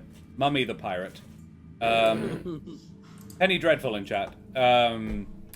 It donated her winnings from last year because apparently none of her sons need more dice, and I support that, to be honest. All three of us regularly play D&D, but no, Joe even runs D&D. Joe's a DM like me. Yeah, we need as many soft, fluffy sacks as possible, Cal. We all know this. full of odd, irregular objects as well. Then the immensely generous people at Troll Lord Games have given us a whole mess. I'm not even sure how many codes they're going to give us. They've already given us 10 just to give us door prizes for the stream, which we will draw soon. So type !ticket to go into the draw. They run the Castles and Crusades system. They have Amazing Adventures, as in that's also a different system. They've also got they've got a setting called Barsoom, which those are fans. Is it Edgar Rice Burroughs? Barsoom? Oh God, I'm too tired. The to Princess of remember Mars. Old sci-fi, very very good. It's what John Carter of Mars was based on. But it's that world, that setting, and they have a TTRPG for it because fuck yeah. The Waters of Mars were very, very cool. Then, yeah, generally speaking, really, really cool folks. Head on over to trolllord.com to check out their wonderful stuff. And if you win one of the many, many codes, go over and acquire yourself a really cool, rules relatively light D&D. I wouldn't say it's a D&D alternate, I think is a good way of putting it. It is a very serviceable replacement and or variation of what is somewhere between 3.5 and 5e. But very much more player-facing. Having now played it, it is... I think... I when I first read it, I was like, I feel like this is more math. It's not. It's definitely less math. And yeah, I do enjoy it. I do like it. I also kind of just like... So, initiative is basically... one of the players, you take it in turns, rolls a d12. And then the DM rolls a d12. The person who gets the higher roll goes first. And it's all the enemies and all the goodies. And then there is an order in which you say what you're going to do at the beginning. So everybody says what they're going to do, attack or ranged attack or melee attack, or I'm going to help in some regard. Non-attack actions, ranged attack actions, melee attack actions, next turn. I'm like, it's different, but it makes sense. And I enjoy it. Very team initiative, yes. Then tell me about Mike. Mike Moans is a wonderful British streamer from Manchester, England. He paints minis. He has a cool cat called Willow. His Patreon is the Monly Fans, which is dope as hell. He's a wonderful person who gave us a massive raid at the start of this stream, which was so cool for him. And he has donated a wonderful mini set to away to a person. I can't remember what it's called. Josh, but yes. The Island of the Crab Archon. Thank you. The Island Crabs. of the Crab Archon, which is a very cool set that is sold out in a bunch of places. Yeah, we can't find it. So hard to get. Don't know where he's got it. Don't know where he got it. Everywhere we've looked, it's been sold out. So yeah, some lucky person's getting that bad thing. And yeah, if you want some chill painting times with maybe a cute cat in the corner, go check out Mike's channel. He is amazing. And Fibroptic, that's it. Fibroptic, thank you very much for the follow, you bloody champion. Avast, matey, you wee scallywag. We topped 1,400 followers like a week ago. We're at 1,433 now. So we're a third of the way along. Good on you, legends. I Yeah. still can't believe you guys aren't like quintuple digits. Is that 5? At least 5? Oh gosh. We're not that popular. It's effort. It's No, I know, but I Um, don't know. It shocks me every time. I'm like, no, you deserve more. we've had some pretty consistent growth, but the thing is, if I push too hard, I burn out, and then it'll and I have recently come to I think we've found a relatively safe balance that we can maintain, which rarely sees us stream more than twice a week. And you have to be careful with yourself. You have to know your own limits. And Karen and I are both like, mine's nowhere near as bad as Karen's, but I have a bit of ongoing burnout as My well. limit's really. Oh, I feel that. Yeah. Oh, I love feel COVID. Awesome. So we have a good time, which always helps. And there's also an element of I never really set out to be a professional streamer. I enjoy it. I love the live performance element of it, but I do this mostly to hang out with a bunch of people that I like, including a bunch of my friends where I get to play D&D with them. The live performance element is also really fun and really rewarding. I get to do really cool things like this charity marathon like we're doing right now. It is a platform for where I can express what I think are reasonably well thought out opinions, like my personal methodology, which is to be kind. Because it is the way. What was Elminster's? I know. Exactly Your what I mind just said. be sharp, Fucking hit your me. heart be kind, and your larder Always stocked. always stocked. Yes. Keep your mind sharp, your heart kind, and your larder always stocked. Great advice. Solid. In case somebody comes over and they're hungry, I'm like, You need a whole wheel of cheese at all times. I mean, we don't have any. Well, no, we've got a massive block of cheese. Don't worry, we've got nearly a kilo We don't of have a cheese. wheel. I But was it's worried. But it's cheddar. Like, it was like, look, it's fine. It'll Press. It's better than no cheese. Yeah, it's better than no cheese. Don't worry. We have worked on. We do have cheese in the house. We've done Sync. We've done Troll Games, Wooden Forge, Roll with Advantage, Mike Modes. We need to talk about Crispin. Talk about Crispin. Crispin Crunch has been a long-time viewer of our Exceptionally our loyal channel. and generous individual. A wonderful long-term viewer of ours, and a fellow Perthite from the West Coast. We've actually met in the meat space, unlike a bunch of people we do this with. We're gonna go and see him on Monday before we see my brother. Oh, cool! Yeah. Love it. So we've had dinner at Crispin's house. It's great. And quads. He does a solid barbecue. Because Quadpoptery and Crispin Crunch are a pair. A gorgeous couple Yeah. as well. We're- Kind people. Yeah, lovely people. We had such a lovely time hanging out at their house. Several of the sons in their house aren't theirs. I mean, they are really. Let's be honest. They're doing the raising. And yes, they have generously donated some wonderful TTRPG thingies. We've got a watch with little dices in it, and we've got a keychain with little dices in it. Yeah, you can. The watch just popped up on the screen there. It's so cool. So someone is gonna get that bad thing. Through the movie. I know. You have some of the sons. And yes, Crispin's one of those viewers that's hung about. Incredibly kind. We, Like, we love that. To give you a decent idea, earlier on in our relationship, where we weren't like, I'd only been to his house once. Crispin upgraded my PC.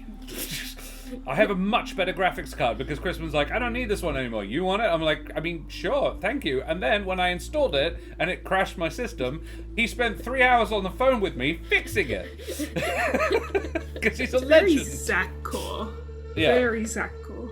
And then Josh moved his old graphics card into my computer and was braced for another 3 hours trying to get it to work. No, I wasn't. I knew I would do it right because I knew how to do it.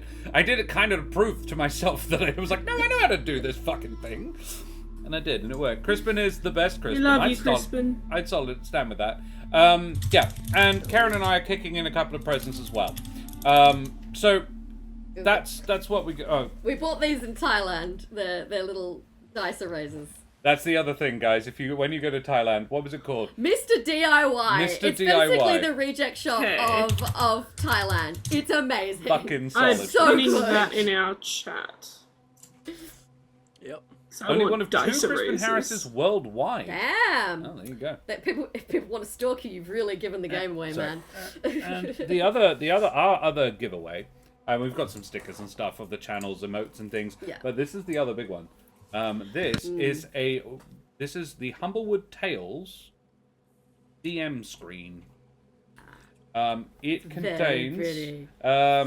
It's a very, very handy thing. It's a little taller than your average DM screen as well. It's almost an A4 size.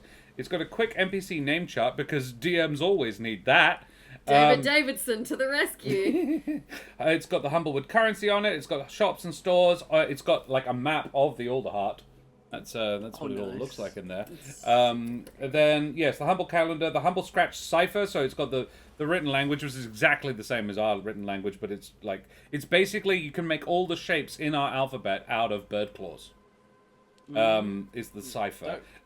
All the Heart at a glance, all the Heart City guilds, which is a new element that I have never actually really played with. The holidays of the wood as well, its calendar, and of course the one thing that DMs always need, conditions. Because that's the thing you don't remember how they fucking work. What's the difference between grappled and restrained? I don't fucking know. I do, but I have problems. Terrace, as cool as adding spikes to the top of your DM screen sounds, I I think you need to do the ferret behind the screen Yeah. that lunges at Yeah. anyone who tries to But- peek over. But in all seriousness, yes, you do need conditions, because the one thing I always forget with it, for me personally, is I remember all the other effects. I can never remember which ones say incapacitated as part of it. Yes. Yeah. Yo, absolutely. my condition has that as part of it. When I DM, what I really need is a copy of all my players' character sheets, because they'll be like, I do this, and I'm like, how does that work? What and does they're that like, mean? I don't know. This is the thing. It's fine when you're playing with experienced players, but if you're teaching newbies, Yeah, You're and like, we "I don't know had how that a bunch works." of newbies, and I'm like, I have not memorized every ability that everybody has, so you're gonna have to help me. I'm really my regular players have recently started playing higher level characters, started casting 4th level magic, and I'm like, and how does that spell work? And they're like, I don't know. I'm like, well, you see, we used to do this because I have a fairly encyclopedic knowledge of what 1st to 3rd level spells, because that's what tends to get cast. But when we get above 4th level, I'm like, you got me, man. Let's get the book. Why did you pick this if you don't know how it works? The difference between grappled and restrained is the amount of anxiety. True. Yes. Also, I want to That's a say, t-shirt right there. I'm writing that one down. That's amazing. true. That's good. So I wanted to say, Crispin, I have the same experience. I am the only, there's only one other person in the world with my full name too. Like, not middle name, just first and last. And No it's one weird. has my name. I'm one Because of I know 4. if my last name leaks, I'm fucked. I'm one of 4, Joshua Luther James Walkers, as far as I'm aware, and the other 3 all live in Africa. The other one with my name lives in Sydney. Don't really know when the right time is to cast them, though. Well, yes, that's it. I always search for Immediately. the spell. Ah, yes. Yeah, I'd pay that. So, guys, we should go away from here now, because we've been streaming for a gosh darn while. It's 8:30, and I'm pretty freaking Yes, tired. I'm geeky. Yeah. And, yes. So, guys, it's been an absolute pleasure. Let us, first of all, draw that giveaway. Tickets in chat. You have, like, 20 seconds. Jess, who the heck are you? I'm not telling you. I don't want to be doxxed. Fair. Zach, who are you? Yes, I was oh, Milo. okay. No, I want to talk about Milo. No. Come back to me. I forgot about my little guy. So, that's Milo. 1 second. Where is he? Let's He's pop like him up. there. Pop him up. That's Milo. He'll be there too. Big All the boy. way over there. Yay, Milo. Daria, Very is it handsome. I love him artwork? very much. Daria, you're amazing. I love you. Thank you. I love him. He's my favorite. He's beautiful. He's perfect. He's wonderful. He's Milo. And he looks like a little shit. And he is. He does. And I love that. It's the So, tooth. It it's the absolutely tooth. is the tooth. It's the Yeah. tooth. I am gonna accidentally ruin It's your like- day. If He's that Dennis one the kid in Menace was a primary school. hedgehog. He's that one. Yeah, exactly. He's that one kid in primary school. It's like he probably got in a few fights. Yeah. He started them. But he's They were adorable, earned, but he and started them. And he absolutely got away with it. Yeah. Because he was just like, I'm just a small round boy. I couldn't possibly start a fight. Yeah. No, he's like, yeah, I started the fight. And they're like, People you are like, hey, couldn't don't do that have. next time. No, they're like, don't do it next time, bud. Yeah. Ow, ow, ow. Yeah. And then he Zach, does. who the heck are you? Hi, I'm Zach, or the Renegade Chicken. I will be back because they haven't rooted me out yet. The And I will be antibiotics playing... have completely failed. Oh yeah, no, I'm well. Superbug. and truly entrenched. I am chronic at this point. I'll be sticking around. I need a And yes, I will methadone be back clinic with for him. Kingsley, but perhaps probably just as posh, just as bothered by not looking his best, but probably a bit more punk. Yes, sepsis. Daxis? Zapsis? He's antibiotic resistance infection at this point. Yes. Mercer. Chronic chicken is a very different fight. Yep. Shit, we've all got bird flu. Panic! Point- No, Pointing. I'm like I'm a fucking, what's the word I'm looking for here? I'm a dungeon that's popped up in their backyard. They haven't, they can't clear it out. It's a Pointing positive. at my Making chickens. Yeah, pointing at my fiance, Mercer. Karen, who the heck are you? Hi, I'm Karen, sometimes known as the Mother of Bunnies. I'm a former writer and internet addict. I was until kind of today playing Baldur's Gate on Tuesday nights. But from this Tuesday, we're going to try something different. Until I insist on going back and playing more Baldur's Gate, probably as a dirge, because I am addicted. I played about 40 hours of Wildermyth and then went back to Baldur's Gate. I'm sorry, it's just... Look, as hyperfixations go, it's lasting a solid amount of time. Yeah. And yeah, you can follow me on Twitter, Mother of Bunnies, Instagram, my Bella Scultiga, Miss Lola Moore, though she's not doing much at the moment. She's just chilling. And you can listen to me on the D&D podcast, There Be Dragons, or find me here on Thursday nights playing Pesh in Humblewood of Elements. Tell Victor about the bird flu, yeah. Over the list. And Madame et Monsieur, Dame und Herren, and beings of indeterminate gender and persuasion, I be Josh the Pirate. And this has been the fourth day of in a bunch of years where people have all been obliged to talk like me. Though very few of them fucking tried. No, it's been an absolute... I forgot about that. Yeah, no. Actually, I dressed as a pirate, in so fairness- I reserve the right to not speak in fairness like to it. Chuck, he did a solid job of it. And it confuses him Well, greatly. I mean, that I don't did live in change England. my entire aesthetic to pirate. That's pretty close, right? I'll That's take it. gotta And count for something. I didn't get to play Polyani this year, so you know. I was being facetious. I don't actually Oh, no, I expect it from everybody. Yeah, it's been Terrace was playing a 15-year-old girl. It wouldn't fit. I don't know, man. So, yeah, it was an absolutely lovely time and a splendid place. I will be back on Thursday night for more Elements and Evil. It's been great getting that one back up and running and really expanding my own lore. Yeah, figuring out, remembering what the heck I was doing with that. I was like, wait, what did we do last time? I had real time. The house is so clean because Thursday I was like, I need to sit down and write this episode, and I cleaned. Come home and I'm like, wow. Look how productive I was. Oh fuck! Got him. Yes. But I was productive whilst listening to the previous episode because I was using it to remind myself, and every now and again running back and writing a note down. I was like, oh, and that thing. Yeah, tie off all these threads. You've set down so many threads. Tie them off. So, yeah, that's really exciting. If you want to see the rest of my Humblewood world, of which this was a part, check out the YouTube. It's right there. You can do it. It's easy. It could happen to you. We have a Discord if you want to come and hang out with us there. All the episodes you may have missed on the YouTube, all of the memes you may have missed on the Discord. And we have our socials! ! S. That one? There we are. So if you want news about when we're going live, Karen will normally take a picture of the nearest object that is vaguely D&D related to hand, and then Instagram it with... I think that is deeply offensive to all the pictures of Siri. Canva squares I create for Instagram. Thank you very much. Half-painted mini once, as I Canva recall. graphics and then pictures of Josh's mirrors and Siri. Where is Siri? Oh, she's asleep. It's been a very hard 48 hours for her, Yeah. sitting by the computer waiting for me to do something And by interesting. the way, Abus, I baby. don't think wild horses could keep us away from doing more Jason Statham's Go Vacation at some point in the future. Yeah. Because we still maintain it's one of the greatest RPGs ever written. I don't know if it's got great. legs. It works really well as a one-shot, but I don't think it deserves Couldn't do a an extended campaign play. campaign, but The No next way campaign, just repeated one shots, please. the next thing I plan to do with it, and it might be around Christmassy time, is Tony Karlstrom proposed a mimic one-shot. Sorry, not mimic. Minion, as in Gru and thee. So you are minions helping Gru do a heist or something, or a succession of heists, or and each one has same mechanics, different premise.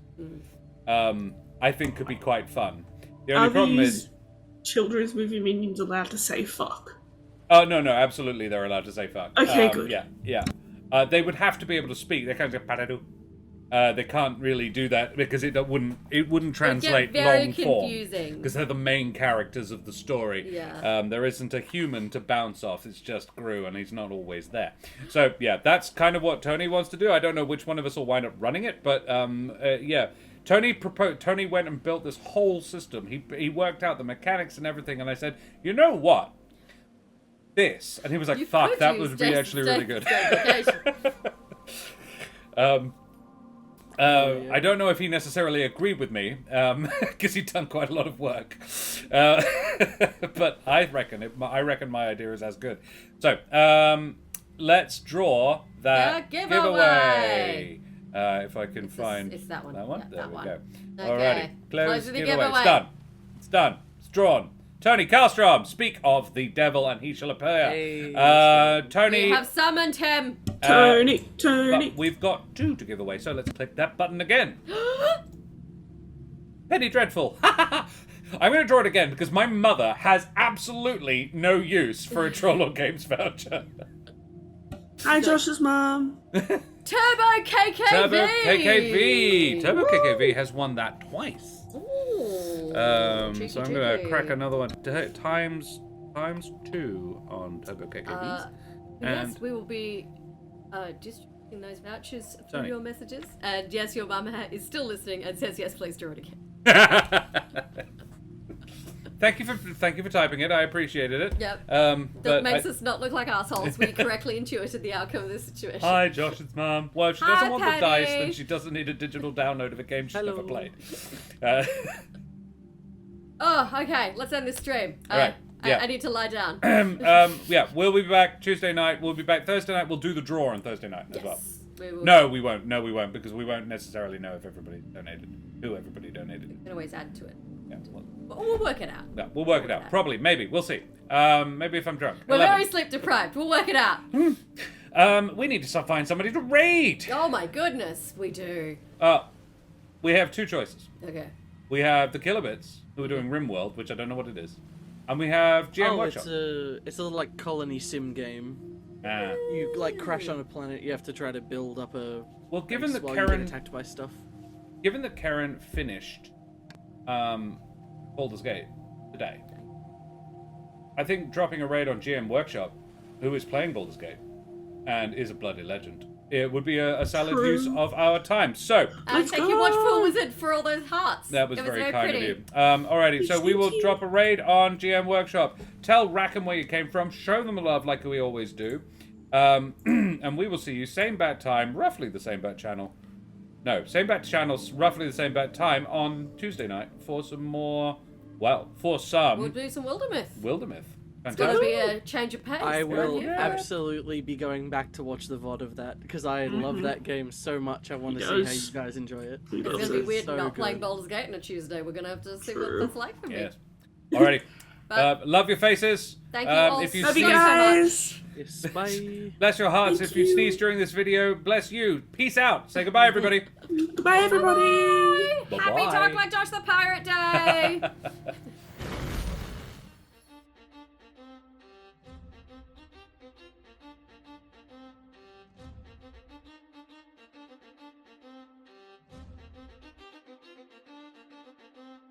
Whee!